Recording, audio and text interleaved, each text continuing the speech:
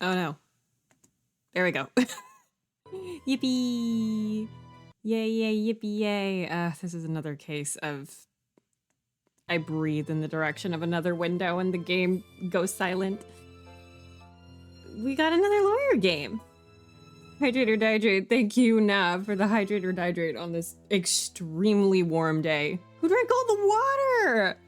Yeah, for folks who haven't tuned in, the CSS on my little jar widgets broke. So somebody drank all the water in the jars. So you're going to have to use your imagination to pretend that they're properly watered. Also, I'm stalling for time because I once again somehow managed to make it so that 8 minutes is not enough time to put on all my socials that I'm live. But anyway, welcome to Trials of Innocence. This is a new-ish lawyer game that I don't know a lot about. This is by a... So I know very little about this game. I did as little research as I could, because, like, the best way to go into a lawyer game, or any mystery for that matter, is to go in just sort of with a blank slate, I feel. So this is going to be a blind playthrough. But also, I believe this is the first time that a indie dev has, like, actually reached out to me with, like, giveaway keys.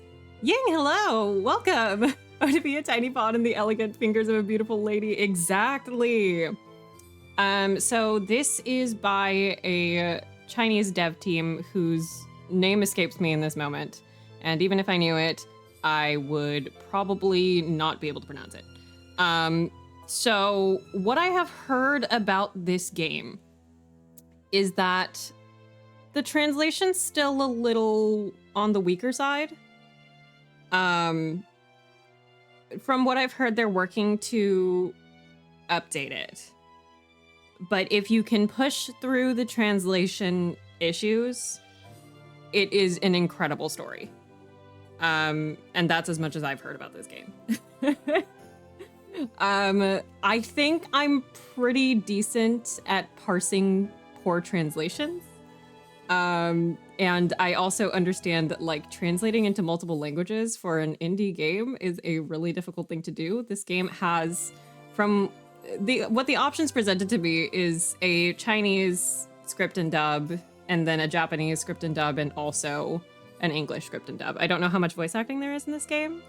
But having any at all, I feel, is, like, a lot. Especially when you could just switch out, like, you could just subtitle things and not choose to do the voice acting, but they did apparently, and that's really cool. Google Translate says Cat Dragon Game. I'm so sorry the giveaway thing isn't live yet. It broke in. I think I'm going to wait until, like, the middle of the stream. I'm trying so hard, guys. I'm trying so hard.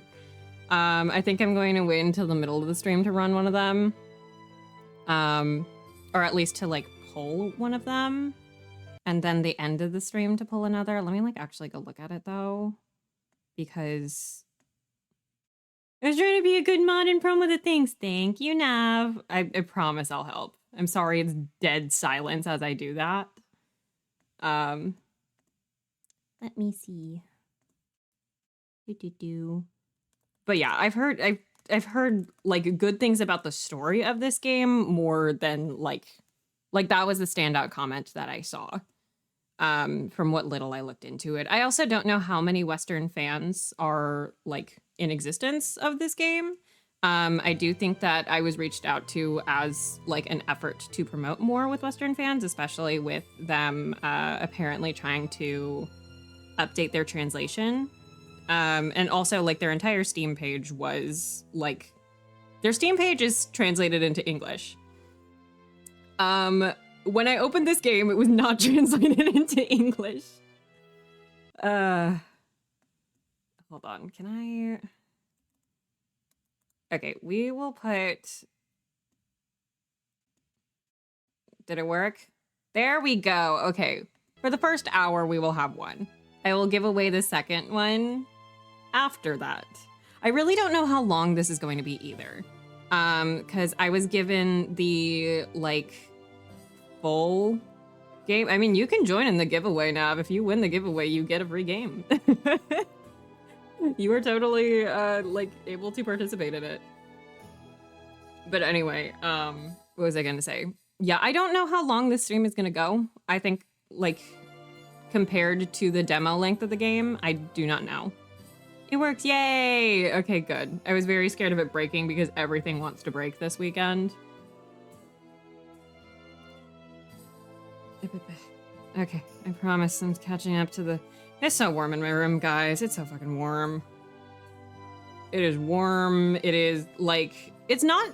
Like, it's worse than it was yesterday, though. Like, yesterday I was thinking about getting into cosplay and it was feasible. Today I'm like, thank God that's not even, like, a thought in my mind. Tis very, very warm today. It also doesn't help that, like, my room in particular is, like, one of the warmest in my house.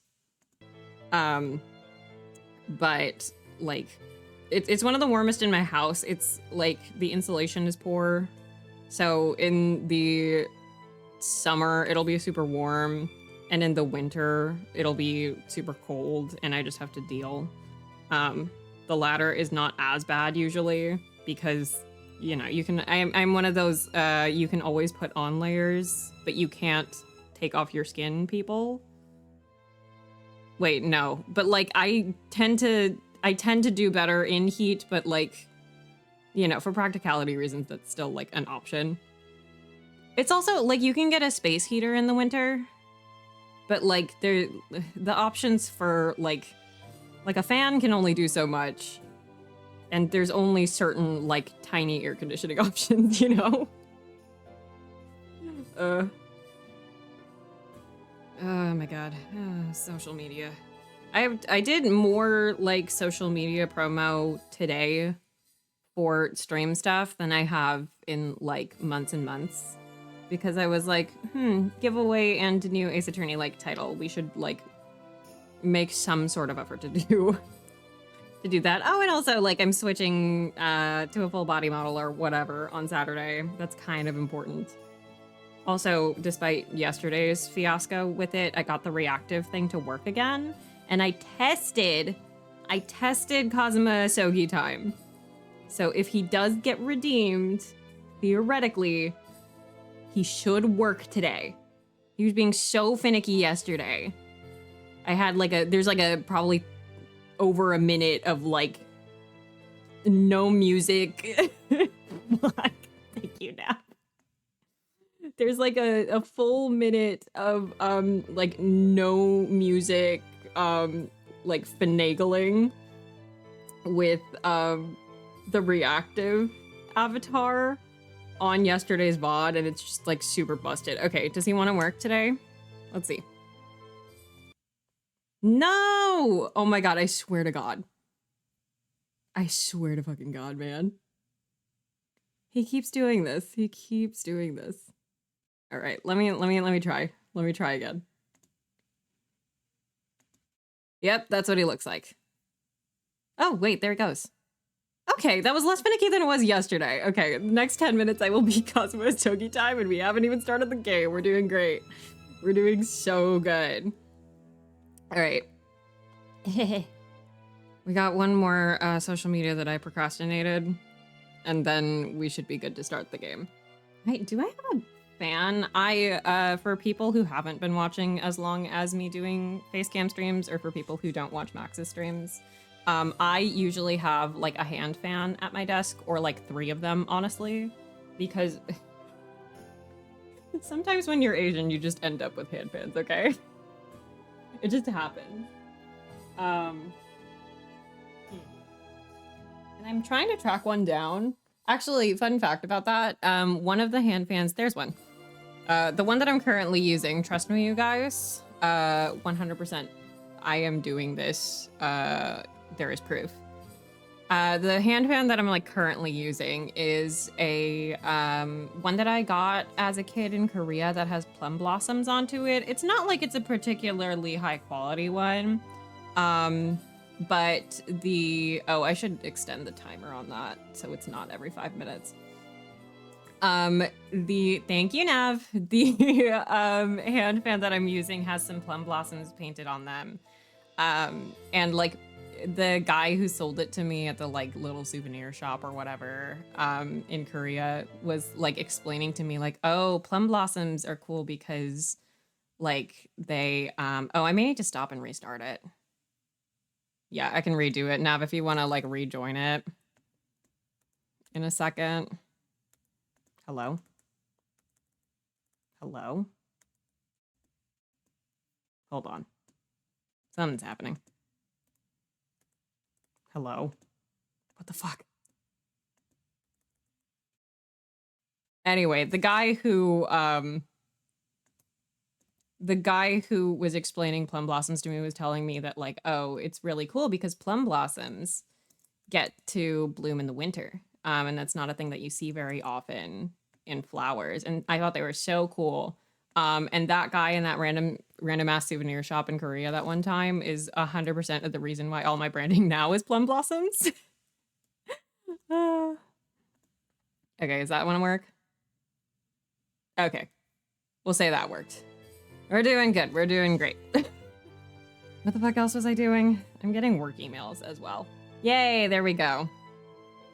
Yeah, I'm getting work emails in the middle of my stream. How terrible.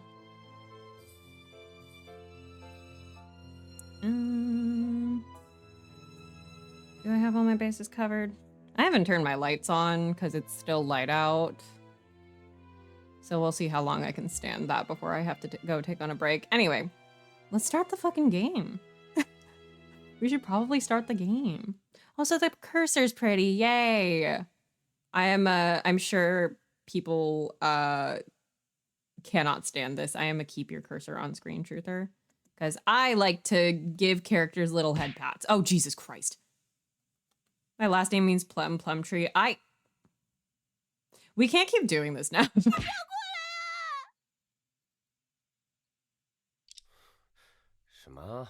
Okay, I guess the English dub did not exist.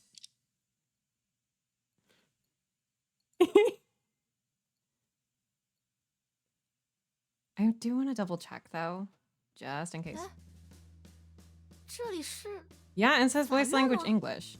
It could be a bug. It could be that it's also only part of it, but I guess if you're if you speak Chinese, enjoy the Chinese voices. I don't. So this is gonna be adventure. And adventure even. Huh? Is this the court? How much of this is voice acted? I think I'm going to like this guy. Anyway, my bit is I like to do this with cursors on streams. I think I'm gonna like this guy because he looks like a disaster. I guess it's fully voice acted then. Interesting. Okay, trial's about to start and you're supposed to rest for a bit. Why are you suddenly screaming?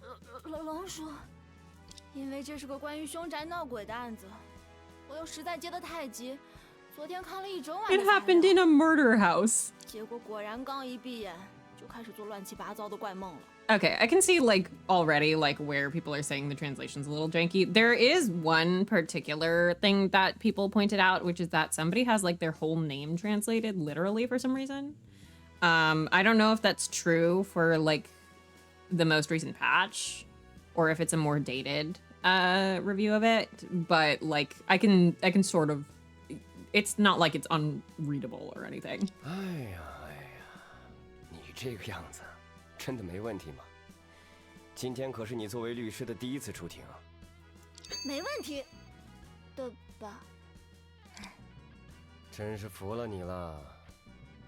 After the amount of yapping I did on stream last night, not having to voice act is ideal. Okay, let's end this chaotic opening. Anyway, my name is Luna Ray, a newly graduated lawyer who just returned from studying abroad. And this person who appears rough and unreliable, but is actually much more capable than me, is Charlie Drake, the chief of Drake & Thomas Co. as well as my senior and boss. I am curious about, like, I mentioned the one name being directly translated. I am curious about how many of these names are, like, Ace Attorney-ified, for lack of a better term. Like, how many of these are, like, stylized names, and how many of them are, like, this was the intended name from the start. Today makes the first trial of my career as a lawyer. But the situation right now is a bit tricky for a rookie. As for why, that's a long story.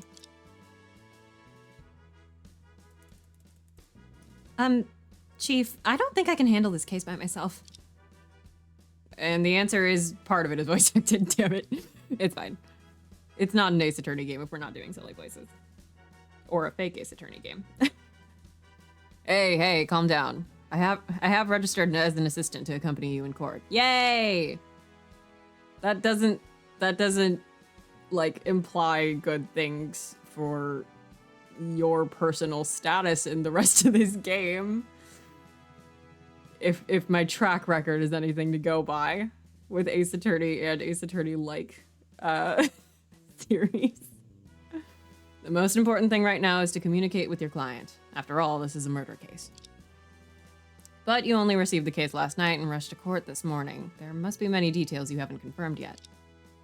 Yes, this defense is completely unplanned and I'm feeling a bit overwhelmed. 咱们先去找你的委托人吧。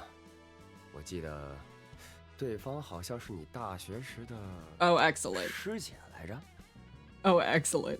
没错，就是小 Oh, she's so cute! We talked about Plum Blossoms long enough that we summoned a character named Plum, guys. That's right, it's me, Plum. 呀，小同学，这里就是传说中的法庭呀，并不像想象中那么阴森嘛。我还是第一 She's 次 so 当被告呢， cute. 居然还有沙发可以坐，我还以为要带着枷锁蹲在囚车里呢。I love her already. 哎，居然每个地方都有法警把守，呀，好兴奋！ She's so cute. She also reminds me of, this is like really oddly specific probably. She reminds me of like Korean dress-up games back in the day. I don't know if anybody played, there's a video essay on this. She is so weird, girl. There's a video essay on the Avatar Star Sue games. It's like a Korean like dress-up game. There's like 2 billion of them. And they're all like different genres of game, but they all feature the same like pink-haired like Polly Pocket character. Yeah, it's, oh my god, Judy, you understand me.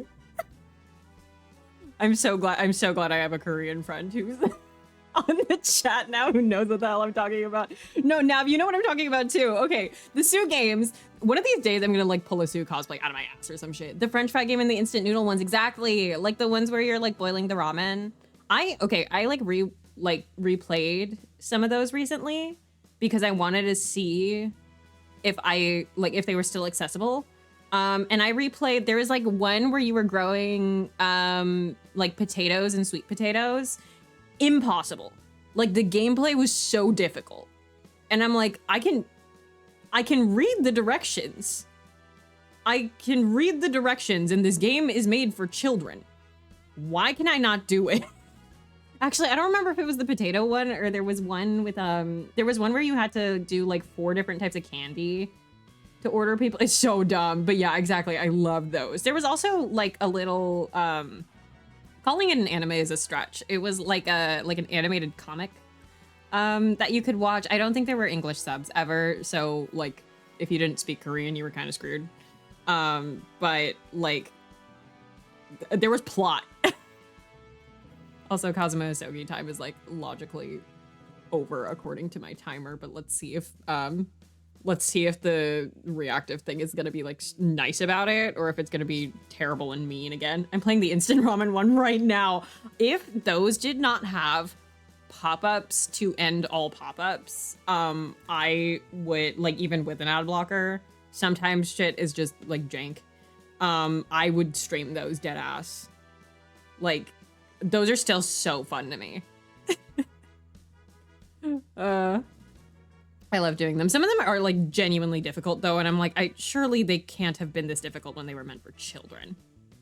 Okay, so now it wants to work normally. All right, I see how it is. I see how it is. 那边那个正在撒欢的人，就是你的委托人。当了被告进法庭还这样，确实是他会做出来的事。Oh, also, I like super fucked with the audio settings, like throughout the week. So hopefully people can hear the voice acting and it's like a good volume. If it's not, please do feel free to let me know.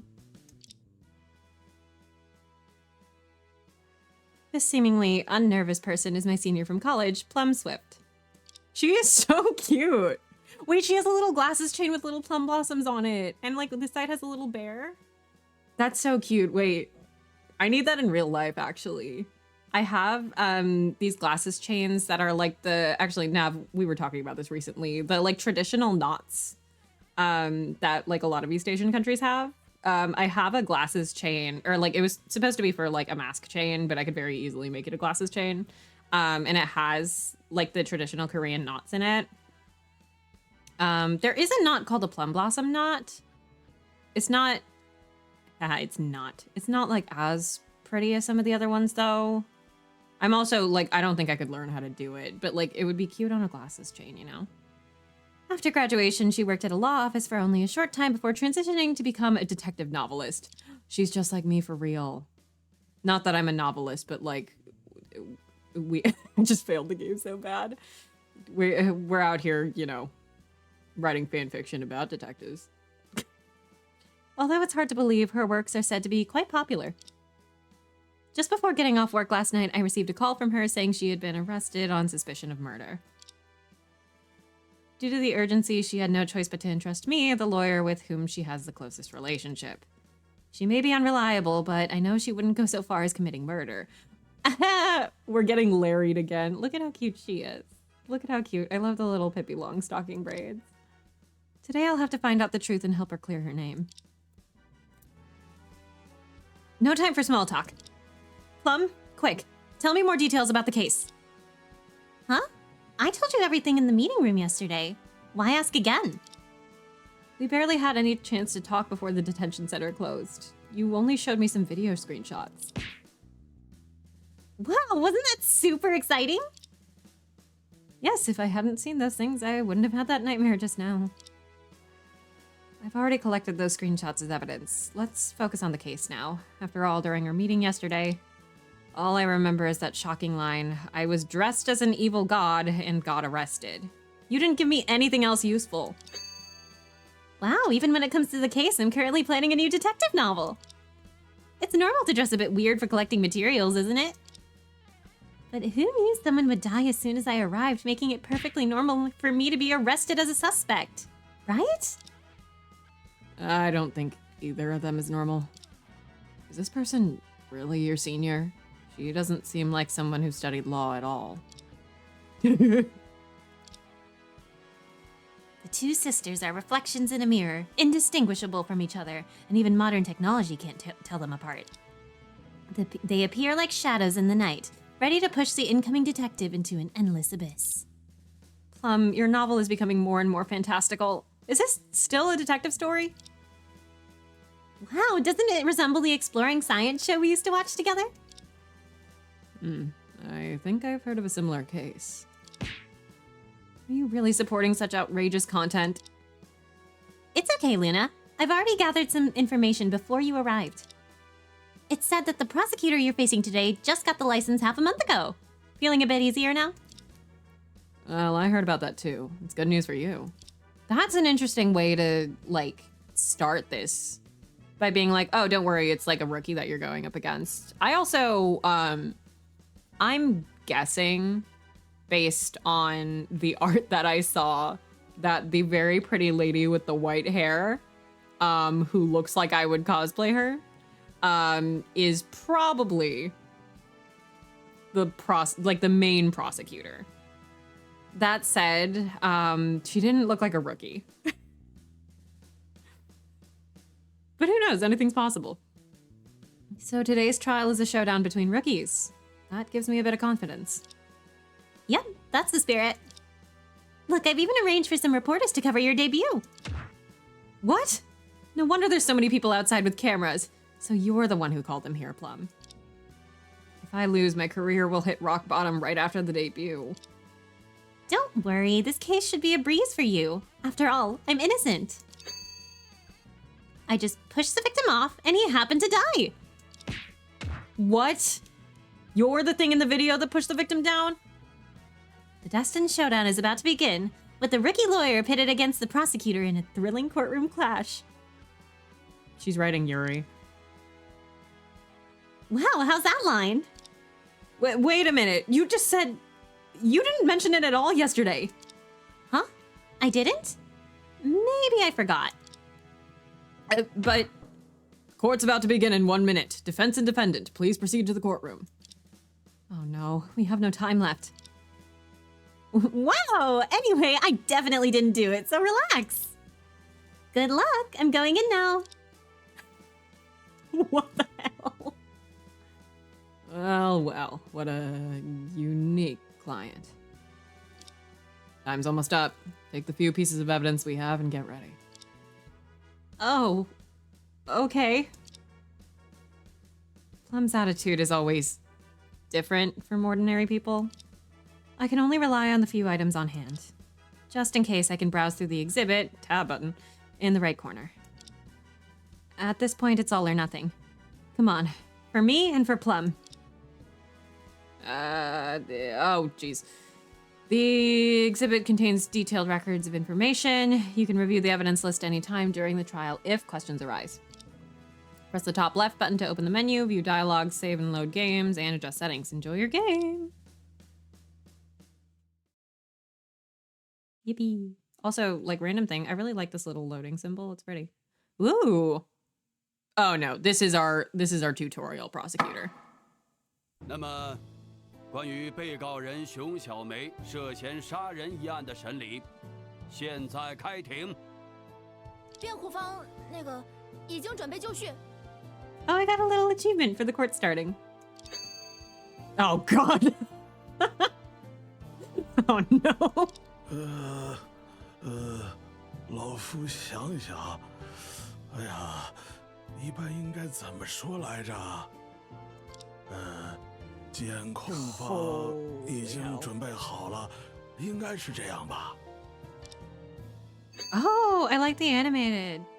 I think they did translate Plum's name literally. Yeah, I did hear what sounded like the word for Plum. It's also, it's a cognate in Korean for at least like one specific type of plum. So I'm like, aha. I do know that one word. Huh? Isn't the prosecutor today a rookie who just got qualified half a month ago? How come it's a man as old as my grandpa? Well, I did just get qualified half a month ago. Before that, I was doing some odd jobs in court. Finally got qualified now, you know? How to put it. You're never too old to learn. Could this be one of those stories where a janitor at the court finally gets qualified after years of hard work? Even such an old man has to appear in court. Maybe they are really short of staff. Just think of it that way. Oh god, that's a big word. I know what that word means, I don't know how to say it. Has the really fallen to such a state? Anyway, focus on the trial now. Well then, it's Miss Ray and Prosecutor Hush, right? Oh yes, that's right, I'm Prosecutor Hush. So both the prosecution and defense today are newcomers to the field. Whether the defendant in this case is guilty or not will largely depend on your performance. I am going to step away for 2 seconds, so I'm like not going to put my like be right back screen on, but I'm going to turn on my lights and come back. Woohoo!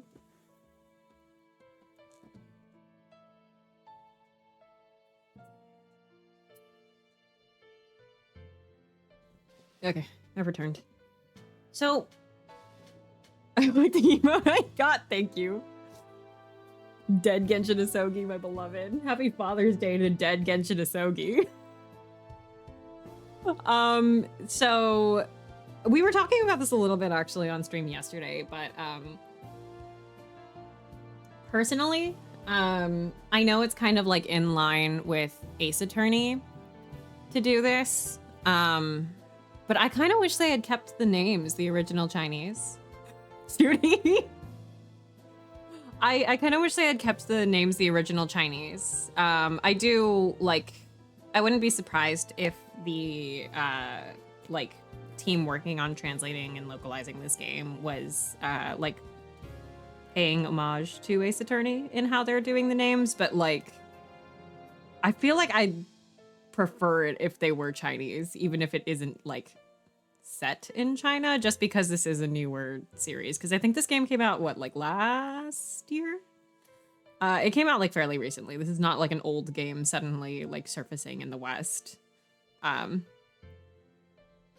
So like I was talking a lot about how the reason Ace Attorney names were localized is like the culture around localization at the time was that the general assumption was that especially children and like Western audiences as a whole couldn't wrap their head around cultural differences or couldn't pronounce ethnic names, for lack of a better term. Agree. I've been enjoying how name transliterations have gotten a little more common than translations. Yeah, exactly. I also feel like especially with more Chinese media getting popular in the West these days, because like when I was a kid, I feel like actually there's like a lot of East Asian people in the chat right now. So I feel like you guys will get me, but as a kid, I'm 25, right? So when I was a kid, it wasn't too uncommon for people to like slowly wrap their heads around anime. And like even like the 4Kids version of Yu-Gi-Oh, I like to point out as an example, they still kept like Kaiba's name and like Mokuba. There's like, and Yu-Gi, obviously, like there's a couple of characters that they were like, this Japanese name can stay. And like as I got older, kids started getting a bit more into anime and it was a bit more normal to recognize Japanese media.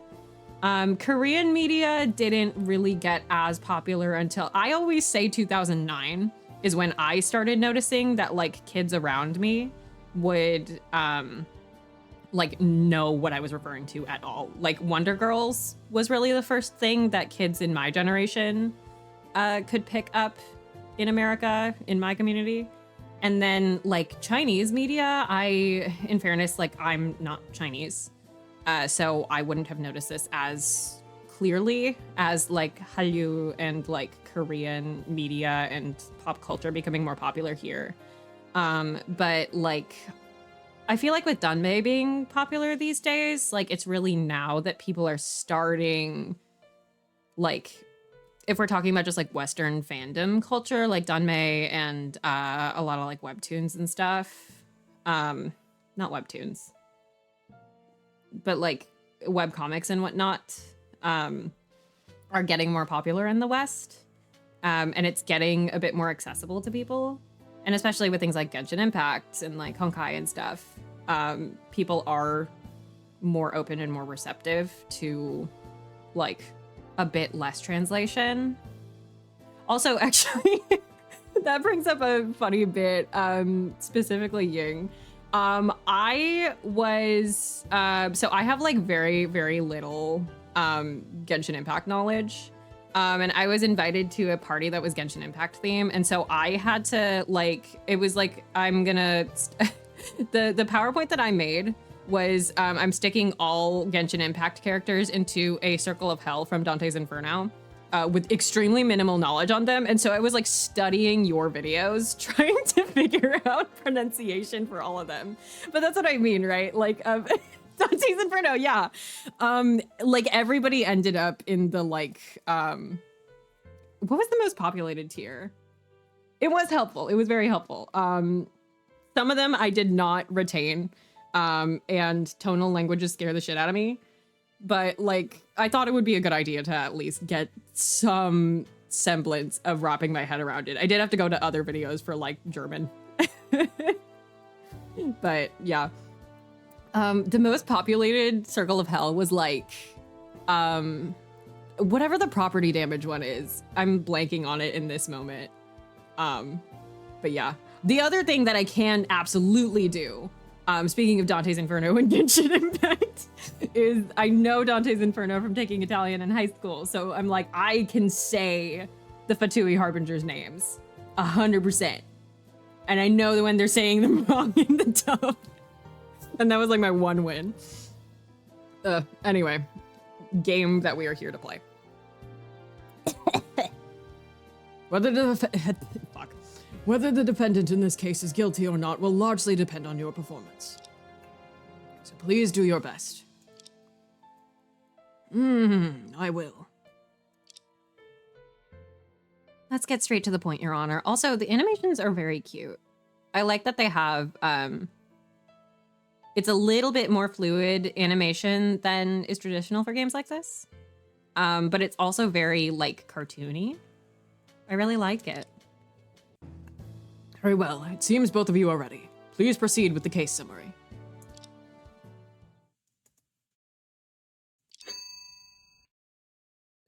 Prosecution? Me?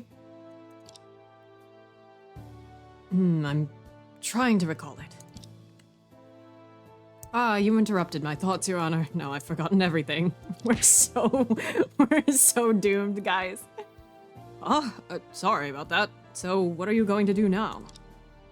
Just wait. Oh, I remember now. Oh, you remember? This case, obviously, it's a murder by poisoning. It happened on a cruise ship, and the defendant is a lawyer surnamed Drake. So it's a case like that. What? Chief, he seems to think that you're the defendant in this case. I'm standing far from the center. Even if he got the person wrong, he should think you're the defendant. That's not the point. Is there something wrong with what I said? Yes, there isn't a single part of your statement that's correct. Oh. What should I do? Can this grandpa prosecutor really make it? Well, that prosecutor has turned the opening into a mess. This won't do. I really like that the prosecutor is the one screwing things up for the tutorial case. That's really good. We can use this chance to impress the judge. Since the prosecutor is unreliable, use your speech to steer the trial back on track. I'll give it a try then. After all, I've seen the trial procedure many times. What I should say now is... Objection! Okay, so that's in English. The prosecutor's statement seems to partially deviate from the facts. So, regarding the defendants and the details of the case, please allow the defense to make corrections.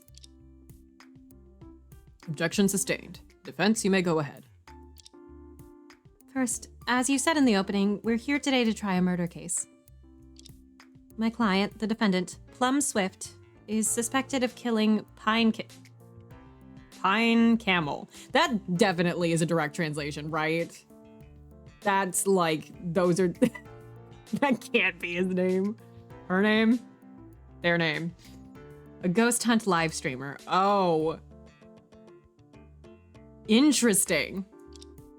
I also, on that note, I have no idea how, like, what the level of fantasy is in this world. Is that correct?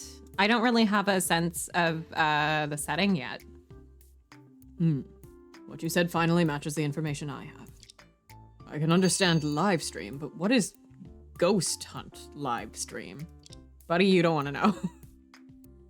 The ghost hunt live stream is a popular format in Japan and South Korea, similar to ruin exploration. Okay, so it takes place in the real world. Also, Korea mentioned! These streamers explore eerie places to capture supernatural events, so it's called a ghost hunt live stream.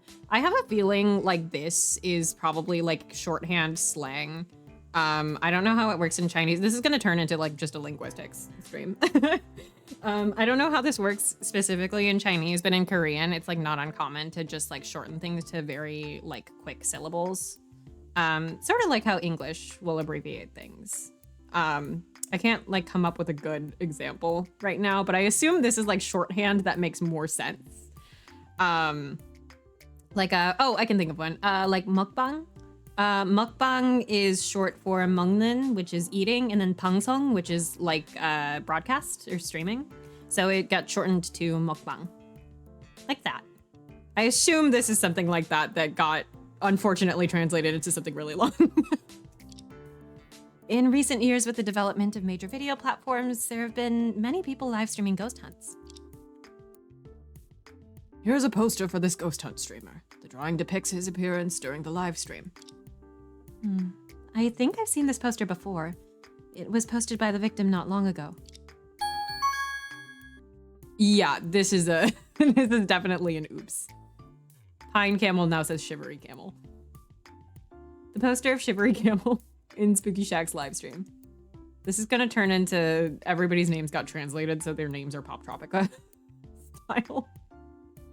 It's fine. It's fine. I can't even complain. Ace Attorney has died, man. I still don't understand, but simply put, it's just a group of people seeking trouble by exploring risky places, right? Oh, like, is there a history button? Actually, let me look at the exhibit. Ooh! I don't think there's a history button, but we can look at things. Witness. Oh, wait. Okay, 31. He's my boss. He's good at thinking. And court debating. Only problem is his sloppy appearance. I mean, I don't think it's a problem. What? This is me, newly appointed lawyer at Drake and Thomas Co. Nope, Drake and Thomas Co. Drake Thomas and Co. would make more sense. I think. Drake and Thomas and Co. Whatever, the law office. I hope I can have good luck in my first trial as a lawyer. Pine Camel. He's 20, a frail and timid young man, said to be the live streamer Shivery Camel in a spooky shack. Discovered dead in a sinister manner within a murder house. Yeah, this is probably like the standard of most busted we've gotten so far, but like, it's not like it's entirely impossible to understand, you know? Okay. Clem Swift, 24, a best-selling detective novelist and my senior in college, frequently involved in incidents due to suspicious material collecting habits. I love her. She is my favorite so far. Arthur Hush is 84, old man who is said to get his prosecutor qualification a month ago. Who knows why he must come here to experience trials at this age. The judge, male, age, It is said he is a venerable and experienced judge who has been serving in this court for a long time. Name and age unknown. Hopefully he will make a favorable judgment for us this time. I really like the design of this. Like what am I talking about? Like the evidence in the witness folder. Okay, lawyer's license. Click to view details. Click here? Oh, click here. Cute! Drake and Thomas & Co. Full-time lawyer, license number of legal profession, issuing authority with a space in the middle of it, Ministry of Justice, April 7th, 2024. So it also takes place like in the present day, which also means she's a year younger than me. Luna Ray, female. Okay, autopsy report that we can't click on. Between 3:30 and 5:15 on August 8th, cause skull fracture. There were also extensive bruises on the victim's back, consistent with characteristics of a fall. This is the same thing we were talking about yesterday. I was talking about the case in Bridge to the Turnabout with the bruises consistent with a fall. Okay, is this an actual video? A video recorded by the victim's phone at about 4:57 p.m. on the day of the incident, showing the moment when Plum Swift pushed the victim off. I don't want it to be scary. Oh, it's just screenshots, I see. Not the selfie stick. The selfie stick is so... Oh my god. Okay. All right. Please don't be scary. What the... Wait, that's the thing that jump scared us at the beginning. What the hell is that? Also, something about this art style, it's... something about this art style is giving those really old Korean Screamer webcomics. I say really old, they're like 10 years old at most. No, I think they're actually older than that now. 10 years ago is 2015, horrifyingly. Okay, poster of Shivery Camel. Exploring the haunted house, Shivery Camel in Spooky Shack. What the hell is that? August 8th, 3 p.m. Merde Mescon. I can't speak French. Wait, hold on. This is horrifying to look at. But also, I wonder if this is like an actual human hand that will come up later. Okay. I really like this design. I already said that, but like, it is cute. I think that the visuals of like the actual like the UI and like these design elements and whatnot like match really well with the drawn sprites. As for the crime scene in this case, it's in a high-end Chinese-style residential community. Was that subtle hesitation just now? Did you forget the name of the community? You read my mind, Chief. I took on this case in a rush, and that awkward name is indeed hard to remember. No worries. If you need to confirm any information, remember that you can check the exhibit for help. Right. Just click on the exhibit or press tab. I can check them at any time in court. Whoops, I did that 2 seconds ago. Also, I really like this track. This track is nice. The name of the community where the incident occurred should be in there. I need to hurry and continue my statement. The location of the incident in this case is a high-end residential community, and its name is... We just saw it. It was the French. I don't want to have to try French again. Merde Mescon. What? Murder Mansion? Is there really a community with such a name? I find it weird too, but the community's name matches what was on the victim's promotional poster. That seems to be the case. It looks like the defense is well prepared. Impressive. I'm not feeling cheerful despite your kind words. Now for the next question. I'll ask the defense to help me answer it, please. For example, why was the defendant arrested by the police? You must know the reason, right? It's something the prosecution should know best, isn't it? Seems like Prosecutor Hush is seeking help from us. You have to step up and be the good guy. Why do I have to play both the defense and the prosecution? In that case, let the defense present evidence to explain the answer to this question. This is the part where I need to present evidence to the judge. I've seen this many times. Choose the appropriate exhibit, click present, and that's it. I believe this evidence explains why the defendant was arrested by the police. Oh, and that's nice. It brings it up in the window. Yay. So you don't have to go back and forth. That's very good. I would assume it's this. That's it. That's it. I have a video record of the victim's live stream before his death. The content is, well, it's hard to describe. Oh, show me. Huh? Isn't it supposed to be a video? Why are these all screenshots? And what exactly is in these photos? The live video is very long and contains a lot of repetitive and irrelevant footage. So I only took screenshots of the relevant parts. Let me explain it briefly. The time of this screenshot is 4:44 p.m. That's A very specific time. showing the victim exploring the house after entering. Looks like he stumbled. And at this moment, the victim appeared to be holding a selfie stick and writing notes at the time. The subsequent footage is all in portrait mode, and the victim had already found a place to set up his phone. And he disappeared in the screen. There was no movement for the next few minutes. The next time the victim appeared on the screen is at 4:54 p.m. when he exited towards the right side of the frame. We can also see the bruise on the victim's leg caused by the stumble. This is also the last time the victim appeared on the screen. At 4:55, a pink object appeared in the live stream. After entering the room, it hesitated and looked around for a while. It's not until 4:57 that it continued moving forward.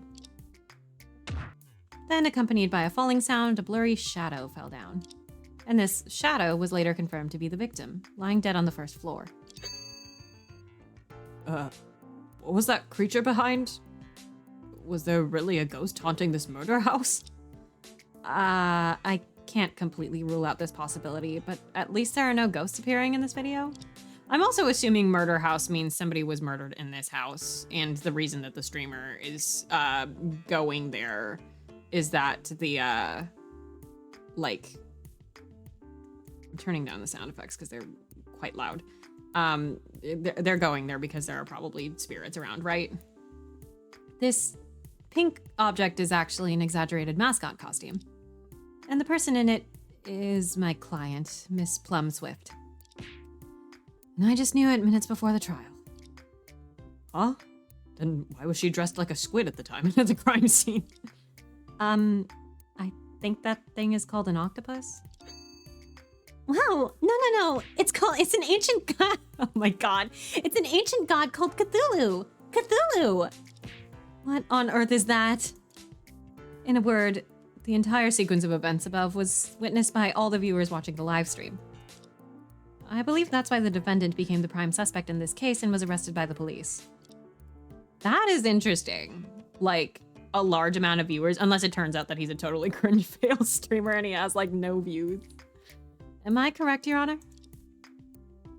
Yes, I didn't expect the defense to have such a clear grasp of the case details. As if you're trying to directly prove her guilt. No, that's not what I meant. My defense hasn't even started yet. Peepaw's lost, man. That old man has given you a thumbs up. Great job, now you're the prosecutor. If it goes on like this, my mind is going to split. Now that both the prosecution and defense are ready, let's proceed. Well, with just these few exhibits, it's not enough to prove the defendant's guilt. Professor Hush. No, not Professor. Professor! Prosecutor Hush, please summon the witnesses. Oh, wait, the prosecution is still searching for documents. Oh, now witness Miss Orchid Falcon is entering the courtroom. How come you're still searching for documents on site? We took on this case too hastily without a chance to interview the people involved or investigate the scene. Everyone's words or actions in court, along with the exhibits presented, will be crucial. Pay close attention. Who is Miss Orchid Falcon? Got it. Leave it to me. Unless that was like a... Oh, no, I see. Orchid Falcon.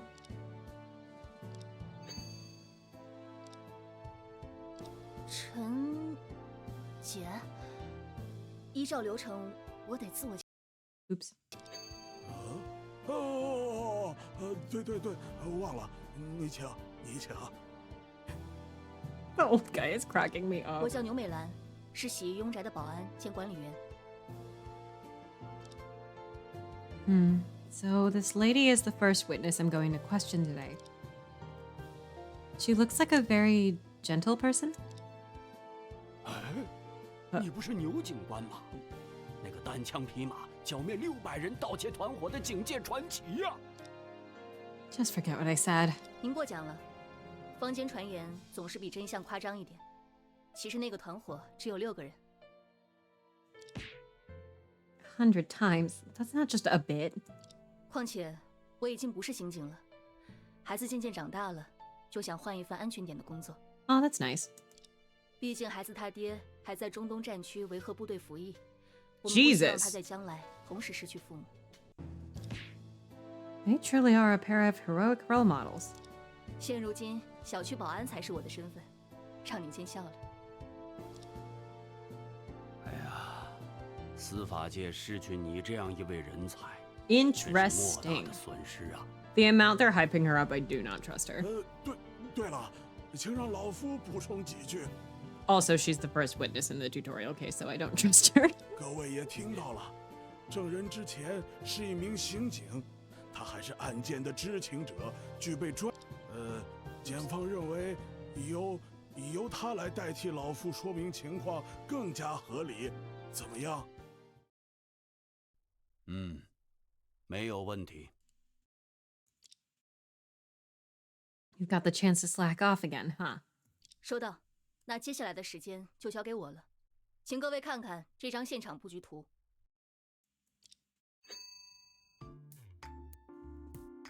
The incident occurred in B2 of Mer de Maison. A duplex with Chinese-style decor and a 2-story structure. Because the last 2 owners of B2 died unexpectedly, it's been rumored as a murder house and has been vacant for a long time.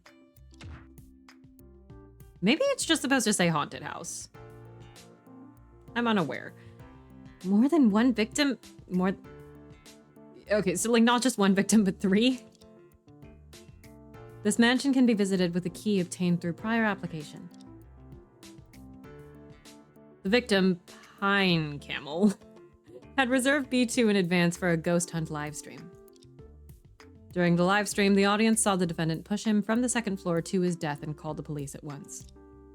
But when the ambulance and the police arrived, he was already dead. So the defendant, the only person at the scene, was arrested. I have a question. The 2nd floor doesn't seem very high, yet the victim died on the spot.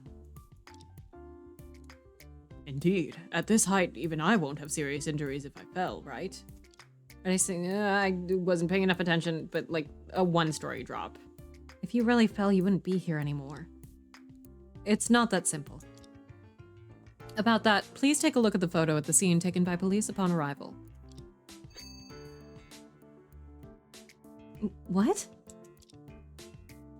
Yes, after the former owner's accidental death, a small amount of antique Chinese furniture was left unattended at the scene.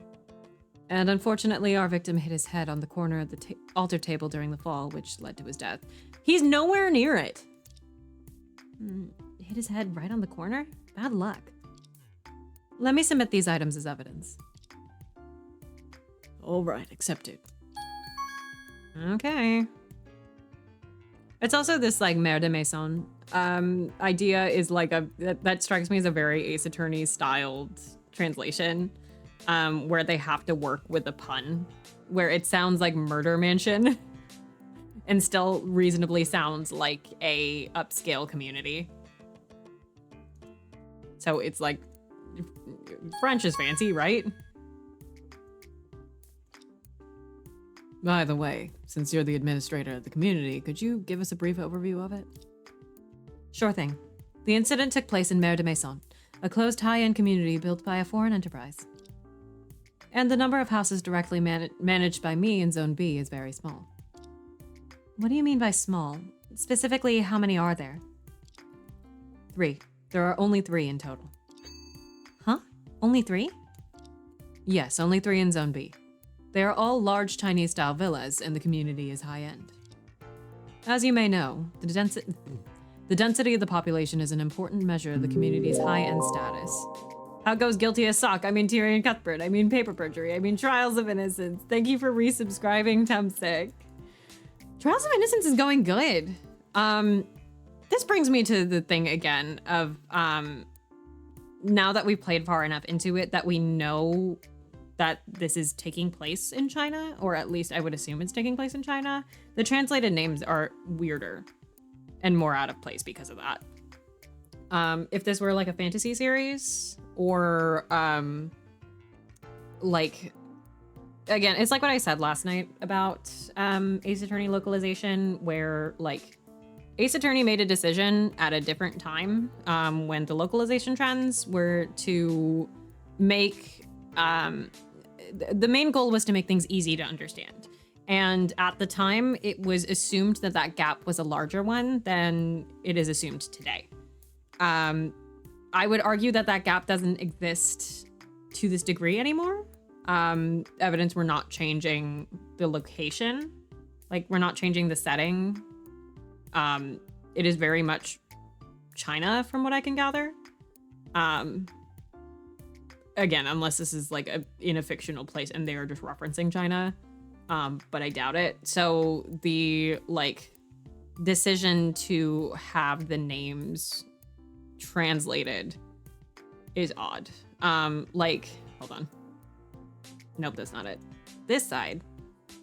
Like Luna Ray is enough stylized and Charlie Drake is enough stylized that I can assume that there's like,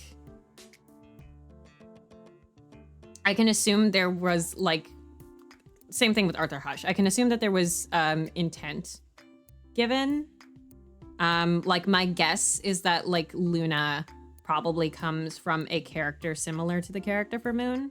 And my guess is that Drake might come from a character similar to the one for Dragon. But then you get Pine Camel. And Plum Swift is not bad. Like, Plum is an uncommon name, but it's not completely unheard of in the States, I feel. Like, you could reasonably meet somebody named Plum. You could reasonably meet somebody named Orchid Falcon, which would be a metal name for somebody to have. You're not gonna meet somebody named Pine Camel, right?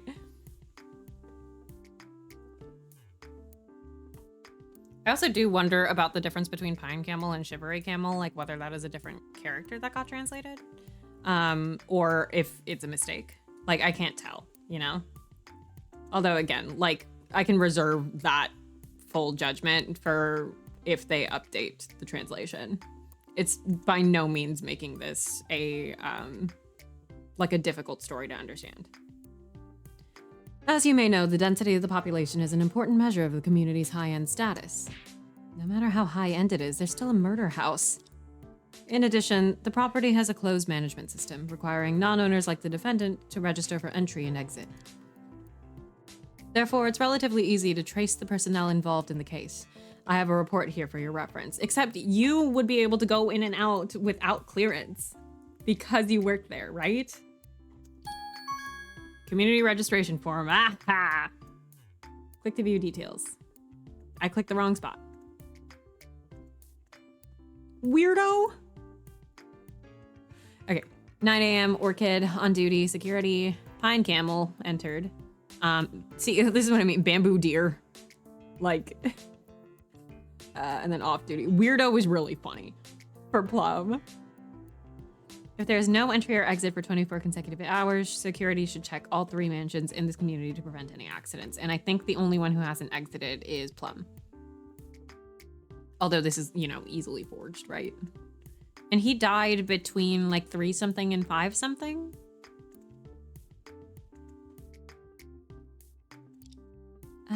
Having a lot more pieces of evidence all of a sudden, I'm a bit lost now. Don't worry. Apart from collecting evidence, we can also hear the testimony. Through the testimony of the witness, we can gather more information about the case. Oops. Oh, there's a button for clearing the UI. Nice. Wait, now I want to like smack random buttons and see if there's a history button, perhaps. I love a clear UI button. Aha, there is one. It's J for history. I do wish that was like visible somewhere though. What was the thing I want to look back at? Oh yeah, property has a closed management system requiring non-owners like the defendant to register for entry and exit. Okay. Once the witness starts testifying, the significance of each exhibit may change based on their statements. I voiced that with the wrong voice. Right, I almost forgot. If I want to help Plum clear her name, I need to find evidence that proves she's not the murderer. Witness, based on current evidence, is the defendant really the only person who had the opportunity to commit the crime? Can you provide more detailed explanations about this? Sure. Your Honor, please allow me to report on the reasons for the defendant's arrest. All right, please proceed.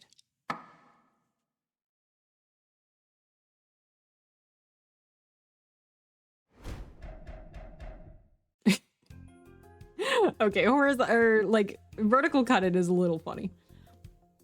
At 4:50 p.m. of that day, the defendant, dressed in a bizarre outfit, walked into Zone B of the community and we crossed paths. Shortly after the defendant got in, the police arrived.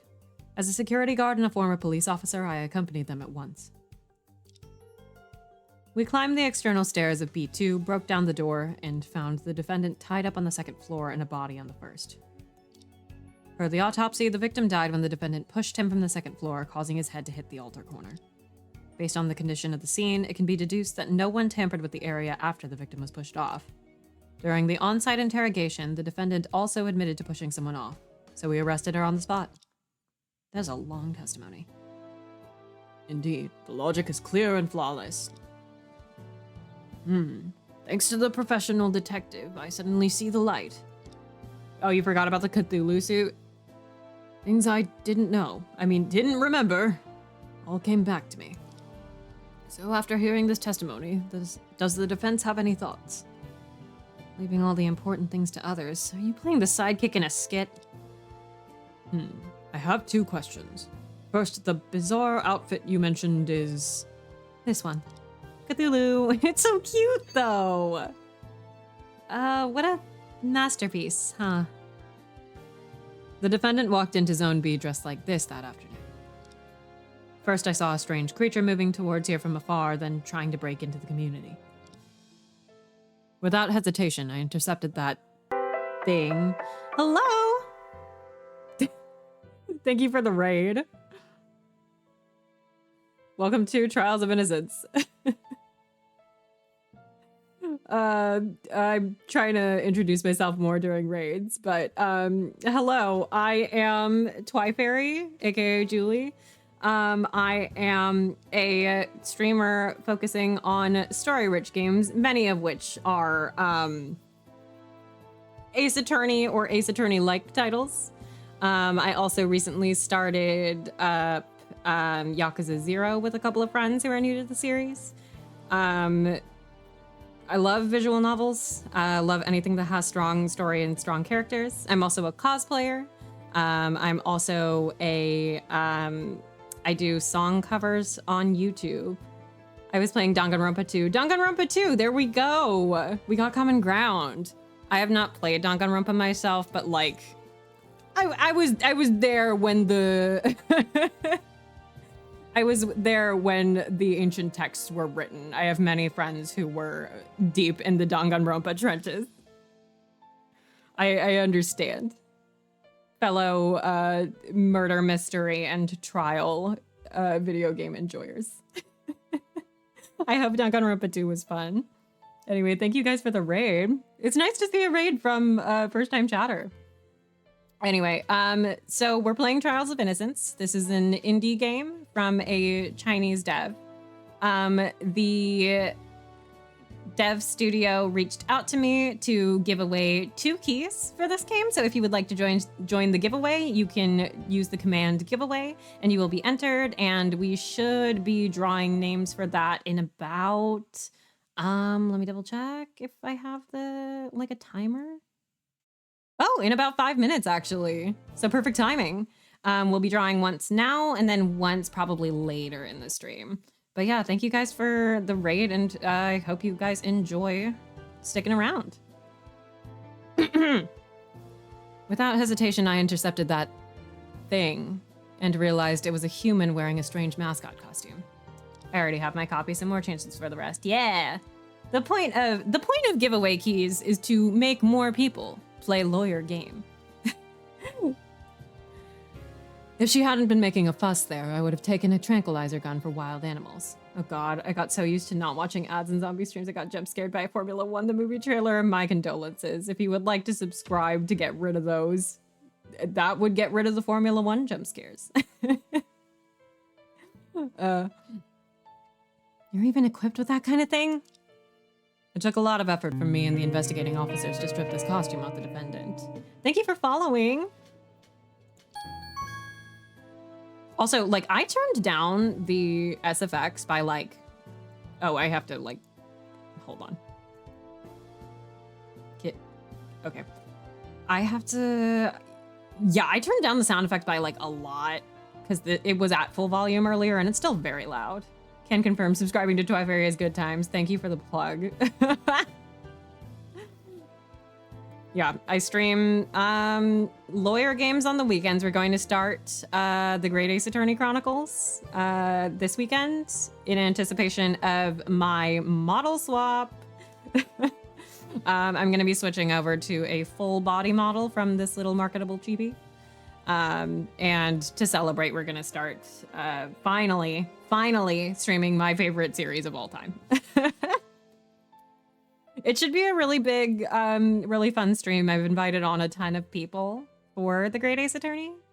And so I'm very excited to get the ball rolling for that. Oh my god.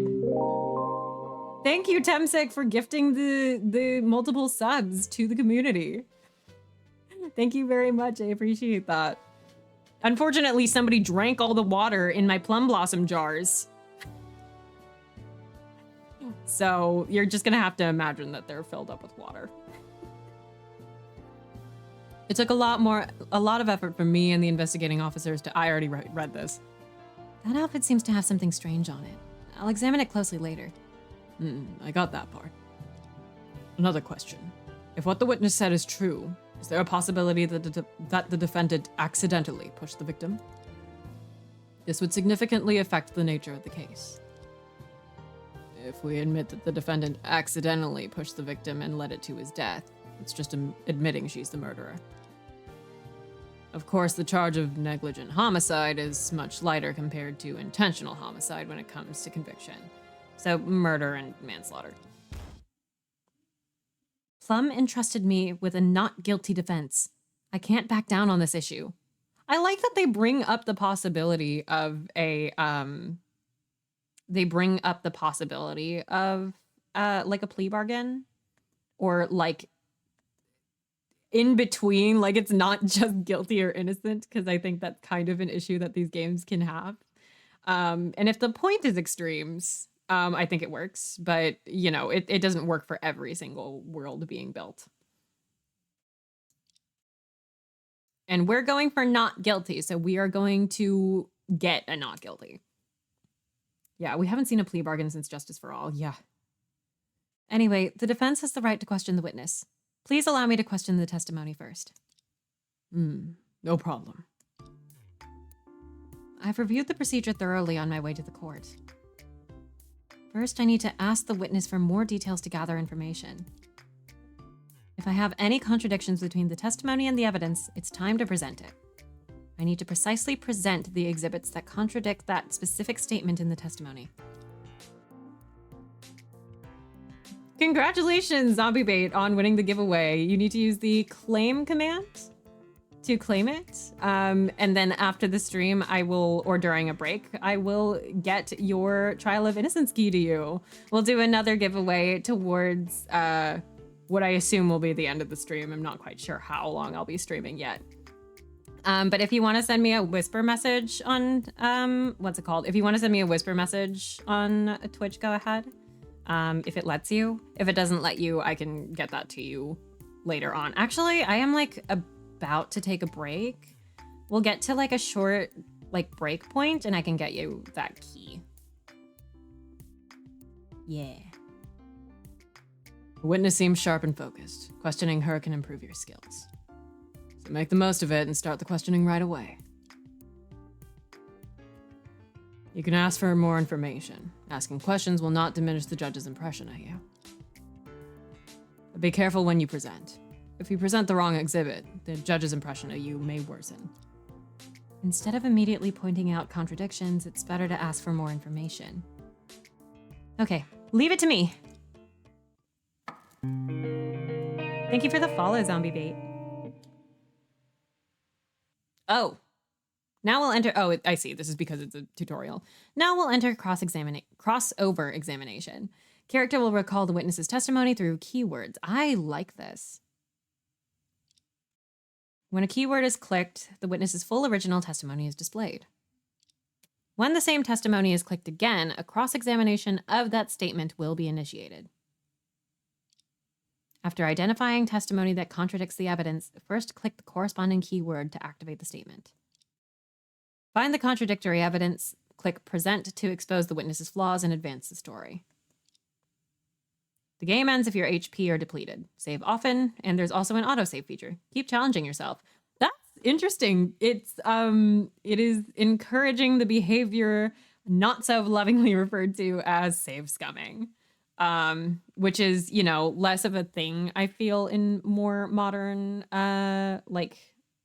both more modern Ace Attorney-like games and in the newer releases of Ace Attorney, because it has an autosave feature as well as an autoplay feature. I like that it's encouraging it. I like that it's not like this is you doing the game bad. I was going to say the one thing I did like about Tyrion Cuthbert is that there wasn't a penalty system, which if you guys want to see me playing Tyrion Cuthbert Attorney of the Arcane, that's all up on my VOD channel. Actually, let me link my VOD channel really quick. Hello. My key is stuck. If somebody wants to be so super nice, and type in exclamation point VOD and pretend that I did it. Tyrion Cuthbert just didn't have no penalties outside those few confrontation segments. Yeah. I like that. Thank you. My keyboard is stuck today. I am experiencing so many tech things this weekend. Anyway, before getting into the cross-examination, I am going to take a short break. Zombie Bait, I will get that Steam key to you. And I will be right back. Nobody set the chat on fire while I'm gone.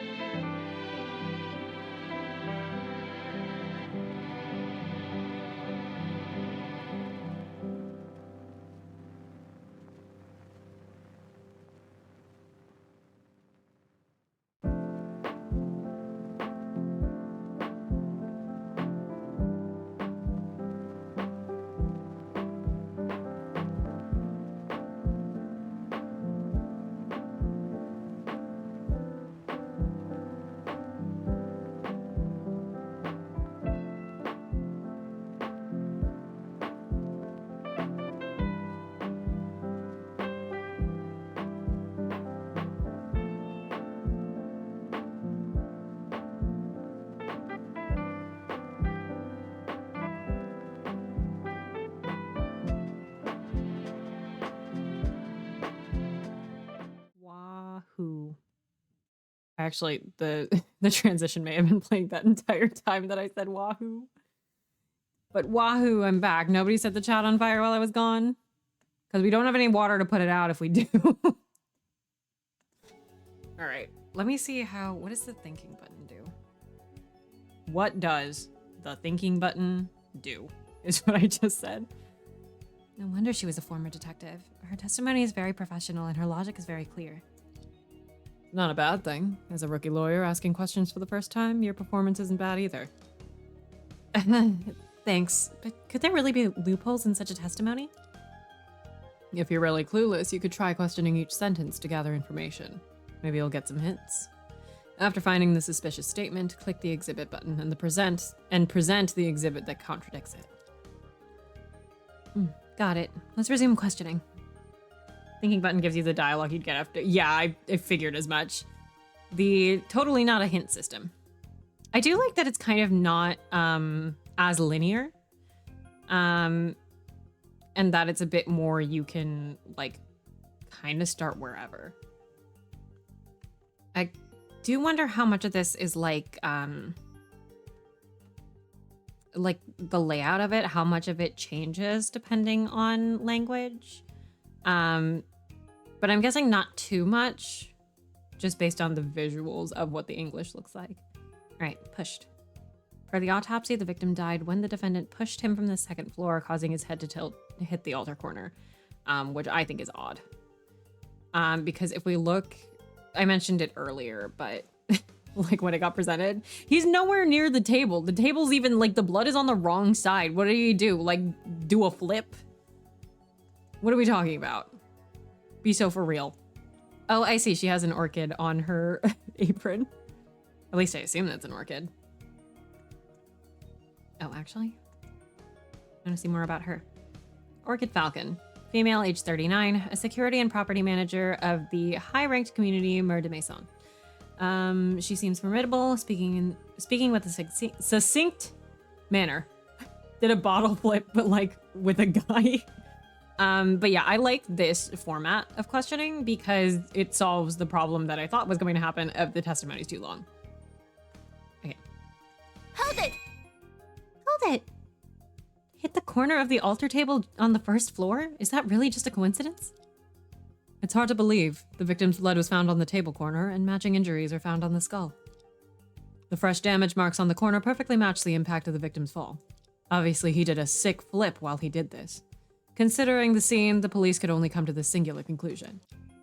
According to those traces, it seems there's little doubt about the cause of death. If it wasn't Plum, then who could it be? Okay. Oh, this is a little... Do I just present it on... Wait, I want to check something really quick. So if I click on another thing, will it... Ah, I see. Okay. This 2 is Justin Way. This 2 is Alf All Down. Okay. I was going to say, gameplay-wise, that's a little... like, hard to get used to. Of, like, you have to open it, then you open this... then you present, but like, I like it in theory. Hell, I might even like it in practice. It's just that I don't, like, I'm not used to it. Objection! Officer Falcon, may I ask you a question? Please go ahead. Do you believe the defendant, who admitted to the pushing, is the sole suspect since no one tampered with the scene afterward? Yes, the defendant's condition prevented her from tampering with the scene after all. Then, did I skip a thing there? Oh, I can't press the history button while I'm in. Actually. Hold on.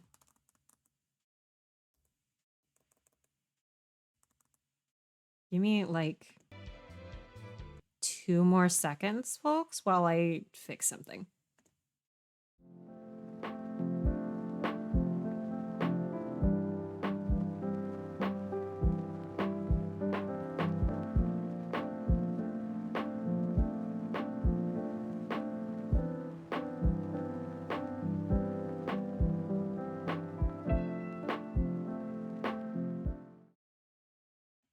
Okay.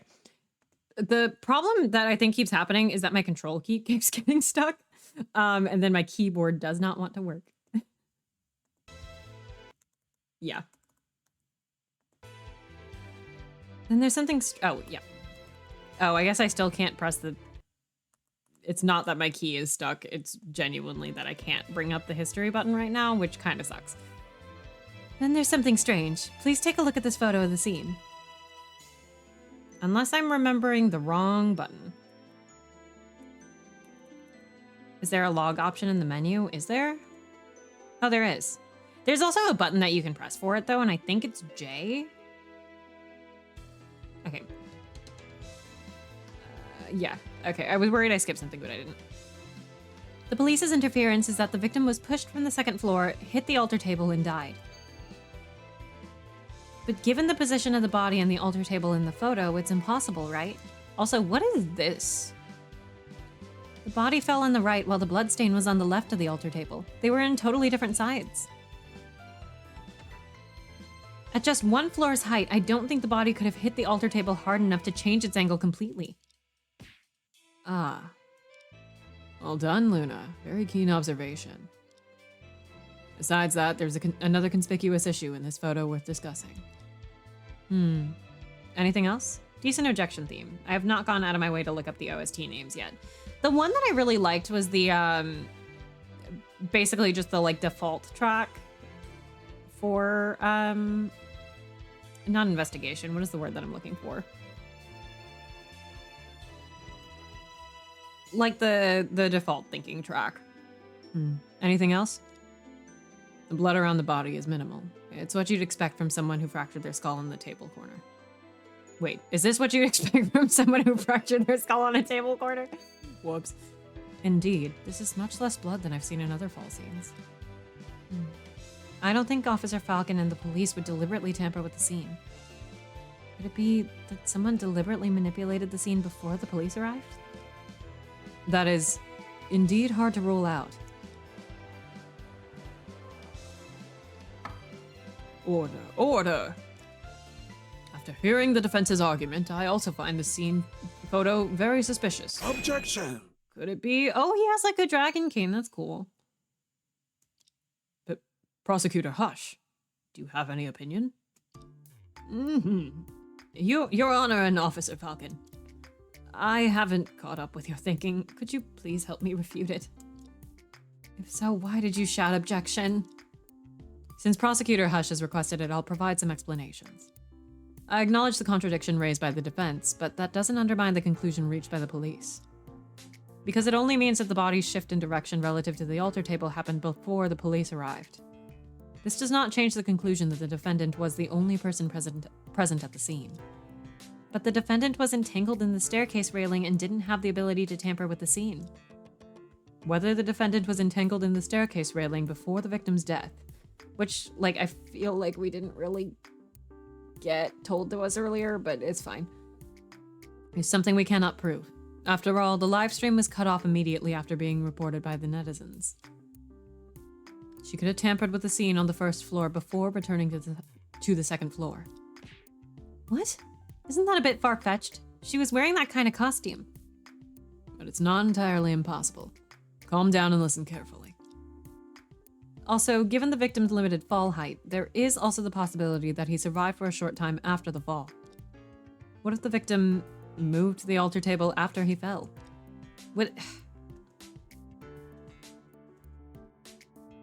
Without tracking any blood anywhere else? Anyway. During the victim's struggle, he accidentally moved the table by spinning it around. The movement was minor, so no significant traces were left. Oh, I understand now. For example, after the victim fell, he struggled and kicked out with his right foot, delivering a perfect spinning kick. The altar table was kicked and spun around. That's how it went. What do you think? While your description is somewhat weird, this possibility cannot be denied. Oh, so this is actually possible. Don't just accept that absurd reasoning so easily, okay? Though reluctant to admit, Officer Falcon's explanation does make sense. The inconsistency in the photo of the scene isn't sufficient to entirely overturn the suspicion on the defendant. It's possible the victim could have lived for several minutes after the blow, as shown by this updated autopsy. But your efforts at least have created a slight crack in her seemingly solid chain of logic. If the defendant is truly innocent, following this crack will eventually tear apart the previous conclusions. Okay, I see. Well done. As my duty demands, I will now provide stronger testimony to prove that the defendant must be the murderer. The next round of testimony is coming. Regarding the point that the defendant is the only possible suspect, please allow me to continue my testimony. I see. Please go ahead.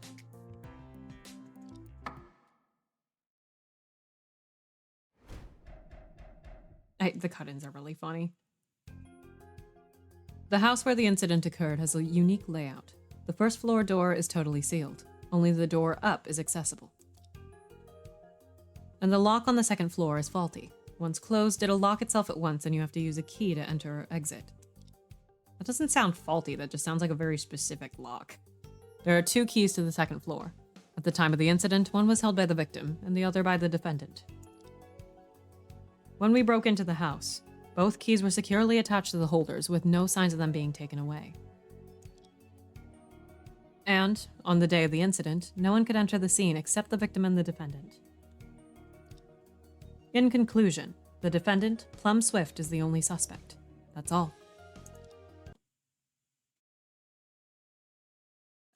What kind of terrible lock is this?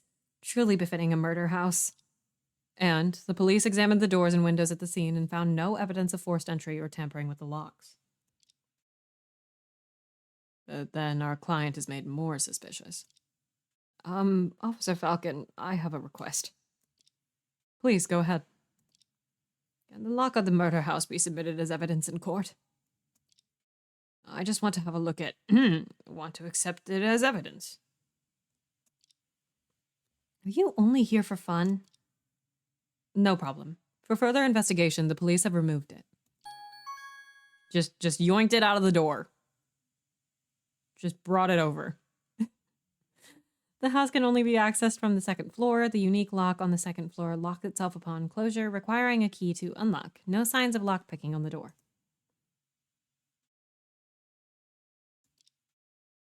Let me try. Ha! It's really stuck once locked. It looks like we'll have to use the key to open it. The murder house truly lives up to its reputation. Reputation? A murder house? But would anyone take over such a house? That's not my concern. I wouldn't want it even if it were free. I couldn't agree more. I better focus on how to break down Officer Falcon's testimony. Your Honor, may the defense start questioning now? No problem. You may proceed.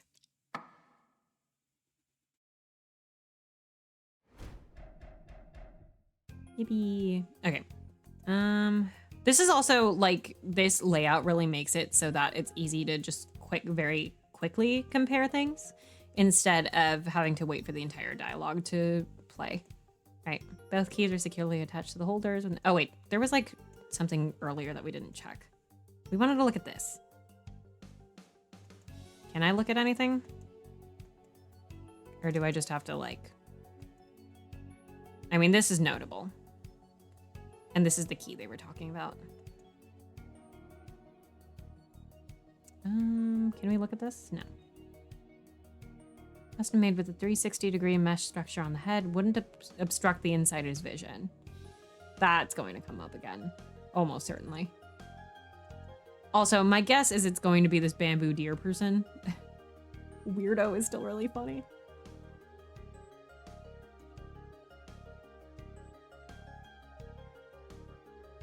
Hold it! First of all, why did one of the keys end up with the defendant? Wow, the key was sent to me by Shivery Camel himself because I was going to visit him and collect materials. I love that she has the little wow catchphrase. That doesn't make sense at all. Forget it. I better not delve into her matter for now. If there's a chance for a recess later, I'll thoroughly clarify the matter about the key with her. And are there only 2 keys? Since the lock is damaged, why not replace it with a new one? It involves complex cost attribution issues, so I'll just state the conclusion. It's impossible to make any renovations to the facilities of B2 until the next owner takes over. It also means there are only 2 keys for B2, both of which were applied for by the victim. Isn't this a high-end community? Why so stingy? I like that that's kind of like a plausible, like, reason for nap. That's kind of a plausible reason for, like, them to not be able to, like, to not question, like, oh, they tampered with this lock, obviously. Nav, wait until you see the, I don't know if we're gonna see her today on stream, but there is a pretty lady in this. I ran away to sharpen knives. That is such a sentence you just said. On the day of the incident, no one else could enter the scene except the victim and the defendant. That's not correct. So only the victim and the defendant could enter B2? Yes, as the security guard of the community, I would never violate the regulations and allow unregistered visitors to enter. You're so sure that I don't know how to continue questioning. I have like 8 kitchen knives that are so dull. I feel like you brought this up recently. All of my knives are like really dull too. And like one of them, I was like cutting something recently and I was like, this is a very dull knife. And then one of my parents, I did not know this was true. One of my parents was like, oh, those knives are older than you. And I'm like, okay, we have to replace all of our knives. There's no reason to keep it that long if it's not even like a good one. If you can't refute the, I'm trying so hard. If you can't refute the opponent with words, consider reviewing the exhibit instead. Okay. Okay, I think, right? Objection! Officer Falcon, you've been following the procedures diligently as you said. But there's something you've overlooked. For example, this registration form. I don't follow, Miss Ray. According to the records on the form, there's a person named Bambo. Dear, oh shit. Hold on. There's a person, where did it go? Named Bamboo Deer who has entered the community. And this person left the community just after the incident. In that case, the police cannot rule out the possibility that he entered the scene to commit the crime, right? It's so funny because I'm always like, oh, everyone should have super sharp knives. And the last time I used a properly sharp knife, I dropped it and had a lapse in judgment where I went to catch it. Do not do that, friends. Let it fall. Yeah, don't catch knives. So that's what you're questioning. Sharp knives are important, though. They're safer than dull knives. When you're not cutting, when you're not catching them. I can't wait to finally meet the character that's just Julie. I haven't seen them yet, but let's be honest. It's the one with the white hair, isn't it? It's the one with the white hair, isn't it? I saw her on the, like, cover page. Based on the current evidence, this person couldn't be the suspect, so I didn't mention it in my testimony. Specifically, why do you think this person couldn't be the suspect? The reason is simple. It's about timing. Let's review the content of the live stream. Let's watch a 3-hour VOD together. The moment the viewers witnessed the defendant pushing the victim off was 4:57 p.m. And this visitor left the community at 4:56. It seems you get it. Yes, these 2 events occurred almost simultaneously. Huh? If so, he would have had no time to be involved in this case? Because nobody's ever lied in handwriting before. Exactly. And there is no third key for him to use. Still, only the defendant and the victim had the opportunity to enter B2. Still can't believe that Of the Devil has 4 Julie characters. Yeah. Whoops. Moreover, let's say this person did enter B2. So what? The video has completely revealed the moment the British? Sorry, my brain was going somewhere else and it was me thinking about prosecutors.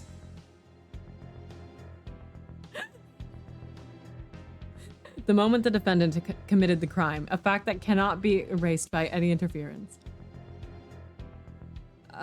Is that so? Calm down and think carefully. If your assertion is that the defendant is completely innocent in this case, then the incident to the defendant causing the death of the victim must never have happened, right? I know this is the tutorial case. I know this is the tutorial case. But, like, it's literally just a handwritten document. There's no ID checks or anything. Like, you can just write... Oh, no, it does say bamboo deer. It doesn't say bamboo. Anyway, where my brain was going is that when I was talking as Orchid, I was like, oh no, like, I want to save this voice for the one with the white hair. Because, like, this is a voice I often use for scary looking ladies. And I was like, well, if she's a prosecutor, maybe I can come up with another voice for her, and maybe she will just be British for no reason. The last few have been British. But we are in presumably China. So there is no reason for her to be British. Although I guess there's no reason for them to all be American either. This is basic logic. Indeed. I haven't thought about it properly since the trial began. Also, there's no reason for Edgeworth to be British, and sometimes people make Edgeworth British. If Plum is truly innocent, then under what circumstances could these pieces of evidence have been left behind? When she entered the murder house wearing the mascot costume, who did she push down? What happened inside the house before she arrived? Edgeworth is not British if I have anything to say about it. I think he has funny choice vocabulary. But he speaks largely in an American accent that is sometimes, like, altered by the fact that he went to school in Europe. But ultimately, Miles Edgeworth is a guy who grew up in LA. Also, speaking of Miles Edgeworth, as a side note, for folks who remember back when the Ace Attorney Investigations collection launched, Capcom sent out these merch boxes that included fountain pens. And I have just, like, not filled my fountain pen this entire time. It's been months. And I filled it for the first time last night. And so I'm literally just, as I am reading all this, like, doodling on a sketchbook, like, piece of paper. Because I just think the ink is pretty. It's been fun. I was like, fountain pens were on the mind because I had finished Investigations 2 last night. And because, Great Ace Attorney is coming up, and I was like, oh boy, fountain pen. And, like, having written with it a little bit now, I'm like, oh yeah, I get it. I get why people like these things. They're fun to write with. Takes some getting used to if you're not used to them, but, like, it's fun. It also, very conveniently, does not bleed through my journal pages, which are not that thick. So luckily, this is like it's a practical pen for me to use and not just like a pretty writing utensil that I don't end up using. If I want to refute the police's complete chain of evidence, I must have my own assertion. Defense, you've been quiet for a long time. Although I also have some doubts about bamboo deer. We don't need to discuss this person for now based on the evidence provided by the police. Objection! Yes, we do. Hold on, please. The defense wants to present a new possibility to refute the police's claim. Oh boy. The names are really silly. I really do wish they had gone with Chinese names, especially knowing that it takes place in China. Again, presumably it takes place in China. I have no reason to believe that it doesn't, you know? Like, we're in a real world, like, scenario. They keep mentioning real countries, including China. And their names are translated for some reason. Like, the average visual novel player can get it. They can figure it out. I think we can trust players to be able to read names that are ethnic. I don't think we should, like, alter them for the sake of possibly being more easy to sell or possibly being more easy to comprehend. Most, like, I would say most video game players these days are like fully able to read, you know, a romanization of a Chinese name. And if they can't, then like it's a visual novel. It's not the end of the world. Like it really just keeps turning into linguistic stream. I like a literal translation works sometimes. Like Nav mentioned earlier, it sounded like Plum's name was literally translated. But like there's no reason to do it. It's why I liked Murders on the Yangtze for playing its Chinese names very straight. I mean, like, this isn't standard practice, right? Like, it's not that you are looking at every Chinese themed visual novel out there and being like, ooh, I wonder if they're going to translate the names or not. Like, it's not standard practice. My guess is that, and I think I mentioned this a little bit earlier. My guess is that they were trying, in the case of Luna and in the case of Charlie and Hush, they were trying to make these names the way that like Ace Attorney names are localized, the way that like a lot of thought and meaning is put into the names, but again, like it's not really necessary. They only localize names when they are directly doing that thing Chinese folks when traveling abroad would use a Western name. Yeah. But like it's not really an expectation these days or standard practice. There's like I could bring up that Genshin Impact doesn't do it and keeps the Chinese names, but on the other hand, the title of the game is called Genshin Impact. That's like I'm pretty sure the Japanese reading of the title and not the original Chinese reading of the characters. Like it's I talked a little bit at the beginning of the stream about like different East Asian media getting more recognition these days. And in fairness, like China doesn't have the history that Japan has of localized media in the West. But like I think I think we can push past that these days, right? I think we can deal. I think people can learn. I think people can use Google. Or worst case scenario, if they don't want to make the effort, they don't want to make the effort. And like, there's no reason to do the effort for them. That's like my stance on it. Being a good Chinese media to be Hero X is phenomenal. I've been looking at that. That looks really cool. But yeah, like if people are like very familiar with like Danmei characters, and can generally like remember people's names, like people know like Wei Wuxian these days and can say his name or an approximation of it. People will be fine. People can say Wei Wuxian and people can figure out Zhao Genshin Impact. They can figure out a couple of visual novel names as well.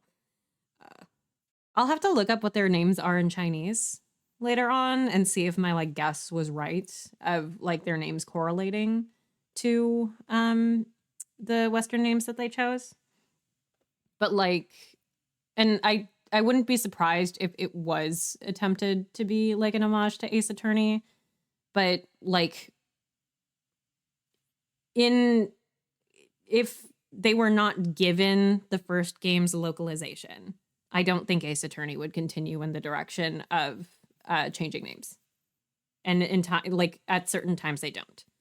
And at certain times they make very distinct choices in how to localize those names, like Xilong Lang, obviously, instead of choosing to give him a more anglicized name or a more like easily like processed name, they went through the investigation series, like understood that Xilong Lang is a Chinese analog and went, we're going to read his kanji in Chinese and that will be his name in the localization, right? There's room for other cultures in it. And the like, that's probably going to be like my biggest criticism of this game is that like it takes away from that if you literally translate names. An exception would be if you heavily stylize that in a way that's sort of reminiscent of like older localizations.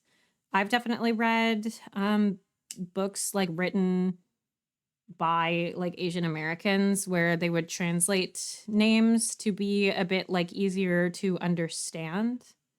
And like the person, like the creator is like they're transliterating on purpose, or not translating on purpose for the sake of like it's very important that you hear the meaning of their name repeatedly.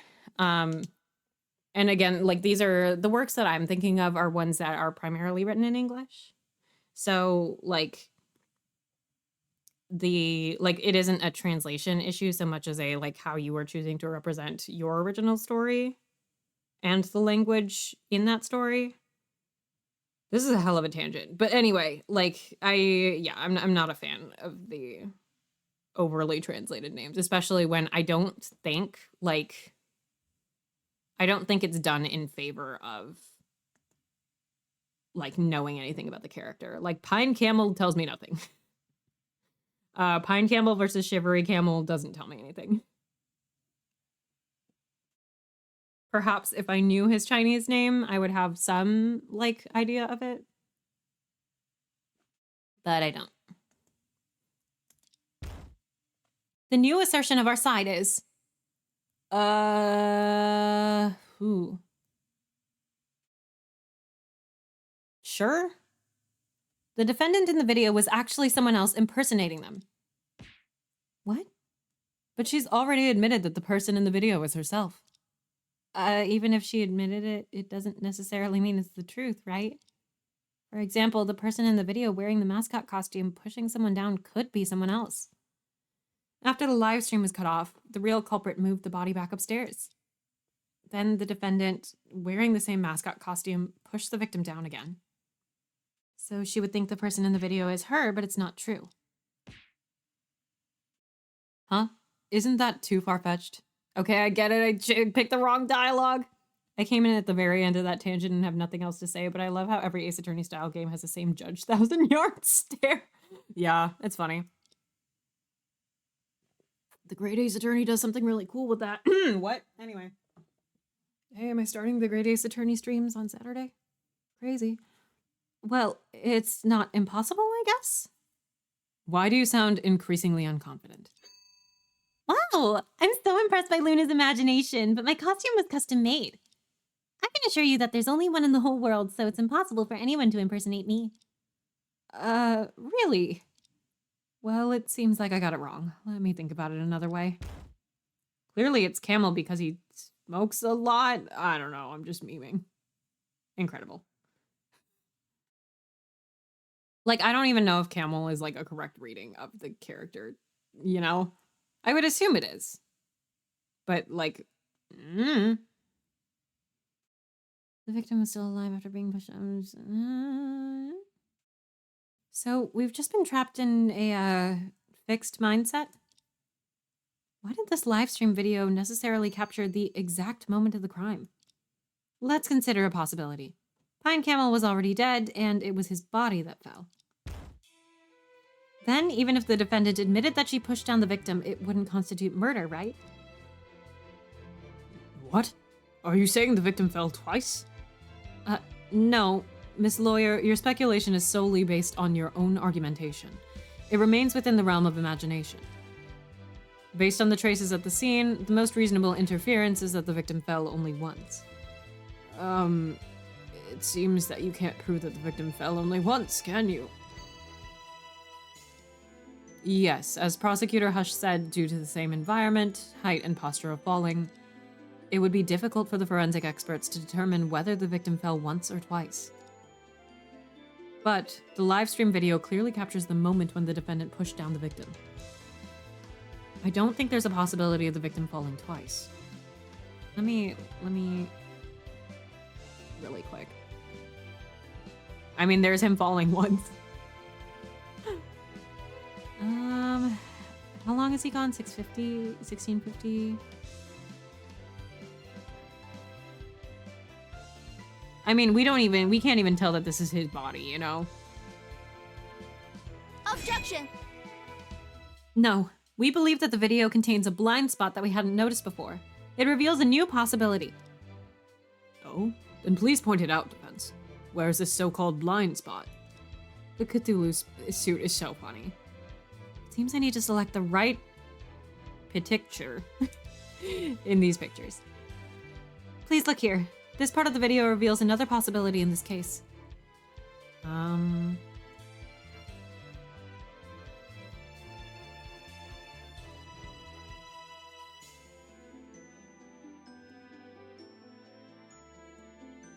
That's it! Maybe? It is here, right? Nope. Why are you suddenly so uncertain? Blind Spot, featuring Critical Role's Ashley Johnson? Because I'm not quite sure? I don't see any problem with the place you're pointing at. I'm sorry. Maybe I just misread it. Please give me another chance. Please look here. This part of the video reveals another possibility in this case. Is it literally just the thing that I pointed out of, like, that doesn't necessarily constitute his body? That's it! It's here. At the moment the victim fell to the ground, there happened to be a screen in the scene blocking the view. There did? Are we just talking about, like, the...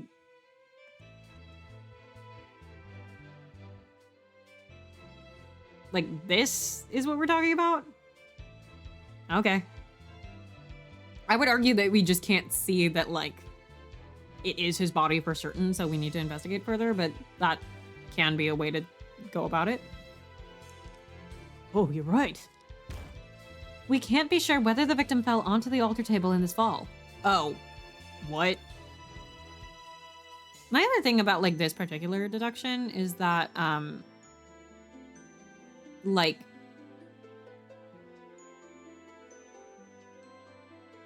the, like, where am I going with this?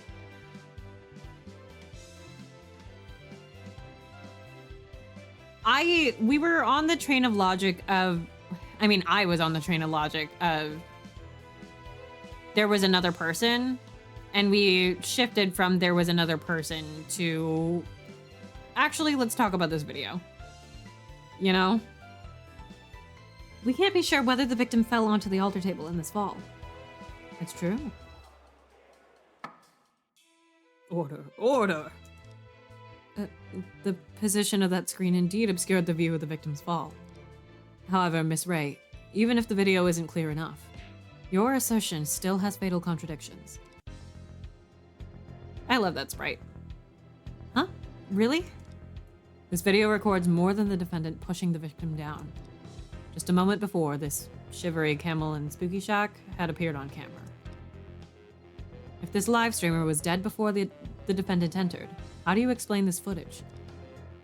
That's a problem. Let me think. To make your assertion fully credible, the inference here is crucial. Think it through before answering. Got it. Everyone, Shivery Camel still appeared on camera in this live footage because he's disguised by another person. The one live streaming was his dead body. The video was pre-recorded. Okay, what I am assuming this means is that that's another person disguised as him, right? Actually, it's quite simple. The body could have been hidden somewhere that was covered by the upper part of the screen and not captured on camera. So the person on camera must have been someone else disguised as the victim during the live stream. Live stream? Live stream. What? As you can see, the live environment was dim. Furthermore, the live stream was abruptly interrupted due to the murder case, and only lasted for a short time. If it was just a brief disguise, it could go unnoticed. Oh, that makes sense. And as we just found out, the person named Bamboo Deer had the opportunity to enter the scene. Sorry, it says Bamboo Deer every single time. It's killing me. Suppose Bamboo Deer killed the victim earlier and then disguised as the victim for this live stream. Then the defendant wouldn't be the only suspect. Officer Falcon, what do you think of the defense's reasoning? Well, for the sake of prudence, I can't rule out this possibility. Since you both agree with my claim, Our side hereby formally requests to summon Bamboo Deer as a witness to testify in court. Wait. This visitor did come to the community on the day of the incident. I saw it with my own eyes, and the police have investigated it. But it's impossible for someone like that to be disguised as the victim. Objection! Good. I must seize this opportunity to counterattack. Officer Falcon, please listen to me. Our side has repeatedly revealed key details affecting the case during questioning. Perhaps the defendant's eccentric personality and odd behavior are really troublesome. But under the impression that she's annoying, you inadvertently overlooked many facts favorable to her. Are you saying that my personal emotions cloud my judgment? Yes. I have to admit, your testimony was logically sound and your emotions were well controlled. However, you were still influenced by preconceived impressions, showing a tendency to convict the defendant. Bamboo Deer clearly had the opportunity to commit the crime, yet you deliberately ignored it. If you continue, you will only present the testimony unfavorable to the defendant, right? Please don't insist that it's impossible. Such biased remarks are inappropriate. Let's summon Bamboo Deer. That's a good bit. I like that. I like that we can just point out that the witness isn't very credible because of her bias. Huh? What's wrong with Officer Falcon? Maybe you hurt a detective's pride by saying it too frankly. If it were any other prosecutor, they would have objected and stopped you. But in this case, well, well. No! How could I make such a biased statement? This place is indeed not suitable for me anymore. Oop, give me like 2 seconds, folks.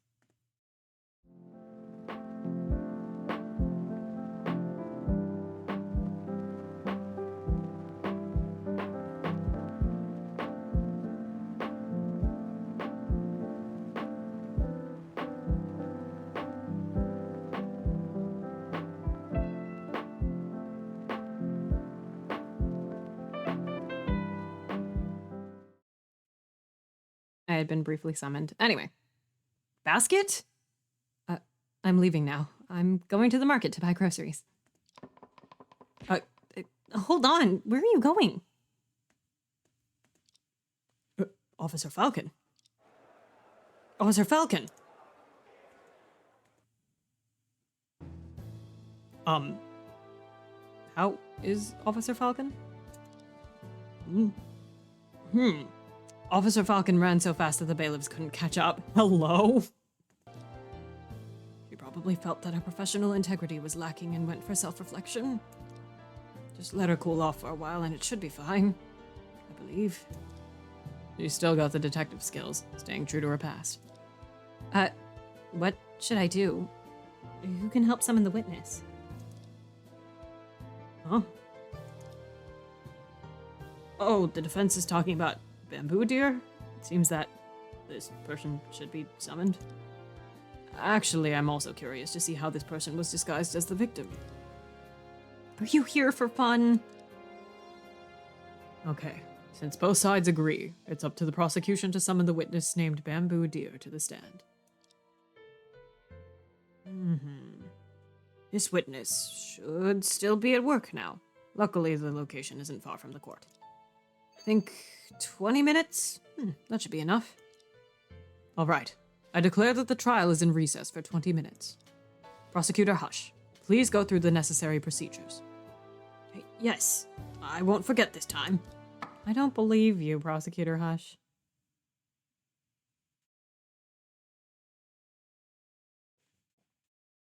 All right, August 9th, 10:25 a.m., District Court Defendant Lobby. I'm so tired. Wow, I knew you could make it, Luna. Oh, okay. We're little in the corner now.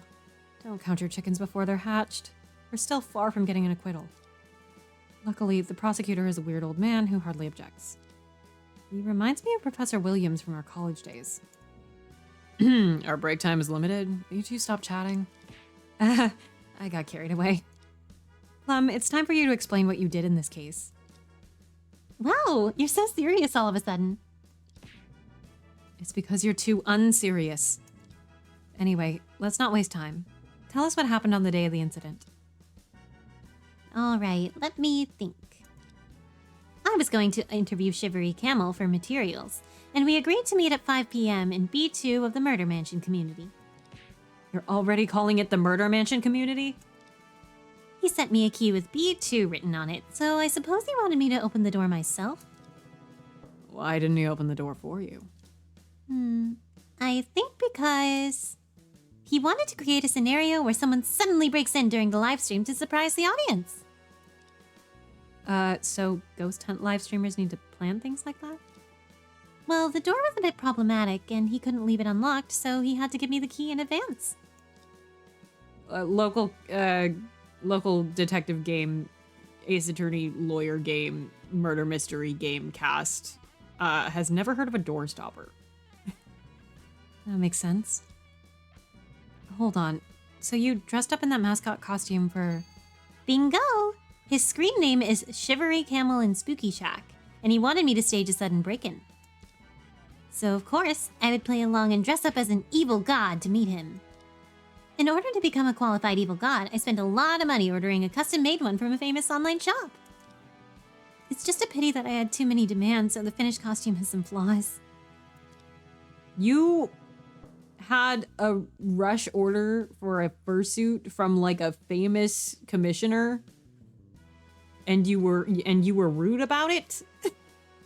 It's a Chinese-style villa. What kind of evil god are you dressed as?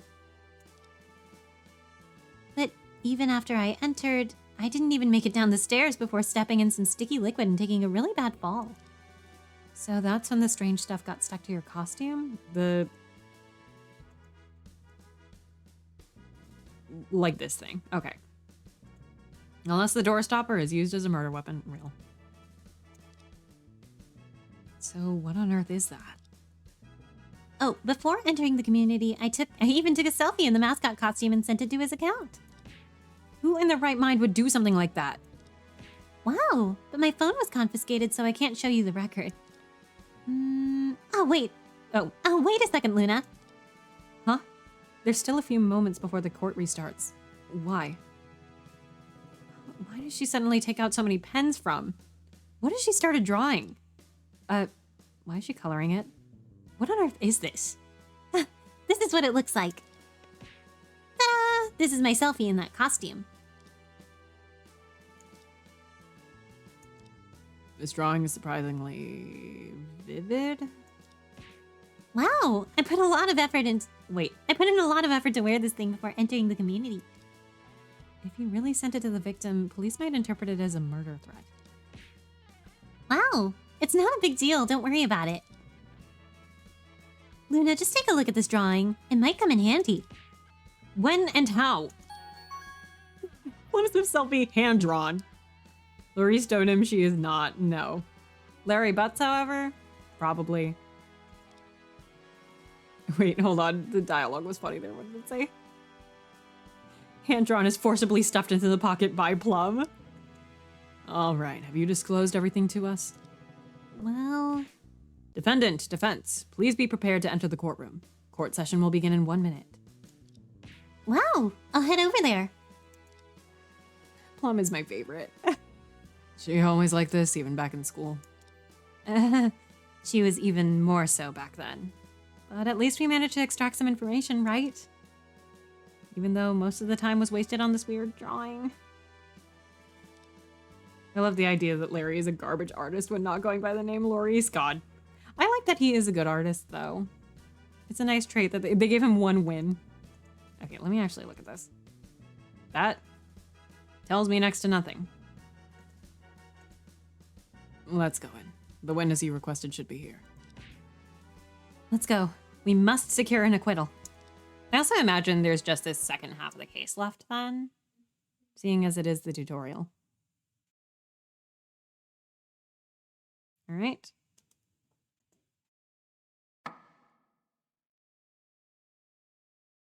Good. Now that both parties are present, the trial will continue. Your name is Bamboo Deer, right? Yay! Yay! Oh yeah. 说的没 She's 错， pretty. 本小姐就是大唐艺术园的导游。 That's 马 right. 赛 Oh, 珠 you're reading. 啊？为什么会是个汉服美女啊？哎，本小姐不能试吗？等等，为什么没有人提前告诉我，这个马丝竹是个这样的人呢？老夫还以为你早就知道了呢，所以才想看看他要怎么才能变装成死者。 I believe in her. Why do I feel like I've been played? 证人，这里是严肃的法庭，你怎么这副打扮就进来了？这个主要是因为传唤比较匆忙。毕竟人家的工作就是穿着汉服哦踩在不倒翁底座上摇摆，表演汉服不倒翁呀。I have seen many a video of that. It's very cool. 啊，怪不得他总是摇摇晃晃的，我都快被晃晕了。 Okay. The prosecutor insisted I come over. Hearing there's business in court, I jumped off the base and ran over without even changing my clothes. So here I am. After swaying on the base for a few years, I've become light on my feet. Now I can walk without making any sound. Can't you just take a taxi here? Witness. Since I'm here. Huh? Ladies and gentlemen, though I've come to the court, I still have to do my job as a tour guide. Join my impromptu performance. Feel free to donate if you can, or just enjoy the show. Money for mirth, bills for thrills. Wait a sec. This is not the time for hawking. Let's get back to the case. Huh? Is that so? All right. I was going to say that even if you don't visit the park, you can buy the... It seems a little odd that they translated it as Han Chinese clothing when I distinctly heard her say Hanfu. So, like, that's another, like, choice. And I feel like there's more to that translation choice than I am qualified to talk about. So I'm gonna move on. Whether it's Han Chinese clothing, opera costume, or mascot costume, I know them all very well. Feel free to ask. Interesting that you say mascot costume. I'm also skilled in handicrafts. The outfits I wear are all made by myself, ensuring exquisite and no waste of materials. If you're interested, remember to follow my handicraft workshop. What a dedicated worker. Seeing this witness in person, it seems like what Officer Falcon said was correct. It's impossible for her to disguise herself as the victim for the live stream, right? For the sake of prudence, I think we shouldn't jump to conclusions. Since I took effort to get her here, I have to get something out of her. Witness, based on the previous proceedings, we suspect that on the day of the incident, August 8th, you may have entered the crime scene. Can you tell us what you did yesterday? Seems to be my duty to have the witness testify. Surprised you can remember that. The defense's request is reasonable. Witness, please testify as requested. Oh, do you want me to guide you at all? Then listen carefully.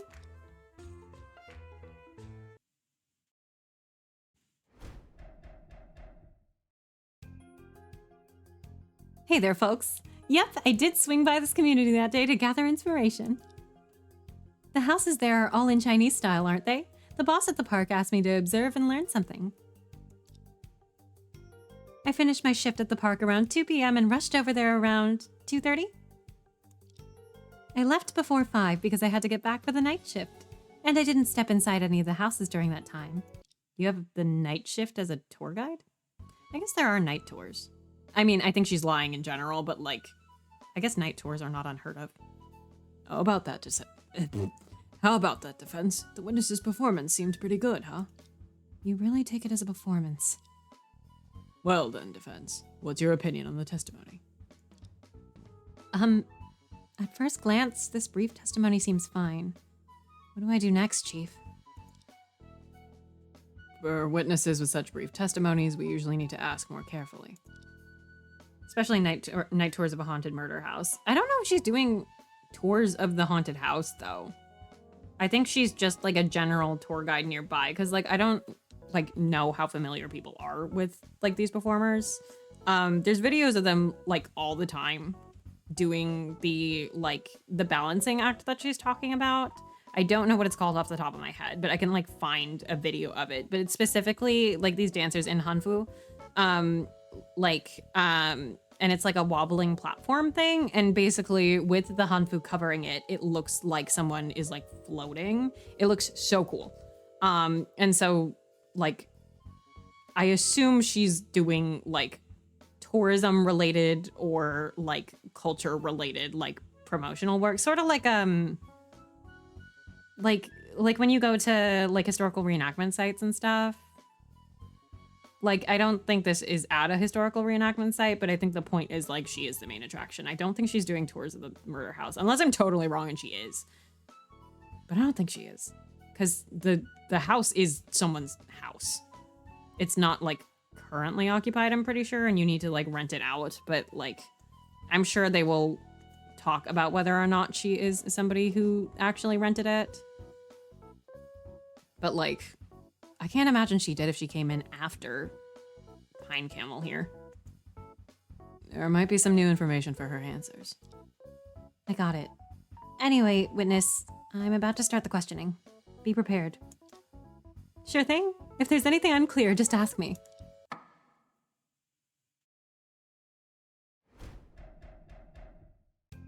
Okay. Rushed there around 2:30, but your thing says you left at 4:56. They did ask to, like, ask more questions, though. Hold it! You rushed over right after your shift, so you were working overtime?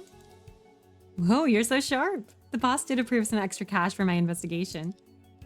Upon hearing about the overtime pay, I dashed straight to that community. Our boss even paid for my transportation. Oh, wait, I see. Sorry, I misinterpreted. After her shift, she rushed over here and got in at 2:30. I see. What? Nobody's paying me for even my trips to this courtroom for legal battles. Hey, how did you even get dragged into this? By the way, is your office in need of an all-rounder? I've got some free time every Saturday afternoon. We're good on cleaners. Please, no side jobs in the courtroom. Let's stick to the point. I left before 5 because I had to get back for the Hold night it! shift. You left before 5 o'clock, so that's about 2 hours. During that time, were you just investigating? Of course. 2 hours is far from enough to inspect so many houses there. Luna, if you firmly believe this witness may have been in and out of the crime scene, you need to ask her for more information. You're right. As of now, her testimony is greatly lacking in information. Let me think. Witness, during the 2 hours, what exactly did you expect? Can you share it with us? Oh, are you going to be my competitor? No, I'm not planning on changing my career yet. I just want to verify the authenticity of your testimony. Please forgive my interruption. This question seems to touch on confidential aspects of the witness's profession, maybe? It might be tricky if there are any confidentiality agreements related to the park. Do you still want the witness to share? That makes sense. Should I insist on having her share her investigation experience? Yeah. It's crucial information related to the case, so the more detailed the testimony, the better. This is a major murder case, so confidentiality agreements and similar contracts should make exceptions in such serious matters. All right. Witness, please explain what you saw that day. Oh my. Since you insist, I guess I have no other choices. But you need to explain it in case my boss asks me about it. Well, okay. Defense, I'll leave that to you. You are so good at passing the buck. Zone B was amazing. There were so many ancient mansions I've been exploring for over 2 hours and still haven't seen everything. That's not correct. That is not correct at all. There's only 3. Okay, where do we know that from? Floor plan? That's not it. Is it?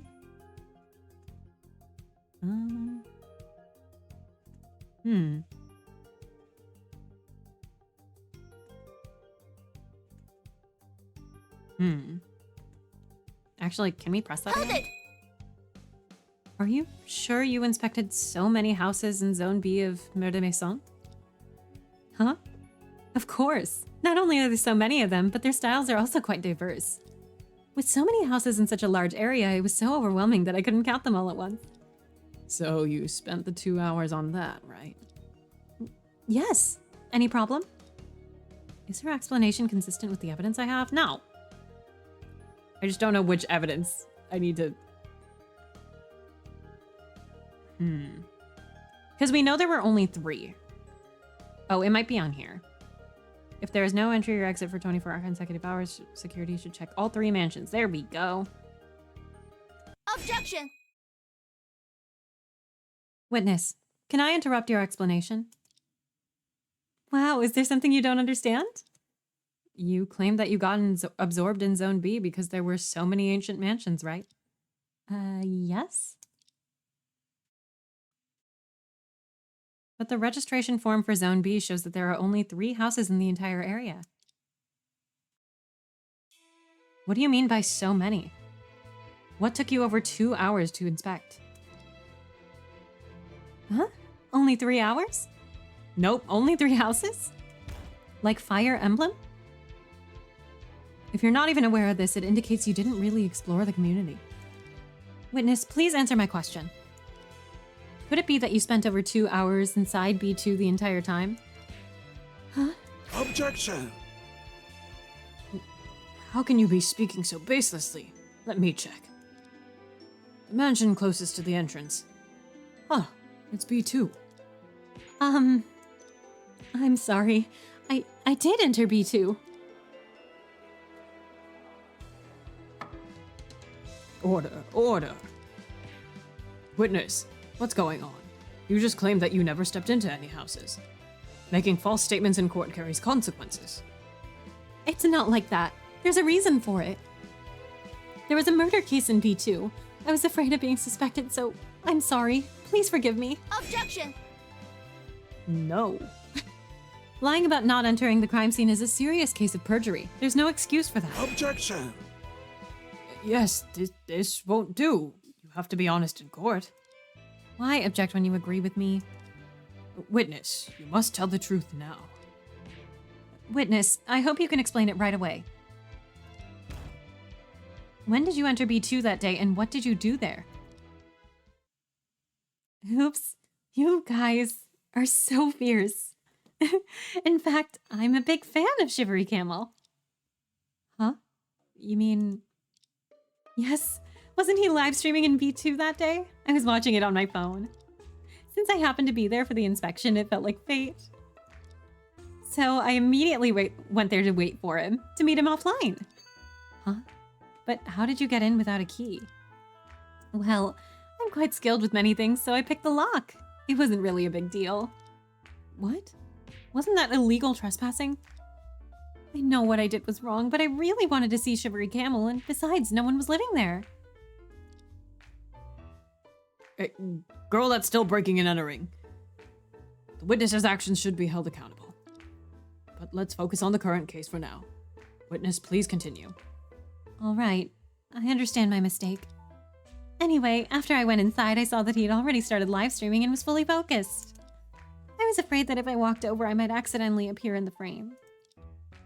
So I quickly opened the door and left, without doing anything at all. Luna, do you think the witness's explanation holds water? I think our explanation for entering B2 is... strange.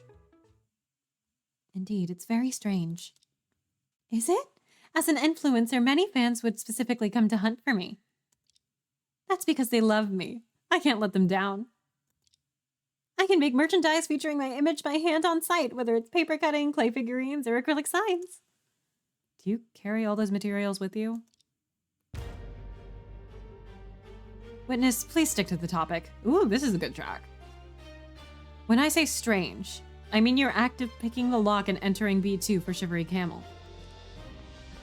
Oh, what's wrong with that? Aren't we supposed to present evidence when speaking in court? Evidence. As you wish. What?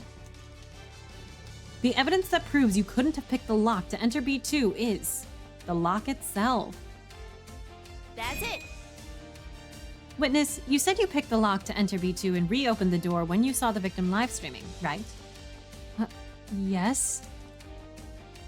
Unfortunately, the witness's statement is a complete lie. Everyone, do you remember this piece of evidence? This is a faulty lock from the crime scene. Ah. Hmm? Why do you still look confused when even the judge seems to understand? If you want to enter the house by the only entrance on the second floor, you must use the external stairs. The second floor door, being the only entrance and exit at the crime scene, was thoroughly investigated by the public. By the public? By the police. Officer Falcon provided us with a detailed explanation of the situation regarding this door lock. And the lock on the second door... Oh my god, I can't read. And the lock on the second floor is faulty. Once closed, it immediately locks itself, and you have to use a key to enter or exit. And the police examined the doors and windows at the scene and found no evidence of forced entry or tampering with the locks. Trav, thank you for the raid! Welcome! Welcome to Trials of Innocence. It's like, I don't know if I need to do the introduction again, but I figure I will at least explain that we are playing Trials of Innocence, which is a game from an indie Chinese dev that is very similar to Ace Attorney. And we are going to run another giveaway soon. Actually, I may as well run it now while we have the raid going on. Thank you, Koino Disco Queen thing. So I am going to raffle off for the next hour or however, let's do 30 minutes because I have a feeling that this case is not going to go much longer, but we are going to give away the second of our 2 Trials of Innocence keys. Yeah, and if you would like to enter the giveaway, you can just enter the giveaway command within the next 30 minutes. And you should be entered into the raffle. Yippee! Sorry, I'm shuffling my windows around again. Ugh. Anyway. And the police, nope, we already read that. But yeah, welcome in. Thank you for the raid. Hee hee. That's 2 days in a row that we've gotten 2 raids. That's crazy. Crazy to keep that energy up. Sorry, I just got here. What were you guys playing? Were you guys playing Metaphor? Or did I make that up? In other words, you couldn't have entered B2 by picking the lock, let alone opening the door and leaving on your own. Metaphor ReFantasio, there we go. How was Metaphor stream? Excellent questioning. However, there's an even more intriguing question here. The witness, after the first lie was exposed, immediately admitted to having entered B2 before. It's good, we're at endgame. Ooh, shit. Serious shit going down. But what is this? Trials of Innocence has been fun. I think we are also hitting the end of the tutorial case here. Basically, Trials of Innocence takes place in the real world, in the present, apparently. So we are examining a case where what has happened is a live streamer who does like haunted house streams was in a house and allegedly got pushed by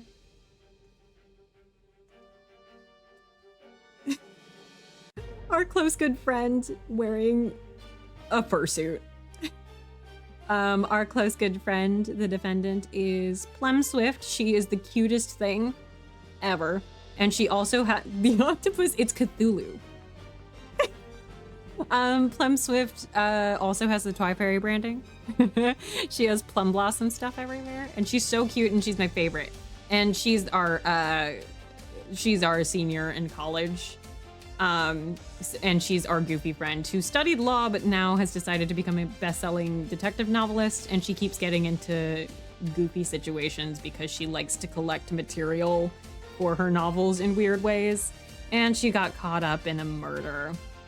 So far we've established that he has fallen one story and allegedly hit his head on this table and died, but the table clearly got turned around. And we are currently investigating the witness who totally frickin' did it. However, she immediately concocted another complete lie. What does this indicate? I think it's clear. Indeed, Miss Ray is right, but what does this lie from the witness indicate? I'm afraid the witness did enter the scene, but what she truly wants to conceal is the method of entry. It's been really good, honestly. Like, I like the, like, format of the case. I mean, it's very clearly a game that borrows heavily from Ace Attorney and the genre that Ace Attorney is, like, the pioneer of. But the differences in gameplay are ones that I really, really like. My main criticism that I have is the translation. There's places where it's just not very polished, and also they directly translate a lot of the Chinese names, even though this is clearly taking place in China instead of a sort of made-up place. And it is a game that came out within the last year, I believe. But other than that, like, it's been really fun. My favorite character immediately has been Plum. She's just adorable and is goofy, and I like her. I will say at this point in the case, albeit it is the tutorial case, I don't have as strong of a grasp on Luna and our mentor, or Mia, if you will, Charlie Drake. He looks like a character I would like, though, come on. But we haven't gotten as strong of a character from those two, I feel, yet, but it is the tutorial case. We got time for that. And, like, a first-person protagonist doesn't necessarily need to be the strongest, I feel. I like it when they are. I like it when video game protagonists have some personality to them, even if they are kind of blank slates. But I don't know, we'll see. We have more game to go, you know? There are no signs of forced entry, and there are only 2 keys. One with the victim and one with the defendant, so... Huh? Could it be the victim himself opened the door for you with the key? Huh? Objection! I'm a bit confused. Also, our tutorial prosecutor's bit is that he's old and has no idea what's going on. He just got his, he just got qualified to be prosecutor like half a month ago or something. Defense, why would the victim personally open the door for the witness? Why's the judge behind the bench? Real. Right. Even if I want to claim that the witness is problematic, I need to figure out her relationship with the victim first. Oh, I gotta grab my water. Why would the victim open the door for her? If you encounter a question that you can't figure out, try thinking about it from a different angle. For example, what was the victim doing in B2 when he opened the door for Bamboo Deer? He should have been preparing for the ghost hunt live streaming. Could the reason why he opened the door for Bamboo Deer be... Defense, you seem to have gotten an answer. Then tell us, why did the victim personally open the door for the witness? The reason why the victim, Pine Camel, would open the door for the witness, Bamboo Deer, is... Oh, Jesus. Okay. Bamboo Deer was Pine Camel's live stream assistant. Bamboo Deer came to deliver food. They were old acquaintances who planned to meet there. I really feel like it could be either of these, and we don't have anything to go on for either of those theories. You know? But my guess is what they're trying to go for with this is the earlier thing that Plum mentioned was that, like, she wanted to walk in and help, and she was in the Cthulhu costume. So my guess, because Bamboo Deer has mentioned that she is very good at mascot costumes, my guess is that she made that costume. And so before maybe even delivering it to Plum during, like, right before this crime, she may have put it on beforehand or had a copy of it or something, you know? Because Bamboo Deer was Pine Camel's live stream assistant. Is that so? Do you have any evidence to support it? Apparently I don't. Evidence? Don't be nervous. Take a good look at the exhibit and see if there's anything that can support your idea. If you think there isn't, try another approach and propose a new conjecture. Okay. Do I have evidence to support that Bamboo Deer was Pine Camel's live stream assistant? Let me look first. And we only have 1 page. Is this it? Took a selfie that looks something like this. Yeah, right? That's my guess. What else could it possibly be? We'll try it. I have evidence to support this conjecture. That's it.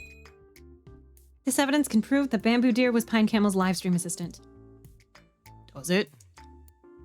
Does it? Does it? What do you think? Judging by everyone's reaction, it probably doesn't explain it, right?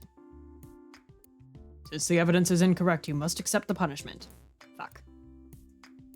I'm sorry.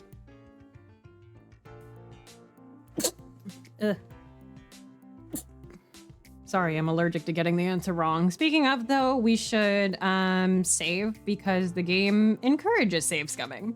And I think that's nice of it. Do you insist on presenting evidence to prove your conjecture? Okay, I think we are on the right track and this is the correct... I want to see what happens if we say no evidence.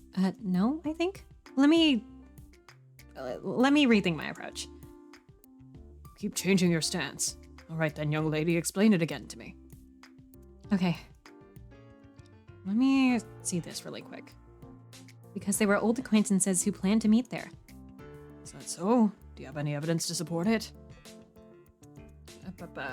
Okay, so there's no hint telling you.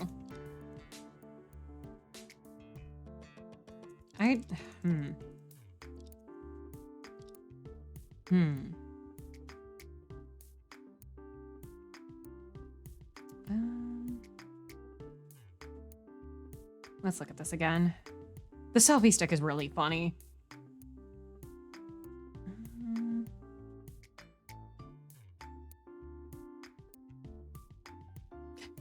Cthulhu costume is killing me.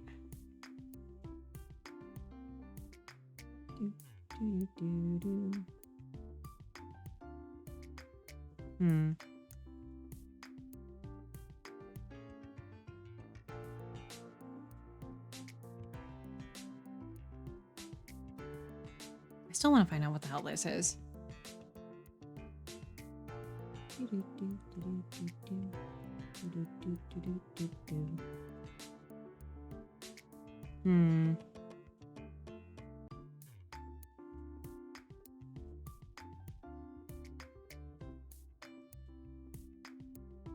Oh, are we...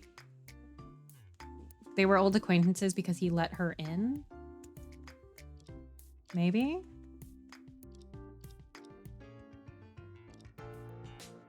Oh, wait, no, that's not enough. I'm still gonna go with the... really quick, just to see. That's it. That's not right. Hold on.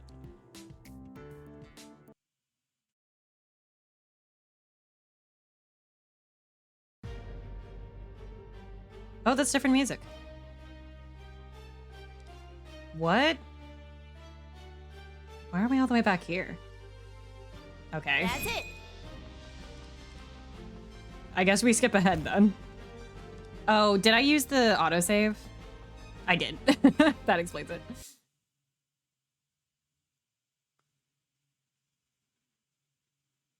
My fault. What? Okay, hold on. Autosave, autosave, autosave. There we go. It has 3 autosave files. Wow. That's insurance. Okay, there we go. Present evidence.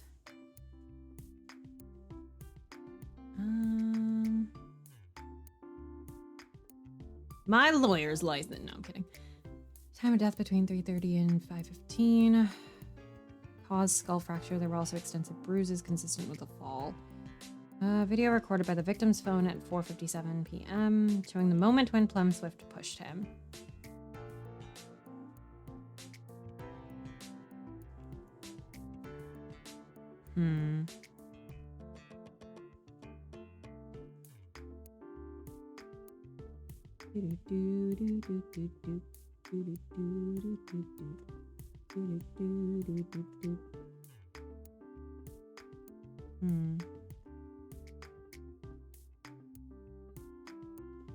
I wonder.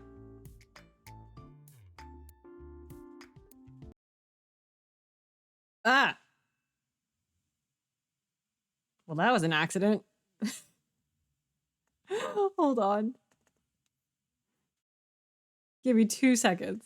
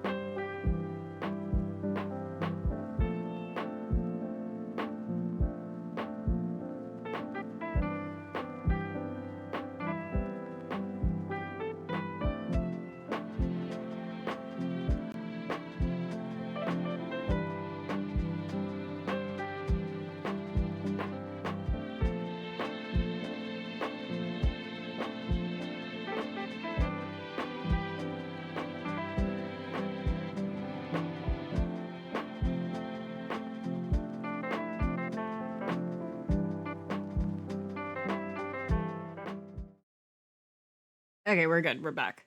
I mean, what do we have? Because I really have no idea.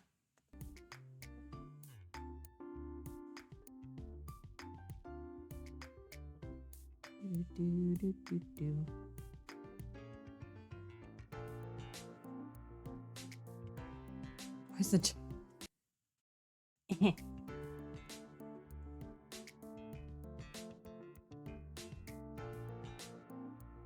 The falling is really funny. I mean, we really get like such little information from this live stream.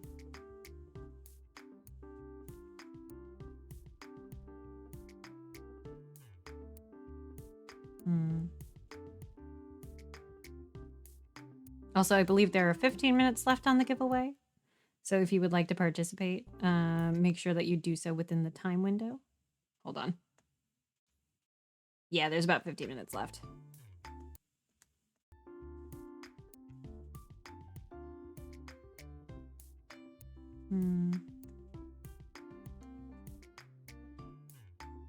Plumsif took a selfie that looks something like this and sent it to Shivery Camel in Spooky Shack. This is just a hand-drawn sketch by Plum.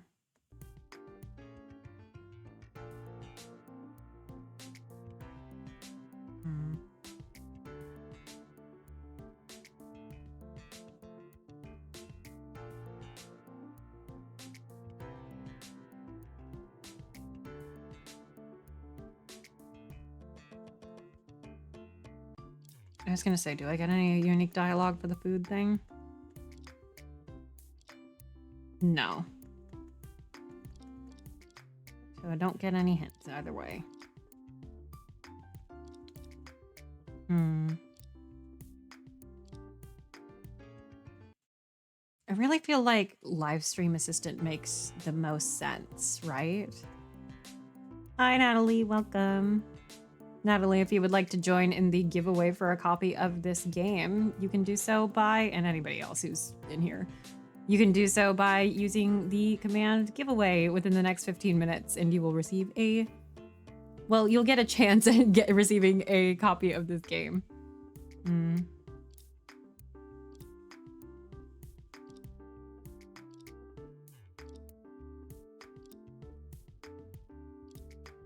gonna try one. I'm not sure if I'm right. That's it. And the music didn't stop. We're screwed.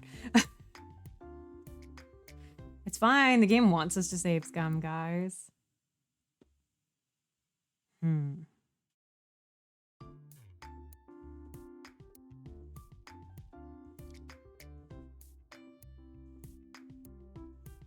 That's it.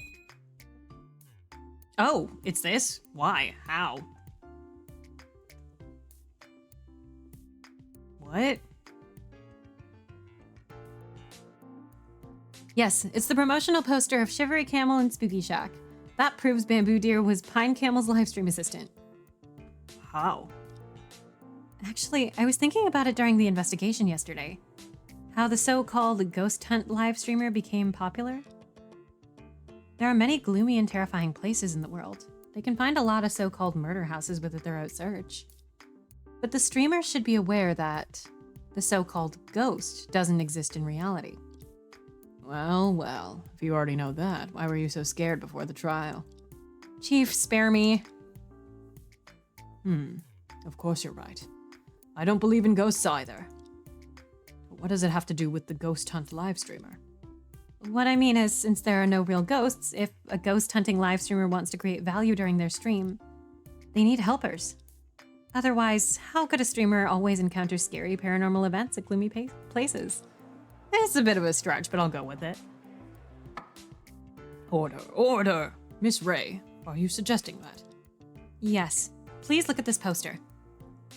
In the poster, there's a front picture of Pine Camel, also known as Shivery Camel in Spooky Shack. Is it this hand? As I said, in order to create the effect that he's surrounded by paranormal phenomena, he needs an assistant, and this assistant has left traces in the poster. Traces? Where? Miss Ray, the judge can't. Nope, we too can't see clearly with our poor eyesight. Could you please point it out for us? Oh, okay. Now I'll click and investigate the suspicious part to point out where the other person is. I'll investigate the other parts of the poster. There. If we continue to discuss this, the investigation to the poster will surely end. Am I ready? Yes. Everyone, please look here. This ghost seems to be made from curtains. It looks like it was photographed with Shivery Camel at the same time. Although the poster maker tried to hide it, there's still an untrimmed hand. It means that at least 2 people were involved in the making of this poster. I see. I didn't expect that happening. So it implies one thing. Shivery Camel and Spooky Shack. This account was actually run by a team of at least 2 people. Pine Camel appeared in the live stream. Pine Camel appeared in the live stream, and the other created a spooky atmosphere and paranormal events behind the camera. Jesus Lord. Am I right, witness?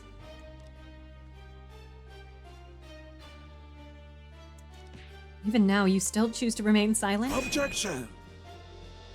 But I don't understand.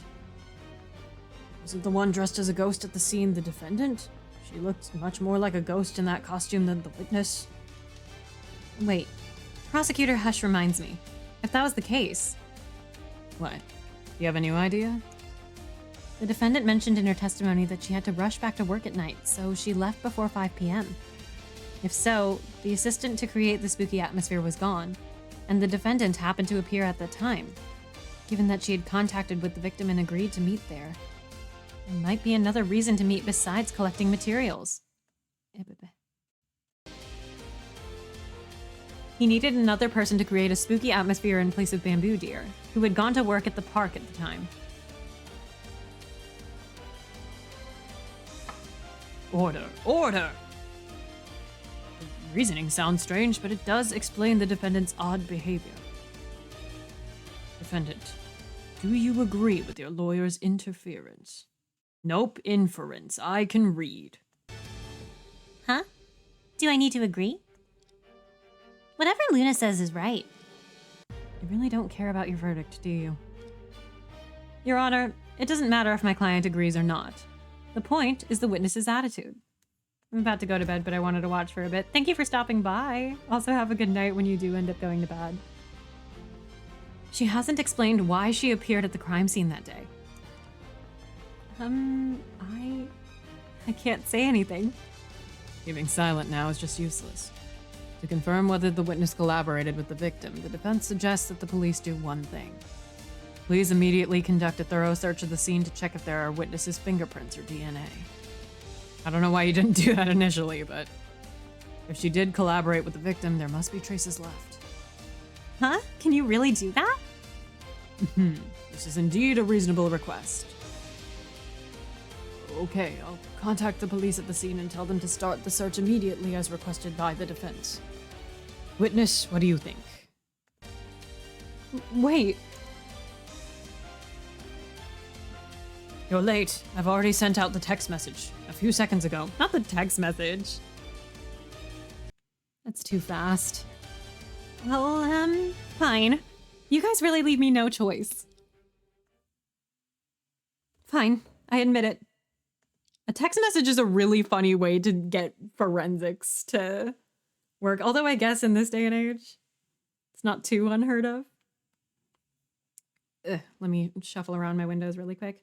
There's about 5 minutes left in the giveaway for anybody who wants to enter for a chance to win a free copy of this game, if you guys would like to check it out. I also do not know if this will enter my regular stream schedule, just because I'm like a little busy. And because of how the translation works, I think it might be more fun to sort of like take your own time with it. But yeah, if you would like to enter in the giveaway to get the remaining copy of this game, you can do so within the next 5 minutes by just typing !giveaway. I feel like I'm on a telethon. Like those things where you're like, oh yeah, you need to call in before 10 p.m. to make sure that you get your reward. But yeah. Let me drink some more water. You know that I'm short of money, so I work multiple jobs at the same time. Streaming with Shivery Camel and helping him create the atmosphere was also one of them. Because I'm good at handicrafts, I often help to make some ghostly props. How many jobs are you doing at the same time? Hey, all of this is for making money. Really, please trust me. Since you were the victim's collaborator, you were quite familiar with each other, right? We were friends, I think? I've been helping out since his debut. But getting caught doing these supernatural tricks would be embarrassing. That's why I don't want to say. So sorry for all of you here. If anyone wants to buy some exquisite supernatural handicrafts, you can contact me after the trial. Why? Who would buy such things? The defendant's reason for concealing her actions seems somewhat reasonable. Defense, what do you think? Luna is pretty. I really like her design. She's very cute. I like her little this thing.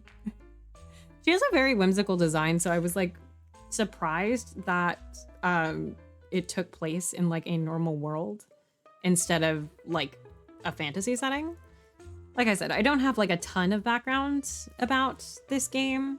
I did as minimal research as I could when looking it up, and so the only things I heard were that the story was great and that the translation could use some brushing up. And I would like fully believe that. We haven't seen that much of the game, obviously, but like I like what I've seen so far. We still believe that the witness's role in that case is highly suspicious. If she was very close to the victim, there would be two problems. First, there might have been conflicts between them that were unknown to others, which could have generated a motive. More importantly, there is an unavoidable possibility now. Since you worked closely with him in B2 and were very familiar with his appearance and actions, which one is the main character? Luna's the main character. Luna is our titular attorney. And, well, I guess not titular because it's called Trials of Innocence, not attorney of anything. And our Larry, as it were, is Plum. She's so cute. But she's our friend who keeps getting into trouble and is our current defendant. And Charlie is our Mia analog, if you were. As it were. I tried to say as it were and if you will at the same time, and it came out as if you were. Since you worked closely with him in B2 and are familiar with his appearance and actions, even with a big difference in appearance, you could still have impersonated him to continue the live stream after his death. Order! Order! No. I just spent a little time with him in B2 before 4:30 p.m. Just a little. I left shortly after that. Shivery Camel's live stream was paused for a while in the afternoon, right? We do need more female lawyers. One of the other games that I'm looking into trying out is Of the Devil. I think that also has a demo out. This game also, I believe, has a demo. The giveaway is for a full copy of the game, but I believe there's also a demo if you want to try it out. But Of the Devil is another one that has, I think, a female protagonist. I think it's more detective than lawyer, but you know, it's a similar game to, say, like Somnium Files and Ace Attorney and whatnot. So I've been looking at it. I left shortly after that. Shivery Camel's live stream was paused for a while in the afternoon, right? That was when he used his key to open the door and send me out. Because I hadn't inspected the building yet. I had to walk around a little bit before leaving, or else I'd get scolded by my other boss. And this is our ouchie. He has no idea what's going on. The victim's live stream started at 3 p.m. and there was indeed a pause from 3:52 to 4:30. The one who continued the live stream after 4:30 was Shivery Camel himself, because I had to rush back to the park to clock in. Do you have any evidence to prove that the person continued the live stream after 4:30 was the victim himself instead of you? Hey, I do. Huh? Really? Yes, I will. Nope. That's not how the... Yes, I will tell you everything I remember this time. Is she trying to change her testimony? Then I definitely can't miss this opportunity.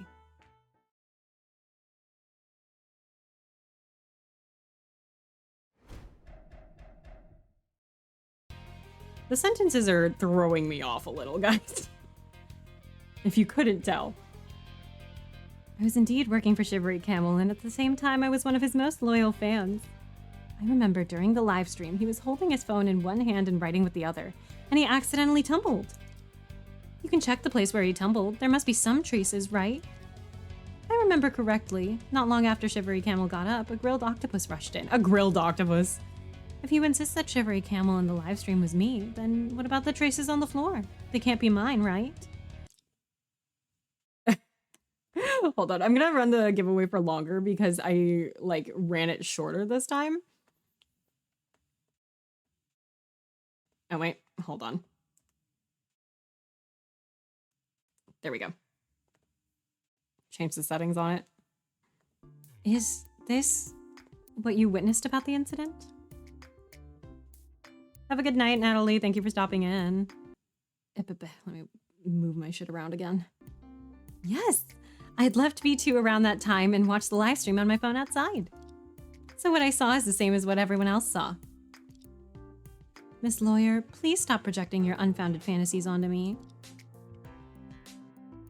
I remember the video that the witness mentioned. Have we already seen the crucial content in court? Love your streams. Thank you so much. Yes, but we didn't pay attention to whether the streamer had tumbled. DNA testing is highly sophisticated technology, so it's unlikely to be falsified. What do you think about her testimony? She didn't accuse Plum as the murderer nor admit to impersonating the victim. Maybe she really has some tricks to get through the test safe and sound. Sorry to interrupt. I sent a text message to have the police search the scene, right? Now the police have sent that investigation report to my hands. Uh-huh. So fast? The police did find a small dot of blood at the spot where the streamer tumbled in the video.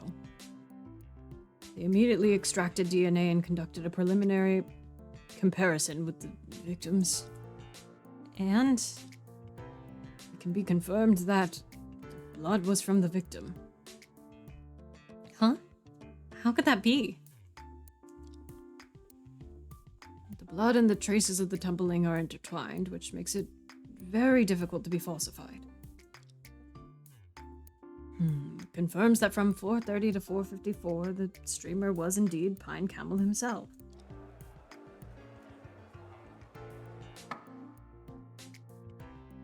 Order, order! Well, that's not good. You still insist that the witness once impersonated the victim to continue the live stream? How could there be evidence like that? Now I can only resort to the testimony. But the DNA test made the impersonation completely impossible. Is there still a loophole in the testimony? And defense, please proceed with your questioning.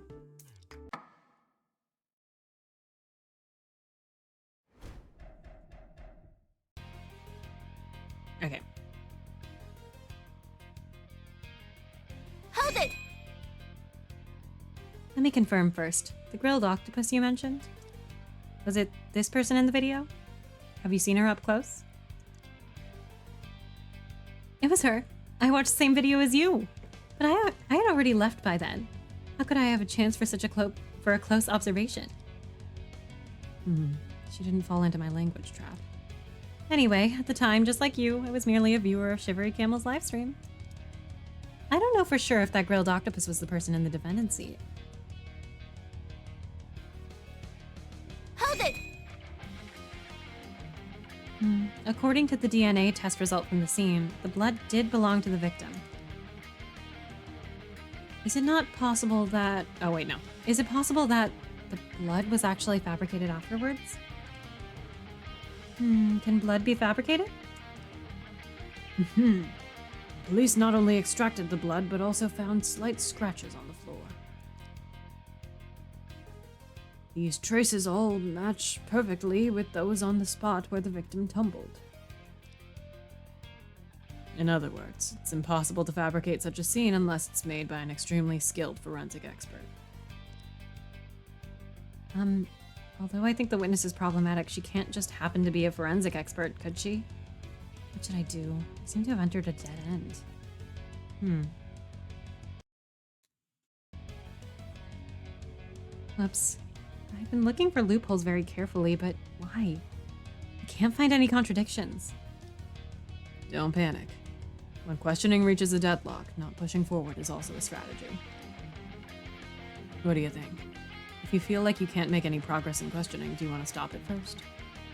Perhaps breaking out of the mindset provided by the witness could lead us to a new way of thinking. What should I do?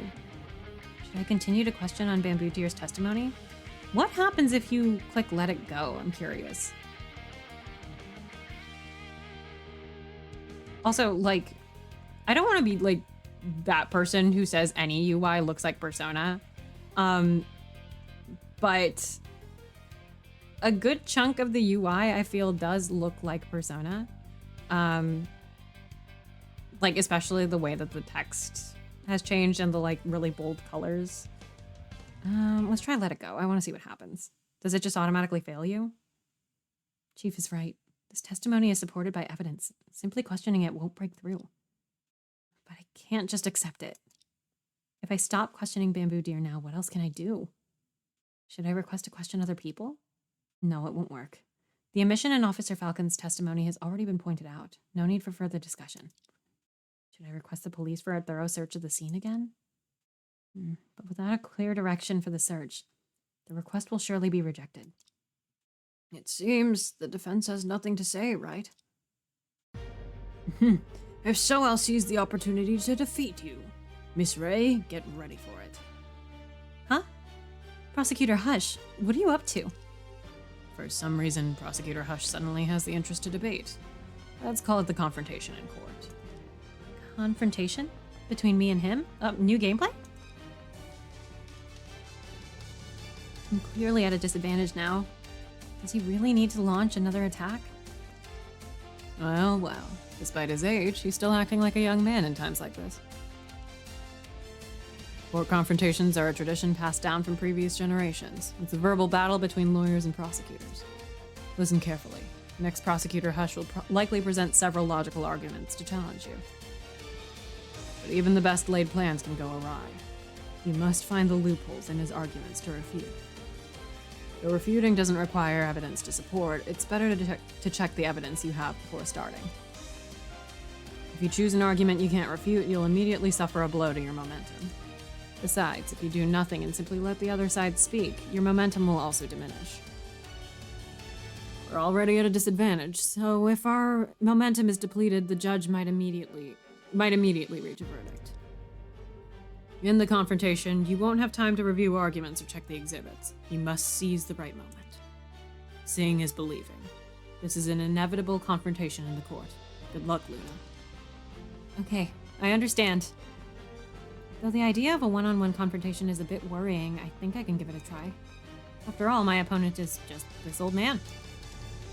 Before the confrontation, maybe I should review the exhibit? Interesting. During the confrontation, the prosecutor will present several arguments, which will proceed automatically with the voice. Within these arguments, there will be words highlighted in red for your attention. If you find any errors, refute them by clicking the refute button. If your refutation is correct, the plot will continue. Check the top right corner to see which argument you are currently on. After all the arguments are presented, it will restart from the beginning. You have an additional momentum during the confrontation. If you refute a wrong argument or fail to refute, you will lose some momentum. HP will only be deducted after your momentum is completely depleted. Successful refutation will restore your momentum, so just do it.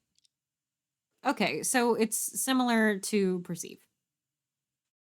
I think. 既然你已无话可说，那老夫就要做总结陈词了。要是不服气，就来与我论战一番吧。好，您的挑战，我接受了。到目前为止，你没有证据可以表明镜头中的不是死者本人。视频里有着死者被被告推下的画面，这不就是所谓铁证如山？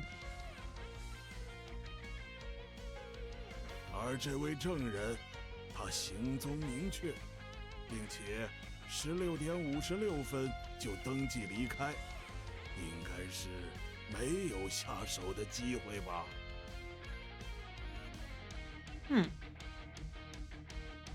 Is it gonna immediately kill my momentum? This is my first time engaging in such a confrontation. It seems I need to find the weakest point in his arguments. My momentum will keep losing if I just waste time and do nothing. During the interval of the confrontation, I can take the opportunity to carefully review the exhibit again. Listen carefully once more. The chance to win might only come in an instant. 到目前为止，视频里有着死者被被告推下的画面，这不就是 Objection！ 镜头中拍摄到的瞬间，未必就是案发的瞬间。您以此来说铁证如山，是不是有些牵强了 ？Objection！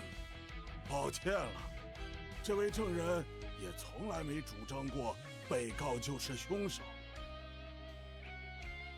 即便如你所说，视频里的不是案发瞬间，难道就能证明被告无罪了吗？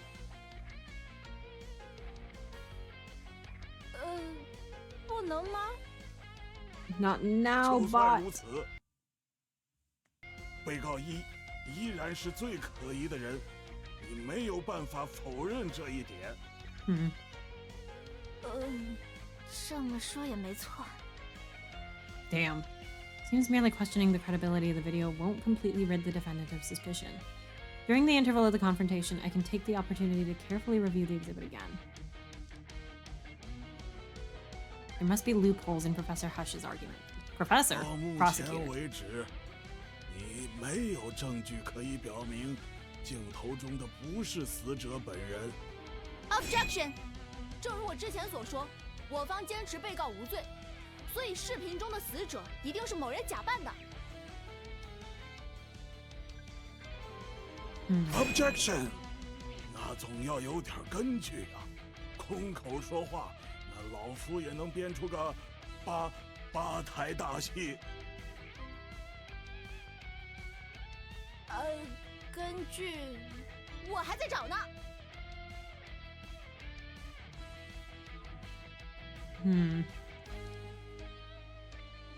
On this point, Prosecutor Hush's logic is flawless, so hastily refuting it probably won't lead to any good result.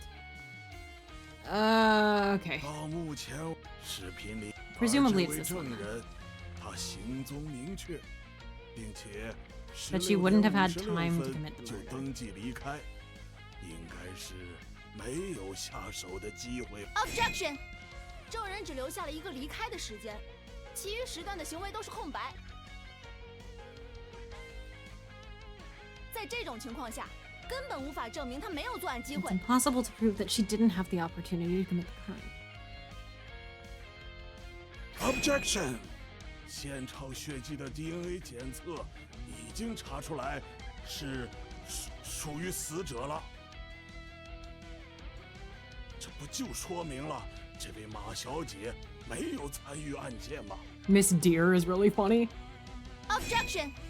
我们申请让警方调查现场，原本的目的是确认马丝竹是否留有痕迹，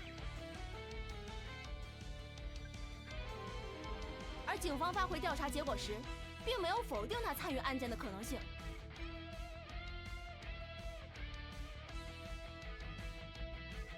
在这种情况下，我方无法认可您将他参与案件的可能性排除在外。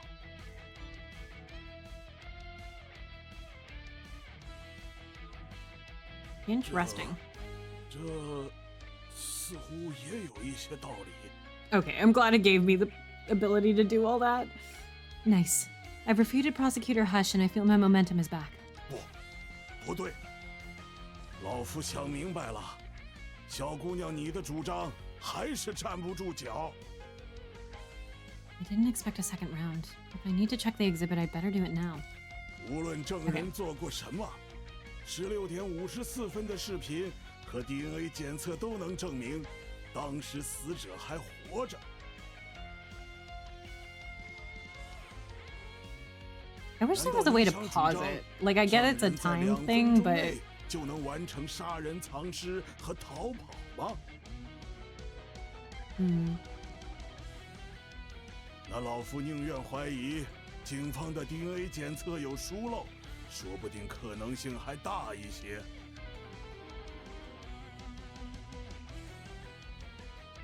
小姑娘，差不多就认输吧，输给老夫。 okay, well, it can't be that one because that's not much of a. He's not making a claim in that one. I'm barely holding on. Prosecutor Hush launched a new round of attack immediately when he realized it. If I continue like this, my momentum will keep losing. Okay. 无论证人做过什么 No matter what the witness ，16 did, 点54分的视频 the video 和 at DNA 检测都能证 4:54 明 p.m. and the 当 DNA 时 test 死者 prove 还活着。 that the victim was still alive at the time. 难道你想主张，证人在2分钟内就能完成杀人、藏尸和逃跑吗？ Objection！ Oops. 您这倒是提醒我了。警方的 DNA 检测，在一些特定的状况下，的确 No, 会 I 有所遗 pressed 漏 the wrong one because I timed it wrong. 这就是为何我们经常会当庭要求警方提供见证技术的帮助，因为在审理进行的过程中，我们会随时发现案件的全新方向。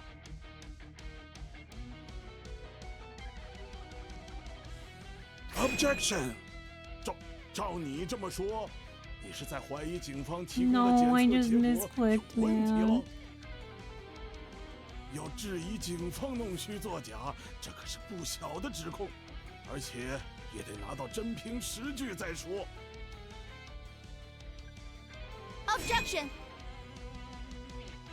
Hey, thank you, Prosecutor Hush. I haven't thought of this possibility. Although it might be more shocking, it's definitely worth a try. 不，您没有 Oh. 理解我的意思。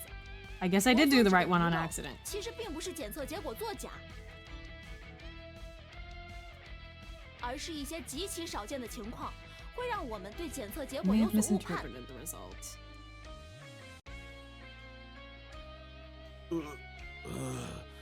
这老夫实在是听不懂了。辩护方，不如就请你指点一下吧。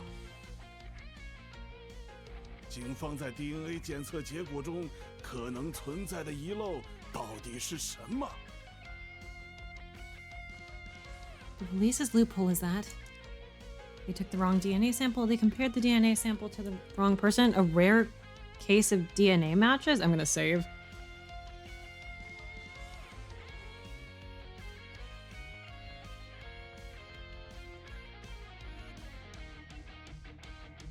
It's possible that that is the wrong person's blood, I guess. 警方取得了错误的 DNA 样本，比如说，他们提取的是死者坠 It 落 was 时 from 留 what 下 the 的血 blood 迹。 left when the victim fell onto the fell from the second floor. 死者摔倒的地方留下的痕迹极其明显，且和死者坠落的地方有很远的距离。你当我们的警员是 Okay. 瞎子还是傻子？他们怎么可能犯这样的错误？是这样吗？ I'm very used to the forensics team screwing stuff up from other games. Think carefully. When would preliminary police DNA testing wrongly identify different people's DNA as the same 请 person's? 让我再试一次。警方的遗漏就是警方的 DNA 比对对象有误，所以才得出错误的结论。Objection！ 警方的 DNA 比对对象当然是死者。 Yeah, I didn't 他的 think it 遗 was 体 that, but 现在就在公安局里躺着呢。你倒是说说看，这么简单的 DNA 提取，要怎么才能弄错？是这样吗？请让我再试一次。 I 警 mean, 方的遗漏 it has to be rare 就是 case of DNA matches, but Although I don't have evidence for this yet, it's indeed a possibility that cannot be ignored. That's it。在一些特定的情况下，两个人是可以拥有完全一致的 DNA 的。什么？真的有这种事吗？ is that possible? 看来老夫没能一口气拿下胜利啊！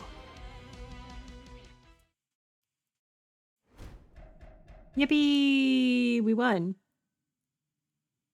I made it through. So this is what the confrontation feels like. Practice makes perfect. I've learned some debate techniques from it. And I need to thank Prosecutor Hush for enlightening me. Wait, are you referring to that situation? Not long ago, there was a report in foreign news about a murder case committed by twins. I heard about it in a lecture.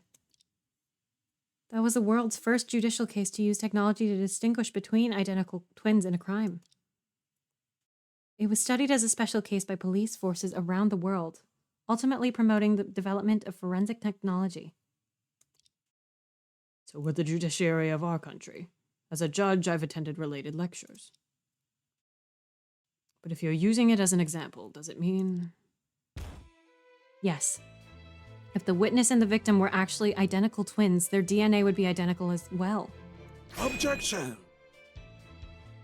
Wait, although I don't understand technical things as well as young people, but these identical twins you mentioned, can they really have different sexes? Can't they? The principle of identical twins formation is that a single fertilized egg splits into two embryos during development. All chromosomes in these two embryos are identical, including the sex chromosomes. Although there have indeed been extremely rare cases of opposite-sex identical twins in medical practice, in such cases, the female embryo usually does not develop completely, and she would be much shorter than average people when they grow up. So that's how it is. But the witness's figure looks quite normal, even a bit taller than average girls. I'm not sure I like where this is going. Vince, tell me, what exactly are you claiming? If I want to claim that bamboo deer's DNA matches pine camel's, I must address the problem raised by Chief. This time, I must think it over thoroughly before answering. We believe that the witness, bamboo deer, disguised as her actual figure, she was Pine Camel's twin sister, is a man disguised as a woman who's Pine Camel's twin brother, is an unrelated person with coincidentally matching DNA to Pine Camel. I don't like this conclusion.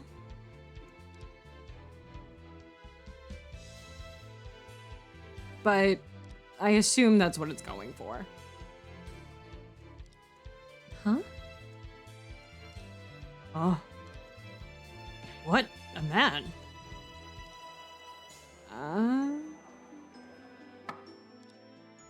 Miss Ray, are you serious about what you said? Yes, I know it sounds absurd, but it is the only reasonable possibility. This case has too many inconsistencies. In the first half of the trial, we have proven that the crime scene was tampered with. The traces on the victim's body do not indicate that he experienced a secondary fall after death. Moreover, there happens to be a blind spot in the video of the victim's fall, which makes it more difficult to discern the truth. If the victim had already died in an earlier time, and later it was this witness who disguised as him to stream, everything would be explained. This does make some sense. But it was the witness who disguised as the streamer and fell during the live stream, and yet the scene had the victim's DNA. The only explanation I can think of is that the witness happens to be the victim's identical twin brother. Witness, what's your response? Well, Your Honor, I know it's impossible to detect a person's DNA in the courtroom, but verifying the gender is very easy. Witness, would you mind if the forensic expert confirms your gender now? We can leave the remaining issues later. Yeah, I don't like this direction. Objection!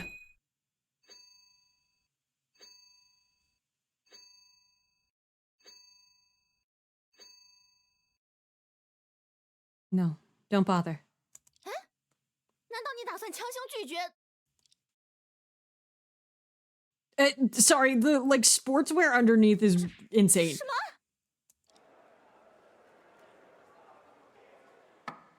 肃静，肃静！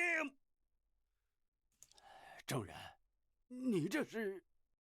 Somehow I had a feeling he would have thrown the wig directly at my face. 审判长，还有各位，请看，这位证人不但露出了男性形象，而且虽然面色苍白，但是和死者洛海松长得不是一模一样吗？ Indeed. Witness, explain it, please. 我承认就是了。 After removing the makeup, his personality seems to have completely changed. 我和死者洛海松，我们两个的确是一对双胞胎兄弟。 I feel like you could have just as easily, oh, well, I guess the body exists. I was like, this could have been a faked death instead of a twin situation. Oh, God. We were survivors of an explosion accident many years ago, and we grew up together in an orphanage. When we were young, I was adopted by the Deers. That's why our family names are different. Although we didn't live together, we still kept in touch. That's all. Order, order! But witness, why did you conceal this information? Are you trying to deceive the court and hide your suspicion of murder? No, I didn't kill anyone. Before coming to court, I truthfully provided my personal information. Given my physical condition, I can't get the job at the park. I have no choice if I want to earn the money. I've explained it to the prosecutor and he agreed.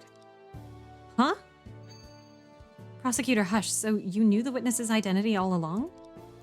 Oh. Oh. I just found the witness's file and it seems there was indeed something to it. Why didn't you say it earlier? I forgot. I'm new here and there are too many files. I haven't finished reading them all yet. I'm really sorry. That's enough. Anyway, now that the witness's real identity has been revealed, our argument would be highly feasible. Witness, did you ever impersonate the victim and conduct a live stream at the scene? No, I didn't. I didn't impersonate my brother. You might fool a confused old man like me, but it's far from enough to convince the lawyer you're facing. I understand. Please allow me to testify again and reveal the truth of that day. Very well. The court will give you one last chance. Please make sure not to conceal anything this time. Okay?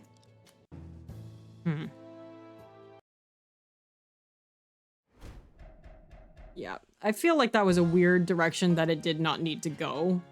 Especially when it seems like this person is not the killer. I was the younger twin brother of Shivery Pine Camel, but that doesn't mean I impersonated him. Oh, I see. So this is his, username, and this is his, actual name. The murder house only had one entrance on the second floor, and the key was always with him and never taken off when he died. My brother made an appointment with the novelist and gave her the other key, which she has had since then. If I had impersonated Shivery Camel and conducted the live stream, I would have had to stay there until the novelist arrived. The novelist, despite wearing a mascot costume, confidently barged in, just like in the video. If I tried to get out, I would definitely run into her face to face, and she would have seen me. I'm sorry, I don't have a cloak of invisibility, and the novelist is not blind, so your inference doesn't make sense. His tone's so weak and feeble, so this is his true face. Witness, is your usual appearance and way of speaking just an act for performing at the park? Yes, that image was created to portray a distinctive influencer tour guide. Actually, hey, Witness, your nose is bleeding. Are you okay? No worries. In fact, I have a weak and sickly constitution. If I didn't pretend, the park probably wouldn't have hired me. It's quite tough to make a living. You mentioned before that he has to work multiple jobs. It seems he's truly struggling to make ends meet. Defendant, the witness mentioned you several times in his testimony just now. And at that time, you were trapped at the crime scene. Did you see the witness there? Huh? Are you asking me? No, I didn't see him at all. Not at all?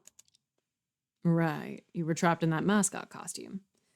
Could it be that the costume blocked your vision? No, it didn't. Indeed, it's difficult to walk in that costume, but my vision is the same as when I'm not wearing it. I tripped purely because I stepped on something. Indeed, that outfit, as the witness said, allows for clear vision inside, but walking in it is quite challenging. I struggled quite a bit to put it on. The structure of its legs is stiff, and you can only walk towards the front of the costume. Even one step back is impossible. You even tried it on? How dedicated you are. Water. And once you put that thing on, you can't take it off by yourself. It really gave my old waist a hard time. Sounds incredibly uncomfortable. Okay, what got updated here?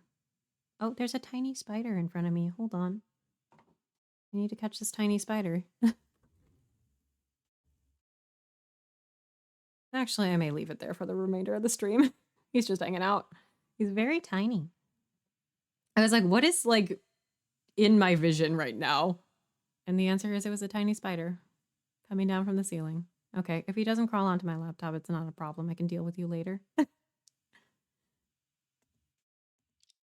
Plum Swift's mascot costume is updated. Luna, this is likely to be the last testimony in today's trial. Are you prepared? I see. I'll definitely expose the final flaw in the witness's testimony and clear Plum's name. Then the defense may proceed with the questioning.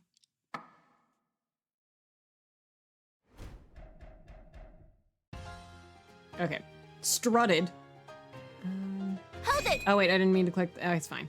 You mean you didn't have a key, so you would definitely run into the defendant when leaving? Yes.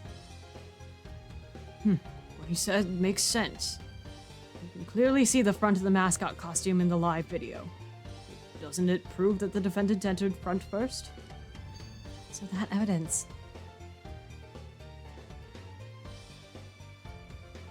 Full furry chest out? Is that what this is? Hold on. Let me look at this again really quick. Oops.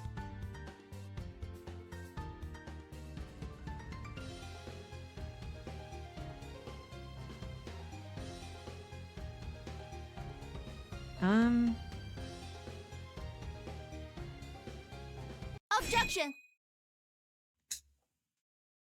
I found the flaw, but the conclusion is rather strange. It's a bit embarrassing to take it out, but I have no choice at the moment. Could it be that she anticipated the situation when she insisted on giving me this thing?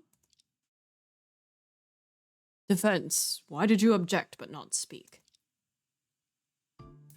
Everyone, please look at this item. What is this? Objection! Defense, why are you also starting to mess around in the courtroom? So you were messing around before? I'm not messing around. The witness said if he was hiding in the room, the defendant would definitely see him upon entering. After all, wearing the costume wouldn't have obstructed the front view. But this is only true under normal circumstances. What do you mean by that? Please look at this drawing. This abstract drawing is a selfie of the defendant, Plum Swift. Since her phone has been confiscated by the police, we can only use this drawing as an illustration. Oh, the spider's crawling towards my mic. No. The selfie was taken when she arrived at the community entrance and was sent to Shivery Camel online. Although the style of this drawing is quite enigmatic, it contains an important piece of information. An important piece of information? I don't see it. Pence, why don't you point out where the important information is? I understand. Let me point it out. Girl, I don't know. Is it this? Before addressing the... what did she say? Before addressing the issue, I'd like to ask everyone a question. When taking a selfie, naturally, you would point the camera towards your own face, right? Indeed. I occasionally take selfies too. It's much more convenient than before. Oh no, it's like on my... It's on my microphone. Hold on. I need to catch this spider, folks. Hold on.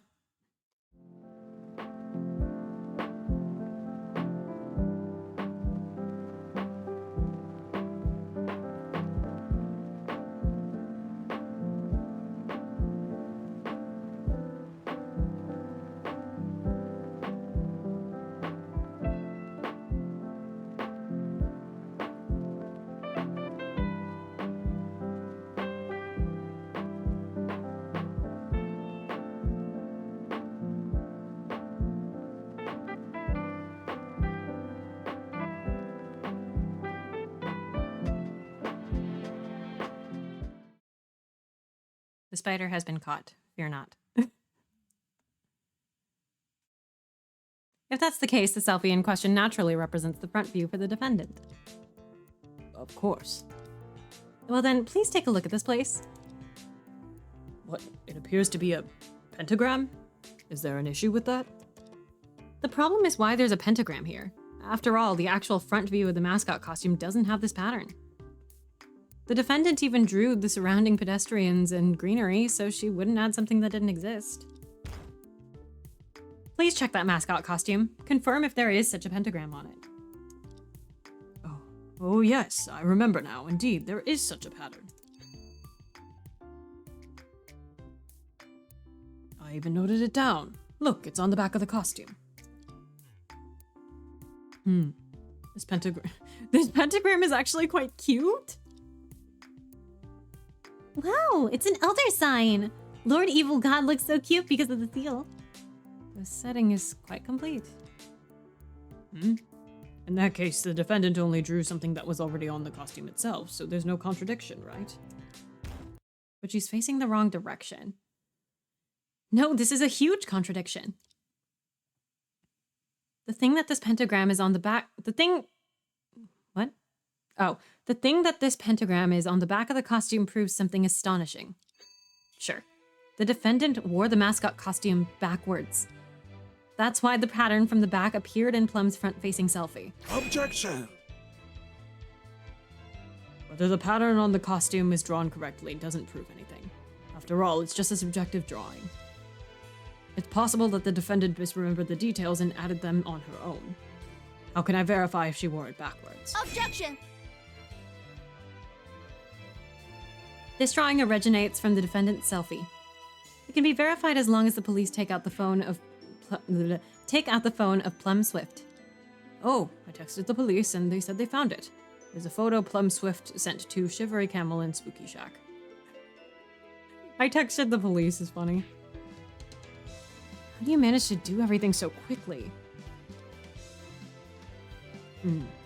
There isn't much difference between the selfie and the drawing. Not much difference? The user who sent this picture via private message is named Withered Plum, and real name verification shows it's the defendant. Couldn't you choose a better name for yourself? And there's a sentence that accompanies this photo. Cthulhu draws is coming to devour everything. Oh. Isn't it kind of a crime warning? She was just kidding. Since it has been verified by the police, it can serve as evidence in court. But defense, I still don't get it. Even if the defendant wore the costume backwards, what difference does it make? It makes a huge difference. This fact will completely change the meaning of this evidence. The witness stated the defendant would have definitely seen him inside the room, but if Plum Swift wore the costume backwards, the significance of this evidence will completely change. The video. That's it. Please watch this video. It clearly captures the defendant wearing the mascot costume. Yes, this is indeed a very interesting outfit, but what does it prove? Please take a closer look. In the footage, the front of the costume was clearly captured. Isn't it normal to capture the front? Ah! Yes, you've realized the truth of the truth this matter shows. Indeed, that outfit, as the witness says, allows for clear vision inside, but walking in it is quite challenging. I struggled quite a bit to put it on. Its leg structure is very rigid, so it can only move forward towards the front of the costume and can't even take a step backward.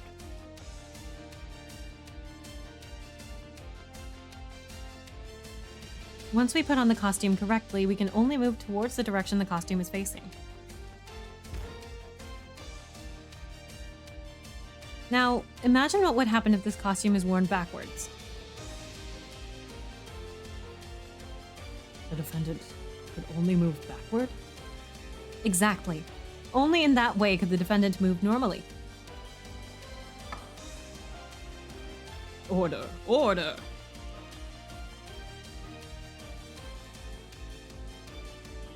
Prosecutor Hush has personally tried it on. Once this costume is put on, it cannot be taken off by oneself. Even if the defendant realized she wore it backwards, she wouldn't be able to switch it back before meeting the victim. And unlike insects, humans have only two eyes facing forward. Please look at this image. If the defendant entered the crime scene in a normal state, her field of view should have been like this. In that case, her vision would have always been directed forward. Anyone inside the house who tried to leave would undoubtedly be noticed by her. However, the defendant was in the state I just mentioned, only able to move backward. And after opening the door, she had to turn her body and enter in this state. Oh, so that means... That's right. From the moment the defendant entered the door, the front of the costume was an absolute blind spot. And on a platform with a void below, it's only natural for people to turn their vision downwards to confirm the height. At this moment, the person hiding inside the house could easily evade her field of vision and leave. Let's recall the statements of the witness since he entered the court. After swaying on the base for a few years, I've become light on my feet. Now I can walk without making any sound. Whether it's Hanfu, opera costume, or mascot costume, I know them all very well. Feel free to ask. His footsteps are light, nearly silent while walking, and he's knowledgeable about various costumes. Both factors prove that the witness was able to leave the scene in the way we mentioned before, under the defendant's nose. Order! Order! Witness, what do you think about the method raised by the defense? It sounds too absurd. What can I say? If I could really do it, I would have had to hide in advance and wait for the only chance to get out. The defendant's behavior was so peculiar. How could I possibly know in advance that she would wear her costume backwards? Under normal circumstances, it's indeed impossible to predict the defendant's outrageous behavior. But as I said earlier, the defendant had sent the picture to Shivery Camel in advance. Given the fact that the defendant did enter the room backward in the video, the argument of our side is now completely valid. Witness, how do you explain this? Objection.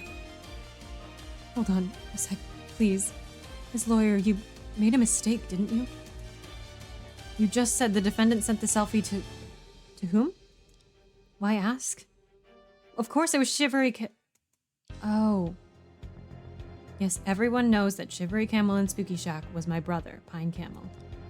Livestream platform accounts require real name verification, allowing the police to identify him as the account owner. Even if I got his phone as you said and pretended to be him, I still wouldn't be able to see the private messages.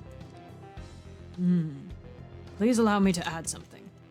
This live stream platform has very strict privacy settings.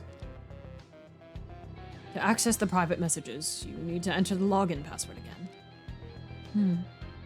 Isn't that very inconvenient? I was just a behind-the-scenes helper playing the role of ghosts. How could I possibly have his password? Objection!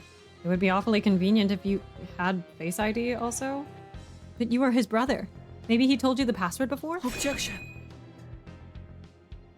If you claim that I know Shivery Camel's login password, then prove it. I know, Mr. Lawyer. You have your belief. I also have mine. Without evidence, I will not acknowledge anything you say.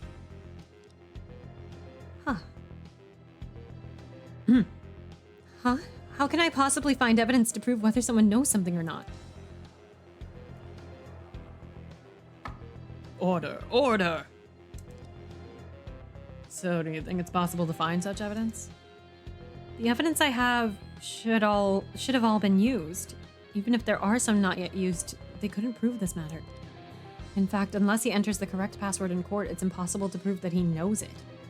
Should I try other questions to trap him, or find another way to expose his flaw?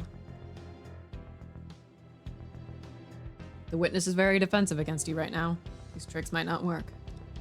Perhaps you need to calm down now and carefully consider all the details of the case.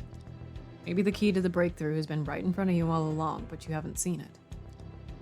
Calm down, Luna. Immerse yourself in all the information you already know, and try to organize and scrutinize. Perhaps the truth you're seeking has already been laid out before you. To calm down and see the bigger picture? I'll give it a try.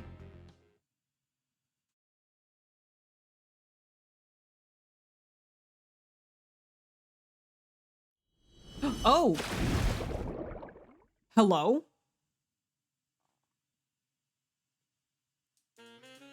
In this case, due to the witness's significant change in image and identity, I have adjusted my reasoning multiple times. It's time to calm down and carefully re-examine everything that has happened since the trial began. With the testimonies of Orchid Falcon and Bamboo Deer, the evidence presented by Prosecutor Hush, my current conclusion is: the victim, Pine Camel, also known as Shivery Camel in Spooky Shack, was in partnership with his twin brother, Bamboo Deer. On the day of the incident, Pine Camel streamed as usual, while Bamboo Deer was responsible for forging paranormal events. During the interruption of the live stream, a conflict may have occurred between the two, ultimately leading to Pine Camel's death. To fabricate the time of Pine Camel's death, Bamboo Deer disguised himself as his twin brother and continued the live stream. At that moment, my client, Plum Swift, arrived at the community where the incident took place. She took a photo of herself wearing a reversed mascot costume and walking backward, which she sent to Shivery Camel. Based on this, Bamboo Deer deduced a way to escape by leaving the house at the moment Plum was entering backward. Afterward, Plum accidentally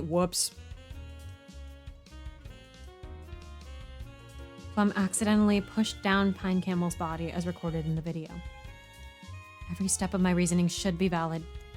But now I'm stuck proving that Bamboo Deer could access the private messages of Shivery Camel.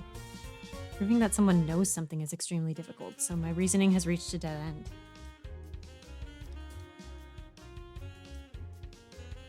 Think it over. Have I really covered every aspect of the case so far? Throughout the entire incident, is there any detail I have consistently overlooked? The reason Plum tripped, yeah. The motive of the killer to murder the victim, the reason the crime scene became a murder house. Literally all of these. I would like to know all of these. Also, Charpter is kind of cracking me up a little bit. I know it's probably just a typo, but Because Plum's appearance and behavior was so bizarre, we naturally assumed that it was normal for her to trip. But in fact, we've never discussed the reason why she tripped. Think about it. What was the main reason she tripped and got tangled in the railing?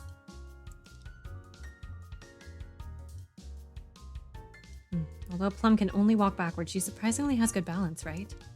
She walked in that manner from the community entrance to the murder house and even went upstairs. So the mascot costume itself won't make her trip. Think about it again.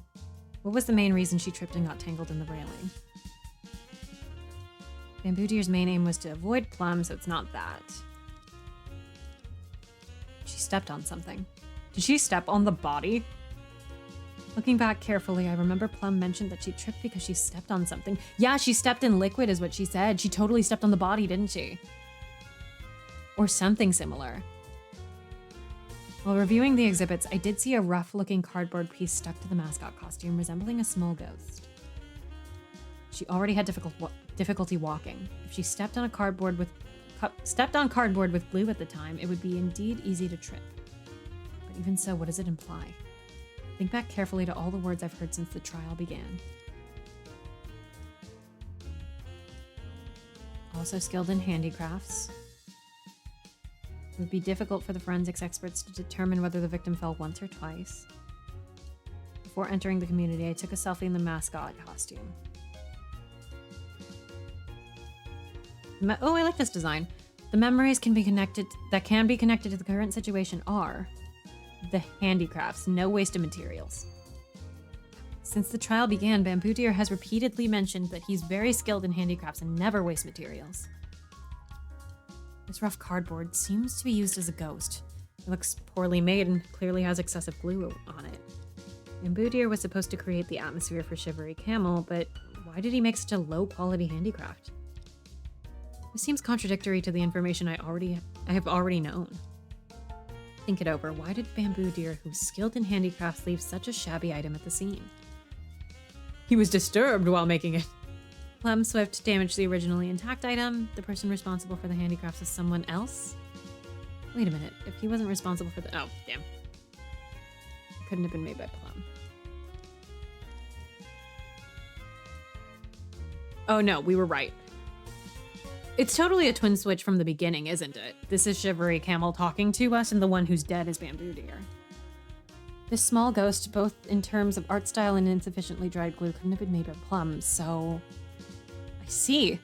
Since the trial began, we had a huge misunderstanding about something. And there's only one explanation for all of these anomalies. Think carefully. The truth is about to come out. What we've misunderstood all along is... Whoa!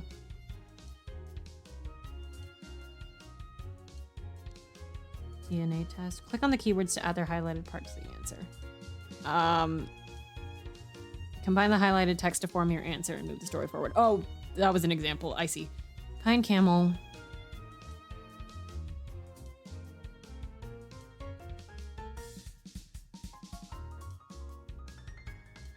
Oh no.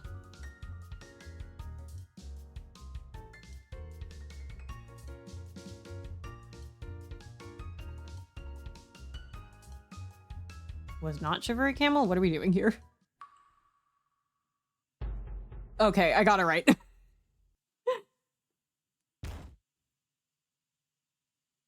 I see. It seems that since the beginning of the trial, we have been trapped in a fixed mindset. There's only one reason we failed to reach the correct conclusion from the start. What? The premise on which we have been discussing the entire case is wrong. Seems you've come to an interesting conclusion. We assumed that Shivery Camel in Spooky Shack was the victim, Pine Camel, so we saw Bamboo Deer as his live streaming assistant. I was right, it's a twin switch. But the truth is the opposite.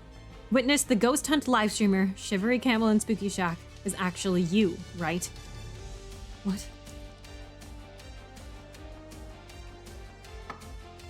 Order, order, order. Miss Ray, what trick are you playing? Why have you come to such a conclusion? The victim's family name is Camel and the streamer's name is Shivery Camel, so we naturally assumed they were the same person. But upon consideration, the witness and the victim are twin brothers, and the witness's surname was changed after adoption. If Bamboo Deer is the streamer, it also makes sense, doesn't it? Due to the earlier misunderstanding, I believe the witness was pretending to be Shivery Camel on camera. But in reality, the witness didn't need to pretend because he is Shivery Camel himself. The one who pretended to be ghosts is the victim, Pine Camel. Since the victim wasn't Shivery Camel at all, there's no need for anyone to disguise as him. This is the only explanation for the rough handicraft that tripped up my client. You couldn't stay at the scene too long, and most of your time had to be spent on the live stream. So you had to leave the logistical work to your brother, who might not be as skilled in handicrafts as you, but had the time. Order, order, order. If the witness, Bamboo Deer, is indeed the streamer himself, he could check the private messages sent to Shivery Camel anytime, because the defendant's selfie was actually sent to him. So, witness. Is what the defense said true? Interesting, but it's not true. It was my brother who registered this account. You can check it in the back end. Since he had always been your supporter behind the scenes, it's not surprising that he did the registration. But you still can't prove who was actually in charge of the account. And the rough handicraft was just a mistake on my part. Anyone can make mistakes. Besides that, I won't say another word. How could you? Shivery Camel injured his leg during a live stream before. I just need to examine your leg in court and... Useless. I often fall and get injured while performing at the Wobbly Doll in Hanfu. My legs are full of scars. Your conclusion may be impressive, but it's difficult to verify. After all, twins have identical appearances and genes. Even if there are subtle differences, it would be challenging to discover them in court. Then what about fingerprints? Are fingerprints of identical twins also the same? I'm pretty sure they are, right? Yeah, fingerprints indeed develop after birth, so their fingerprints should be different. Oh! Why did I think they were the same? However, both Pine Camel and Bamboo Deer spent a long time at the scene, so their fingerprints could be found anywhere. I guess that does make sense that, like... Well, I mean, like, it makes sense that fingerprints develop after birth, but is it true that, like... What impacts your fingerprint shape, then, I wonder? Hold on. Twin fingerprints? Identical twins do not have the same fingerprints. Okay, interesting. Huh. They are not formed after birth, though, apparently. The genes in two organism cells are identical. The cellular development and the organism's development are not. Genes are the cake recipe. Fingerprints are like... I'm on Reddit. Fingerprints are like different bakers using that recipe. The cake won't come out identically because of variations in procedure and environment and chance. That's very funny. It is quite literally just that they are, like, random enough that, like there is enough variation in identical twins genes that happens. It's not true that fingerprints happen after birth, though, apparently. Which is, like, I don't think I've ever looked at a baby's fingerprints before. Besides, the witness likely cleaned up the scene. It's hard to determine the live streamer's identity based solely on fingerprints. Oh, so like ballistic marking. So like the fingerprints are like the ballistic, markings of the guy. Why? My inference is only one step away from the truth. Thank you for the follow, Torse. Whoops. What should I do now? It seems even Chief is at a loss. Is there really no evidence that I can use to identify Shivery Camel? Unfortunately, the court cannot accept baseless claims. This has to be our last evidence, right? Defense, if you have no further questions, I will dismiss the witness. The questioning is terminated here. This guy will just escape justice. Are you gonna help? Is Peepaw gonna help? Huh? So you are still here? I've been listening all along. What a splendid argument, Miss Ray. Since that's the case, I have to present another piece of evidence. Is Peepaw gonna come in clutch? Is that how this is ending? I would actually kind of appreciate that. Lock in, Artie! He can do it, I believe in him. What else do you have? This metal detector. No, I'm kidding. I keep everything that could be relevant to the case. It's just that there's so much and it's so disorganized that I haven't been able to sort it out yet. What do you think of this piece of evidence, Miss Ray? This is... Oh, look at that cute little cat stamp. It's just an unidentified piece of evidence left at the delivery station of Mer de Maison. Huh? What is this? Oh wait, I thought that was Luna. What is this? A handwritten postcard? To Mr. Quadrant, a peculiar addressee. There's no signature on the postcard. Prosecutor Hush, I can't see any connection between the postcard and the case. Did you pick up the wrong item? I found what you requested in the stockroom of Mer de Maison and have sent it out immediately. Please check it upon receipt and settle the remaining balance as soon as possible. It's urgent, thank you. This too is Apollo Justice. Don't rush. Haven't figured out its relation to the case either. Thanks. Thanks, man. This postcard was dropped by the sender after they had handwritten it at the delivery station. Are we gonna use handwriting evidence? Oh no, security camera footage. Thank you for the first time chat, Taurus. Hello. Little did they know that they were waiting 7 years for that postcard. Don't lick the stamp though, guys, it's dangerous. And the surveillance camera at this delivery station clearly captured the face of the person writing the postcard. Ah. Isn't this person the victim in this case? Pine Camel? The person in this footage could also be Bamboo Deer. I need to look carefully to distinguish. But what exactly can this photo and this postcard prove? All right, I've presented all the evidence I have. There won't be any new evidence from the scene. All right. Miss Ray, you seem to be more agile than I am. This question can only be pondered by you. Well, thanks, Peepaw. Now, can you use the evidence in your hand to put an end to today's trial? If you're ready, use one piece of evidence you have to give me the answer and settle this once and for all. Indeed. Today's trial has been long enough. Defense, the court will give you one last chance to present evidence. Peek mentioned, Trav, are you proud of me? I watched my first One Piece this weekend. This is really merciless. But I think I now know the whole truth of the case. With the surveillance image provided by Prosecutor Hush in this postcard. I just need to present one more piece of evidence to prove all my deductions. The evidence that can be linked to the evidence submitted by Prosecutor Hush is... Let me actually look at it first. I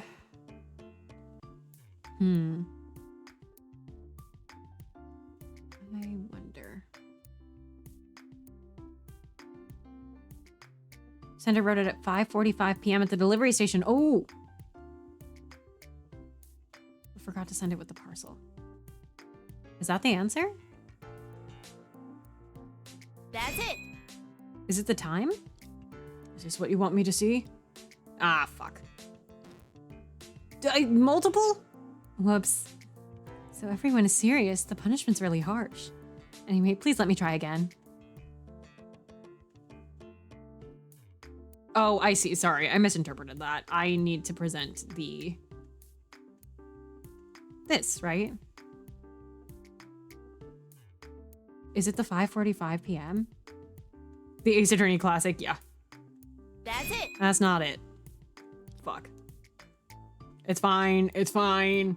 The game encourages save scumming.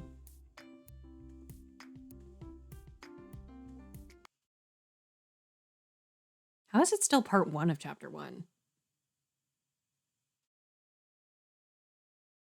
Like, it's the end of the trial. Hang on, Your Honor. Let me save first. Okay.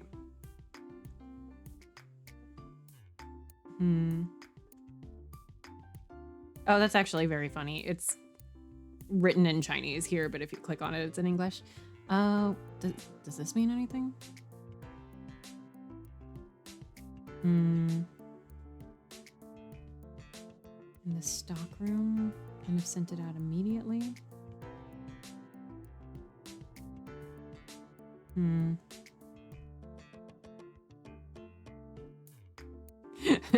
My mentor's not helping me. Hmm. Oh. That's it. Nope. Okay. It would really help if I knew what day it was. Because the thing is, the thing I'm trying to point out right now, as soon as it loads.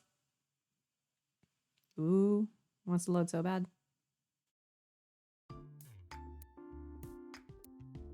But the thing I want to point out is this was written at 5:45 p.m. and this is video evidence of him walking around at 5:45 p.m. And this says he was already dead by then.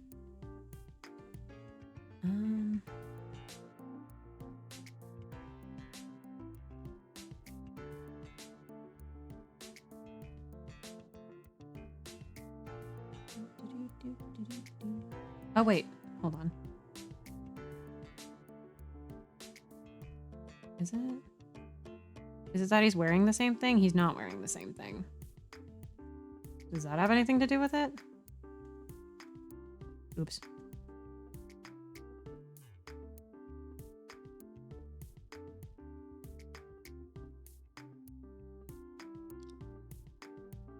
That's it.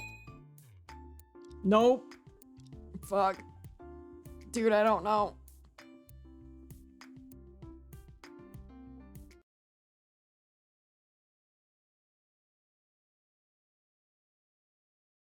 We're trying our best here. I'm trying so hard, folks.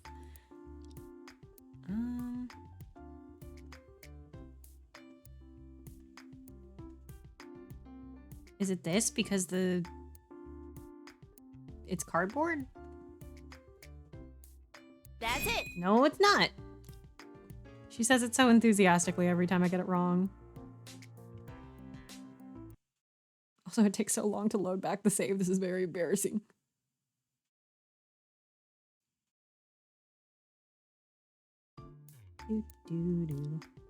Oh, this was I think this was the OST track I was talking about that I liked. So we tried that.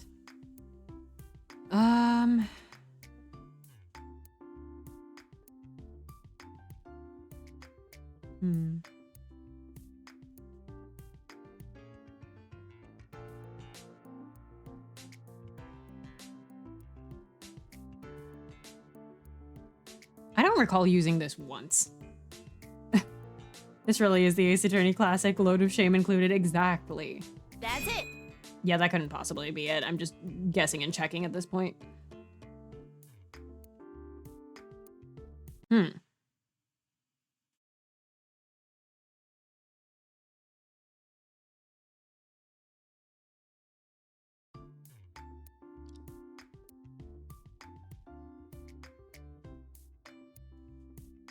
Maybe it would help to actually look at the log.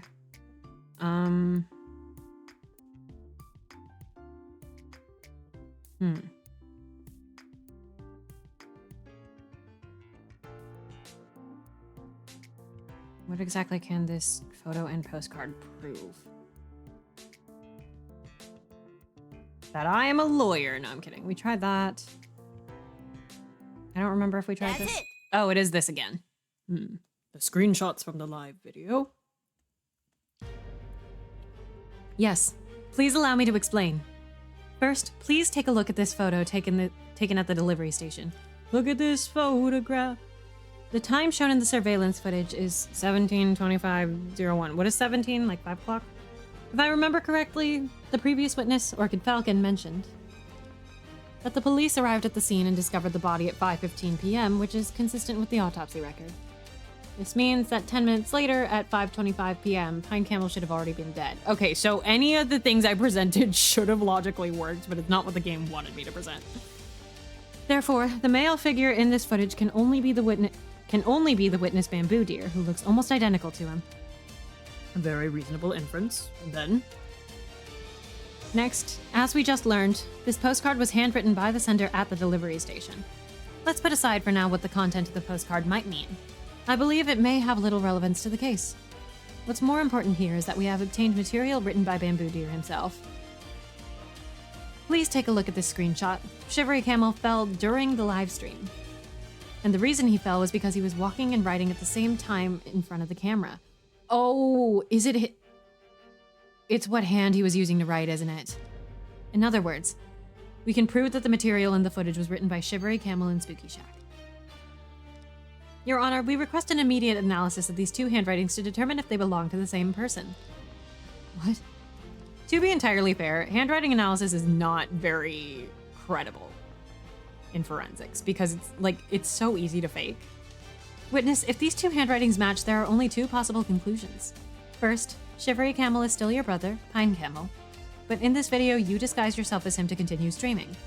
Second, Shivery Camel's true identity is you, giving you ample opportunity to obtain information about the defendant. Regardless of which possibility, you can no longer deny your involvement in this case. Order, order. How could this happen? No, I can't give up yet. Even if you say so. Even if things become uglier, I must fulfill my brother's final will.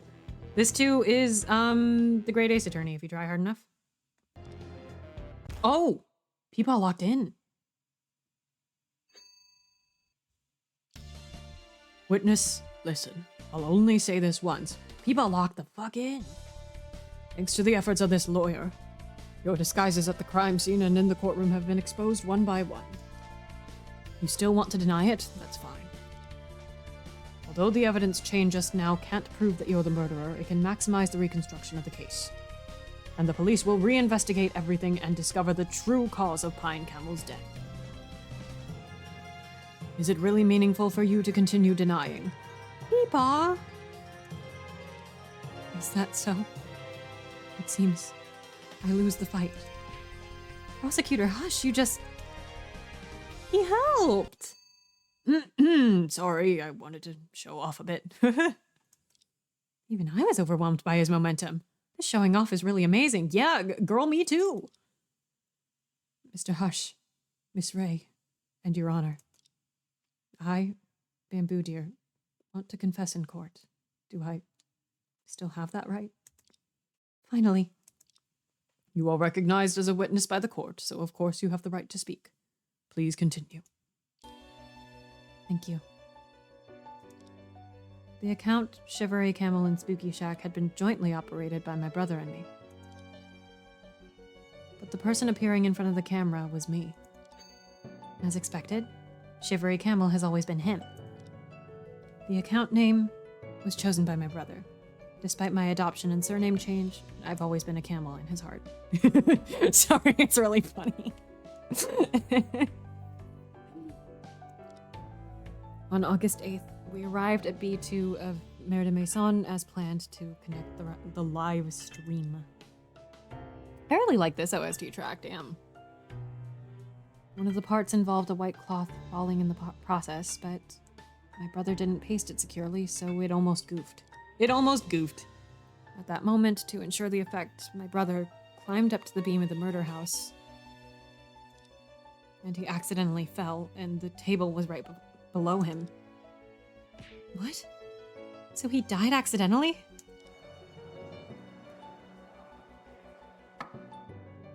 Order, order! Witness, if what you're saying is true, then this isn't even a murder case. Why are you hiding so many facts? We find it hard to understand, too. Your actions have caused my client, Plum Swift, to suffer unjust accusation. Involving an innocent novelist was not my intention. I feel deeply sorry. But if my brother's death was due to his own reckless actions, it wouldn't meet the conditions for receiving insurance payouts. Oh. What? He told me this in his final moments. Oh, dude.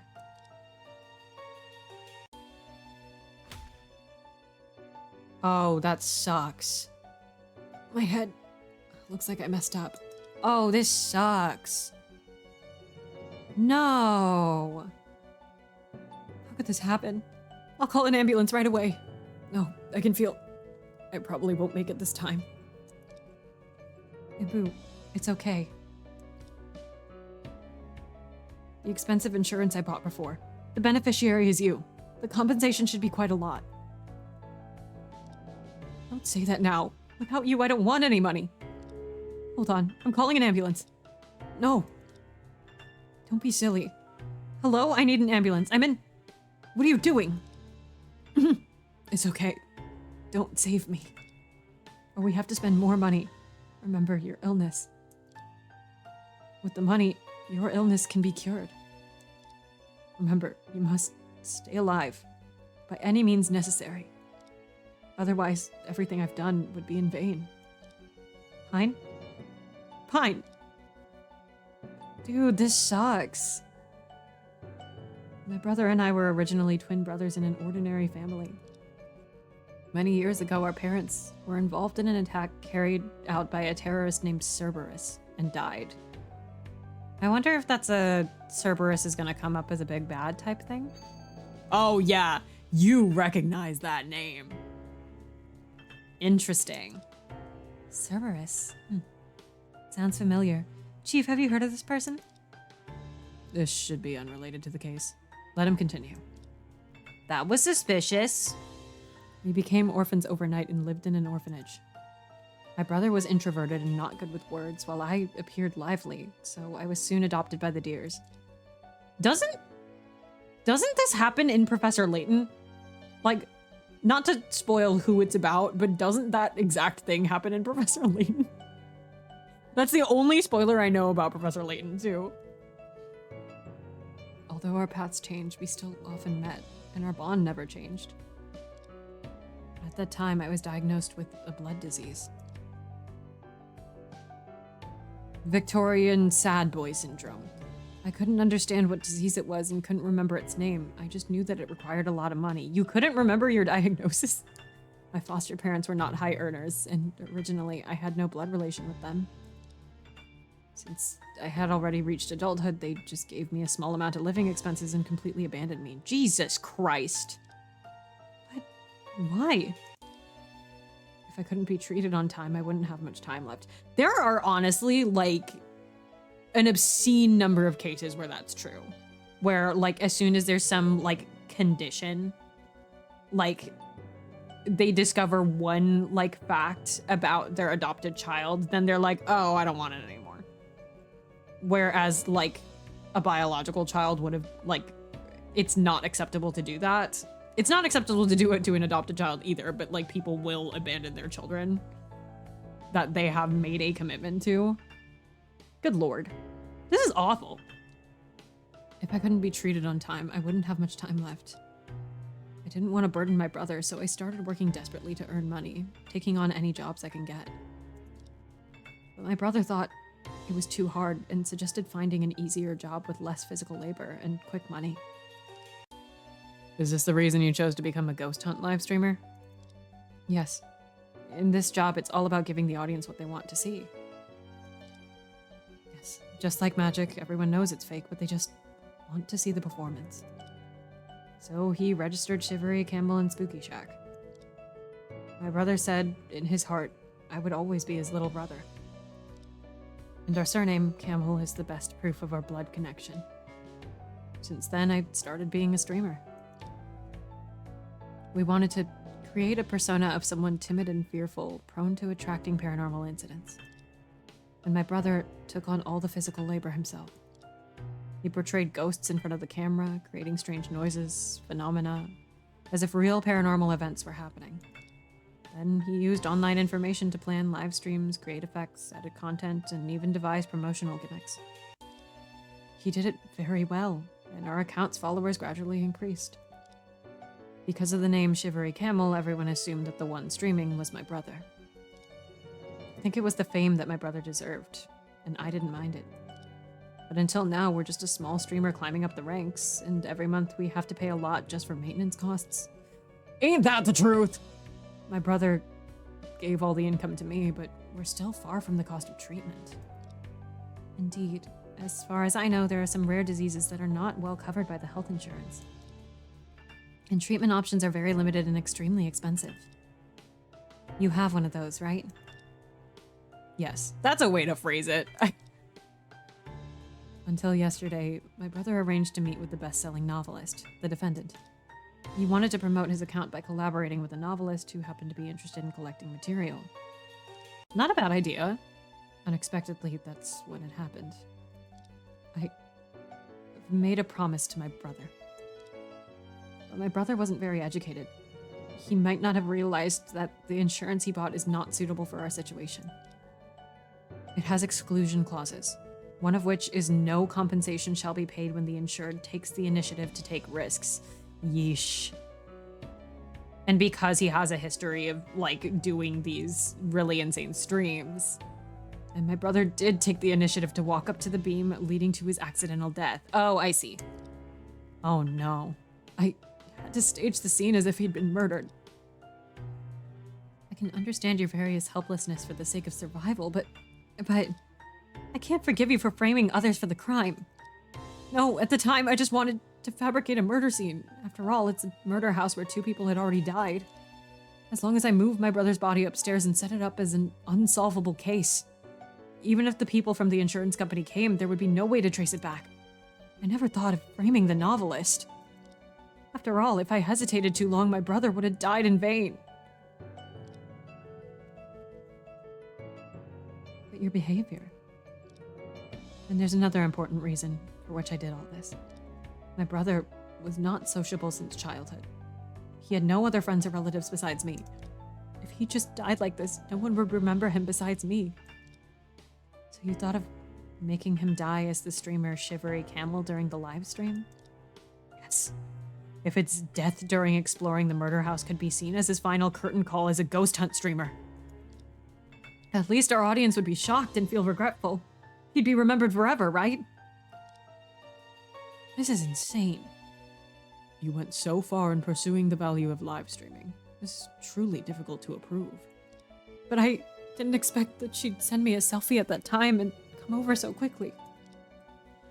At that time, I just finished disguising the body and had started the live stream.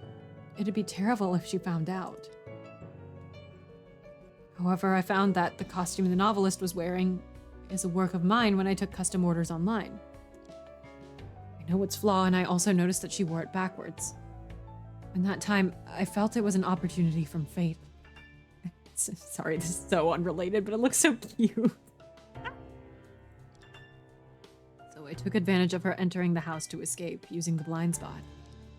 I never thought that she would accidentally push my brother's body down again. I'm the one who made her a defendant. I'm sorry.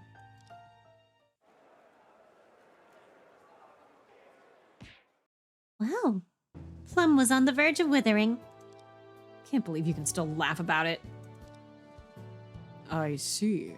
Your confession sounds reasonable. But do you have any evidence to prove your claims? Well, as for evidence... There is indeed a thick beam on the roof of that house, which the police didn't expect to be relevant to the case. But I immediately texted the police to investigate upon hearing the testimony.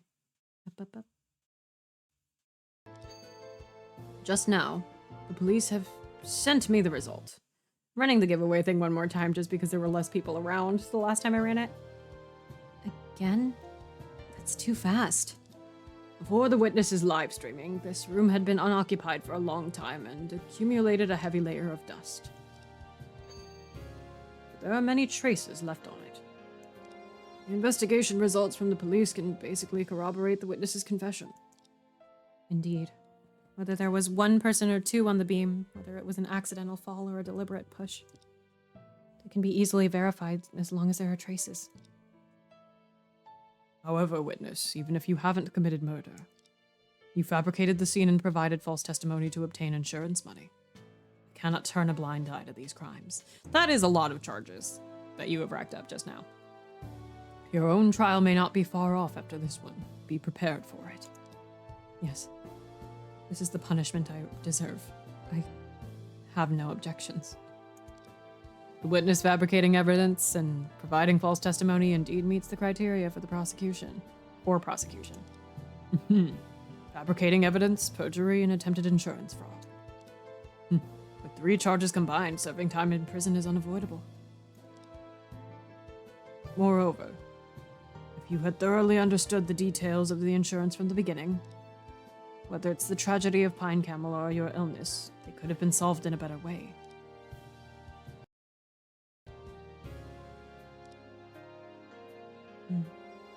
That's probably a deserved result. After all, the law is the law. No matter how difficult the situation, emotions cannot prevail over the law. That's an interesting thought for the main character of a lawyer game to have. Wait, but if that's the case, then what about the witness's illness? Well, if the medical assessment required before imprisonment is fine, you can still be granted medical parole.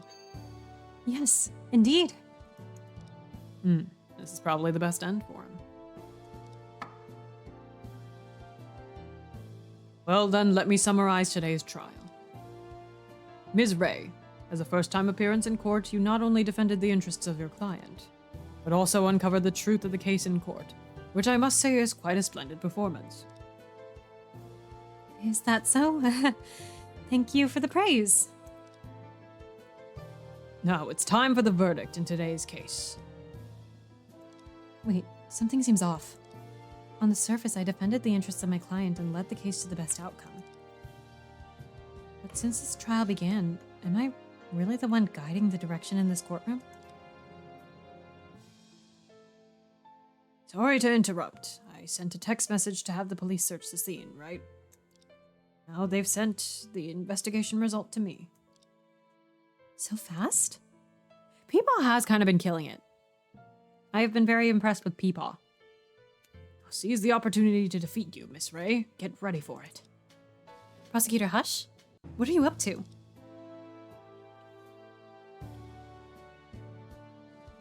I've been listening the whole time. That was quite a presentation, Miss Ray. Since that's the case, I have to present another piece of evidence. And then Peepaw's locked in sprite. Witness, I'll only say this once. Is it really meaningful for you to continue denying?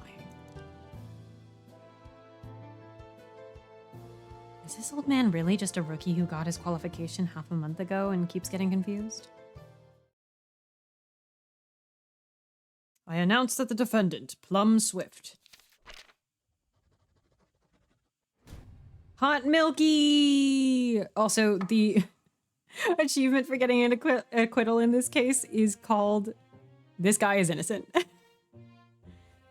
Oh, Prosecutor Hush. I mean, Mr. Former Chief Prosecutor.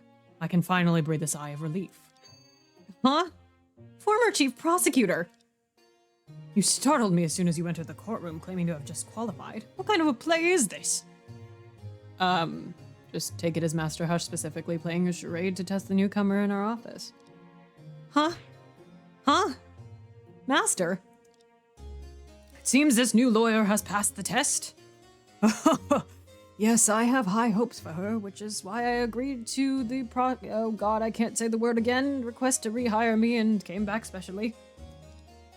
Huh? Huh? Huh? Rehire? What are you talking about?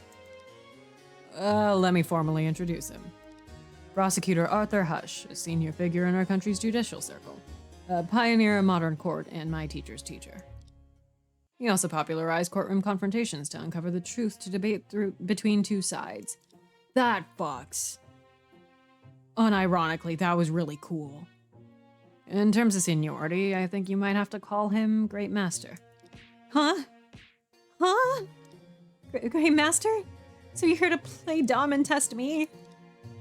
Just got the qualification half a month ago. That means you've been rehired for half a month. You're not a rookie. Oh, you've been tested quite a bit. But you did quite well in this case, didn't you? Oh, suddenly I feel a lot of pressure. In my twilight years, there are still old cases requiring capable young individuals to handle. This time I, together with Charlie and the judge, concealed my identity just to ease the pressure on you in the trial. That only made me more stressed. All right. Anyway, thank you for your care this time. My pleasure. This time I happened to take on a case involving a suspect with a not-so-serious crime. I accidentally scrolled past it. Oh, geez. Hold on. Oh god, I did it twice. With a not-so-serious crime, but a complex storyline. Perhaps someday in the future we might meet again. But before that day, you should work on improving yourself and becoming more reliable. I will.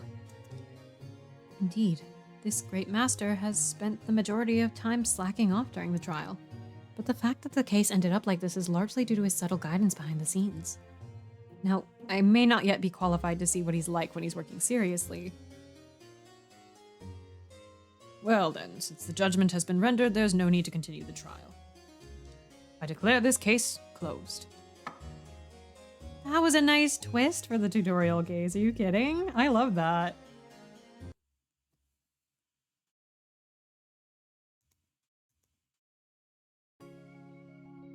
Ugh, I never thought that my first time in court as a lawyer would involve so many twists and turns. I'm exhausted. Where's Chief? Wow, Luna, you're so capable. Thanks for the compliment. Although it seems you're the one who made today's trial so tough. Since the outcome is good, I won't say anything about it. Wow, don't take it too seriously. In the whole event, I was just a hapless bystander.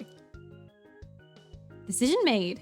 When I get back, I'm going to incorporate Luna's heroic figure into my next novel, Genius Prosecutor. Really?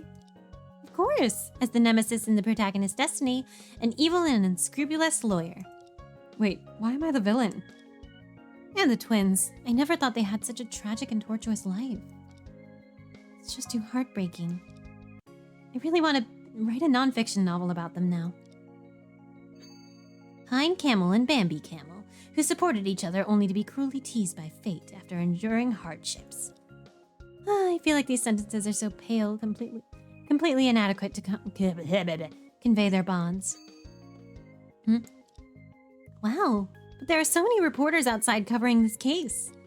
Even if he can't get his insurance money, he should receive attention from society and receive a large amount of donations.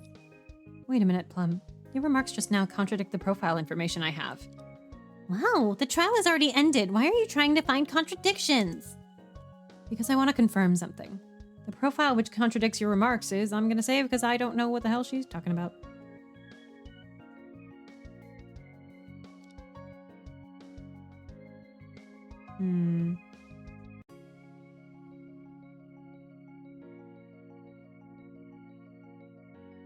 That's it. From what I know, the former name of Bamboo Deer was never exposed even after the conclusion of the case. But you just called him Bambi Camel, didn't you? Wow, it was just a slip of the tongue. This name has never been mentioned in court. How could you mistakenly call him that if you didn't know? This can only mean one thing. You must have investigated the two brothers in advance, right? What are you talking about? If you knew the true relationship between the two brothers and the real identity of Chivalry Camel from the beginning. With your intelligence as a best-selling detective novelist, you must have deduced the truth at the crime scene, right? And that costume. You said it cost a lot. Isn't it too coincidental that you just happened to buy it from Bamboo Deer's store? Were you intending to help them right from the beginning? Wow, it's a nice day today. In that case, you could have immediately pointed the police in the right direction and you wouldn't have become a suspect. But if your goal was to help the brothers, you had to become the defendant in this case. Because in this way, you could involve yourself and draw the attention of the entire society. Those reporters outside were brought by you, after all. Bamboo Deer has two goals: to raise funds for his treatment and have his brother remembered by the public. This way, both of his goals will be achieved under the public's attention. Plum, am I right? Wait. If she can find information about the two brothers, she must also be able to find information about Master Hush. It could be that she had anticipated that I, who absolutely trust her, and Prosecutor Hush, who's absolutely incompetent. Nope, absolutely competent, Jesus. Could have led the case to its current conclusion. Wow, Luna, the story you told me just really moved me. What I want is exactly this feeling. I'll use it as material and write it into my next work. Oh, inspiration's flowing in. Well, I'll just take one step first. Hey, Plum! Plum still looks like an unreliable person. Were those things just now facts or my imagination? Even knowing her for so many years, I still can't figure her out. Chief, you're finally back. Sorry for the wait. Just needed to confirm something. Luna, congratulations on your successful debut in court. What's the term? Rise from the ashes? Duh. The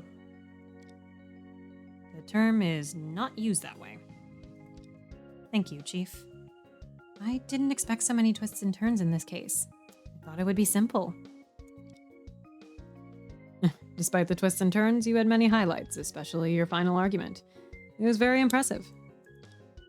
Is that so? Being praised by Chief? But I have a subtle feeling. This case is probably far from as simple as it seems. I feel it's same. There's still an intriguing mystery yet to be unraveled. It's this unsent postcard, right? There are many things on— oh, nope, that's Lena. There are many things on it that we still don't understand. I feel like it definitely was bamboo deer and not bamboo deer. And I really committed to it that whole time. Bamboo deer. Have a request from, and what was he looking for at the Maire de Maison on the day of the incident? Also, where's the destination for the postal code on this postcard? Postal codes ending in capital letters are often linked to classified organizations and are hard to access through regular means. Let's leave these matters to Master Hush for now. Is he going to personally handle it even at his age? Being a prosecutor seems really tough. That's just his style. Anyway, since we finally won the case, what would you like to do, Luna? As a reward for your first victory as a newcomer at the office, I'll treat you to something. Really? Then I want to go for a hair spa. A hair spa? Yes, let's go. I haven't done a spa for almost a month. My hair feels dry. My hair feels dry. It's so annoying. I guess I can skip that. Well, that's it for my debut as a new lawyer. They say that experience makes perfect, but this is already my second time in court. Why am I even more nervous? Fortunately, I achieved victory today. To be honest, I'm quite happy. Second time in court, interesting. Of course, I can't be complacent about this level of achievement. After all, this victory was not achieved by me alone. Chief and Prosecutor Hush played crucial roles. Even seemingly unreliable Plum may have contributed to the perfect outcome of the case. And more importantly— oh, what is that? That disastrous case 5 years ago was a turning point in my life. I chose to become a lawyer because of it, with a mission that I must fulfill.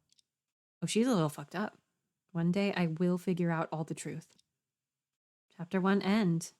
Maire de Maison is the title of the achievement.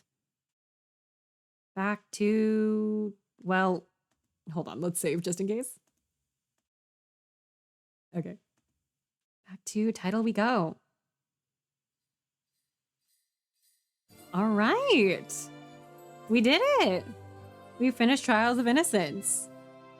That was fun. Overall, first impressions. Also, if you do want to enter the giveaway, there is a final 15 minutes. All you have to do is use the giveaway command to enter and enter for a chance to get a free copy of this game. First impressions on Trials of Innocence. I really like the new gameplay that I haven't experienced. I like how picking apart a testimony goes in this. And I think that's probably my favorite part of the gameplay. Writing wise, that the twin reveal kind of put a bad taste in my mouth. I don't think it was the most tasteful way to go about it. I was like a little worried that it would go with, well, this person's in drag, so they're suspicious. Luckily that wasn't entirely the direction that it went in. But I feel like there was like a lull in the case right after that too, like leading up to that and a little after that, because I feel like the evidence that we were provided kind of led to a different conclusion than like what the actual conclusion was. Like, in my opinion, especially for a like beginner Ace Attorney like case, the image of the body falling could have very well been plumb falling. And there were multiple moments not captured on camera that I feel could have been places that you would normally find gaps in evidence in a game like this. And so it could also be in that specific case, it could also be like the actual direction of the art is just like not what I was expecting. What else was there? I was not a huge fan of the confrontation mechanic, but I think a lot of that is because of the slight language barrier. From the first half of this case, I really wanted to be like, yeah, I would say that it's not like it's unplayable because of the translation issues. It's like you can very much figure things out and understand things. The second half of the case, I had a bit more trouble. There were things that I think definitely could have been cleared up if the translation were just a bit more polished. That final conclusion scene, first of all, the little cutscene that was added in was so pretty. But that section was like, me getting it was pure luck entirely because I happened to click a couple of grammatical patterns that I thought made sense. I think something like that is really difficult to do grammatically though, so I can't really, fault a small, presumably indie dev team for that. I really love the visuals of this. I like the animation of the sprites. I think the sprites really match with the UI very well. That was like comparing it to Attorney of the Arcane. That was actually kind of an issue that I had with Attorney of the Arcane. I didn't think that the character designs really fit with like the world and with the UI. It kind of felt like the character designs were just kind of whatever looks cool in the moment. And like a lot of the designs look very Fire Emblem Three Houses to me in that game. In this, I think the designs were a bit stronger. I really liked Prosecutor Hush's change in sprite. Like, I think that was a really great design moment. As well as, what was I gonna say? There was like a brief moment of anger on Luna's face that I thought was like a really good expression. I also like, earlier in playing, I said that it didn't seem like there was too much character from Luna and from Charlie. Right in the last moment, and this kind of goes for all of the writing of this case, the last bit really got me. They really turned it around right at that ending. And I like really enjoyed the twists at the end. It like really made me feel for the tragedy of the twins. Again, I like kind of wish that the first half and also the twist of who the twins were handled a little bit better. But I really felt for the twins in their situation. Also, Orchid, I don't know if we're supposed to be suspicious of her or not. Debatable. Yeah. Yeah. Neat game. It's nice to see anytime a game is, sort of either an homage to Ace Attorney or borrows some gameplay aspects for it. It's always interesting to see how that gets reflected in a new game, because ultimately, like, nobody makes a one-to-one copy of anything ever, really. If they are, like, genuinely, earnestly producing a piece of artwork, you are going to put a piece of yourself in it. So it's always interesting to see what those changes are. Like, I really love how the picking apart the testimony works in this. because it allows for longer testimonies and it allows you to sort of narrow your focus onto what you should be looking at instead of getting caught up in the wording of it. And I think that really helps, especially in this specific instance, because there is the case where the translation could trip you up. I'd be excited to revisit this if they do end up altering the translation at all. If there is any change in how things are localized. But yeah, I had fun. What else is coming up this week? Wednesday, I should be back to Yakuza 0 streams, along with my friends. And on Friday, I might be streaming Dual Destinies over on Max's channel with Cinna. And then Saturday, we'll be starting the Great Ace Attorney Chronicles. I'm so excited. I'm really, really excited to start the Great Ace Attorney, like, with my audience and to get to be able to just like yap about my favorite game forever.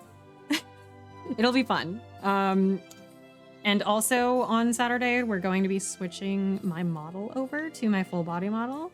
So if you are interested in that, I will be doing a model reveal that day. All right, what else is there? I think that's gonna be it for today. I'm gonna continue the hype from the 2 raids, which was very nice. And we are going to go raid Aussie because Aussie is currently live. So I'm going to put that raid in the chat. And as we head over there, I hope everybody has a good night. I will see you guys throughout the rest of the week. Goodbye.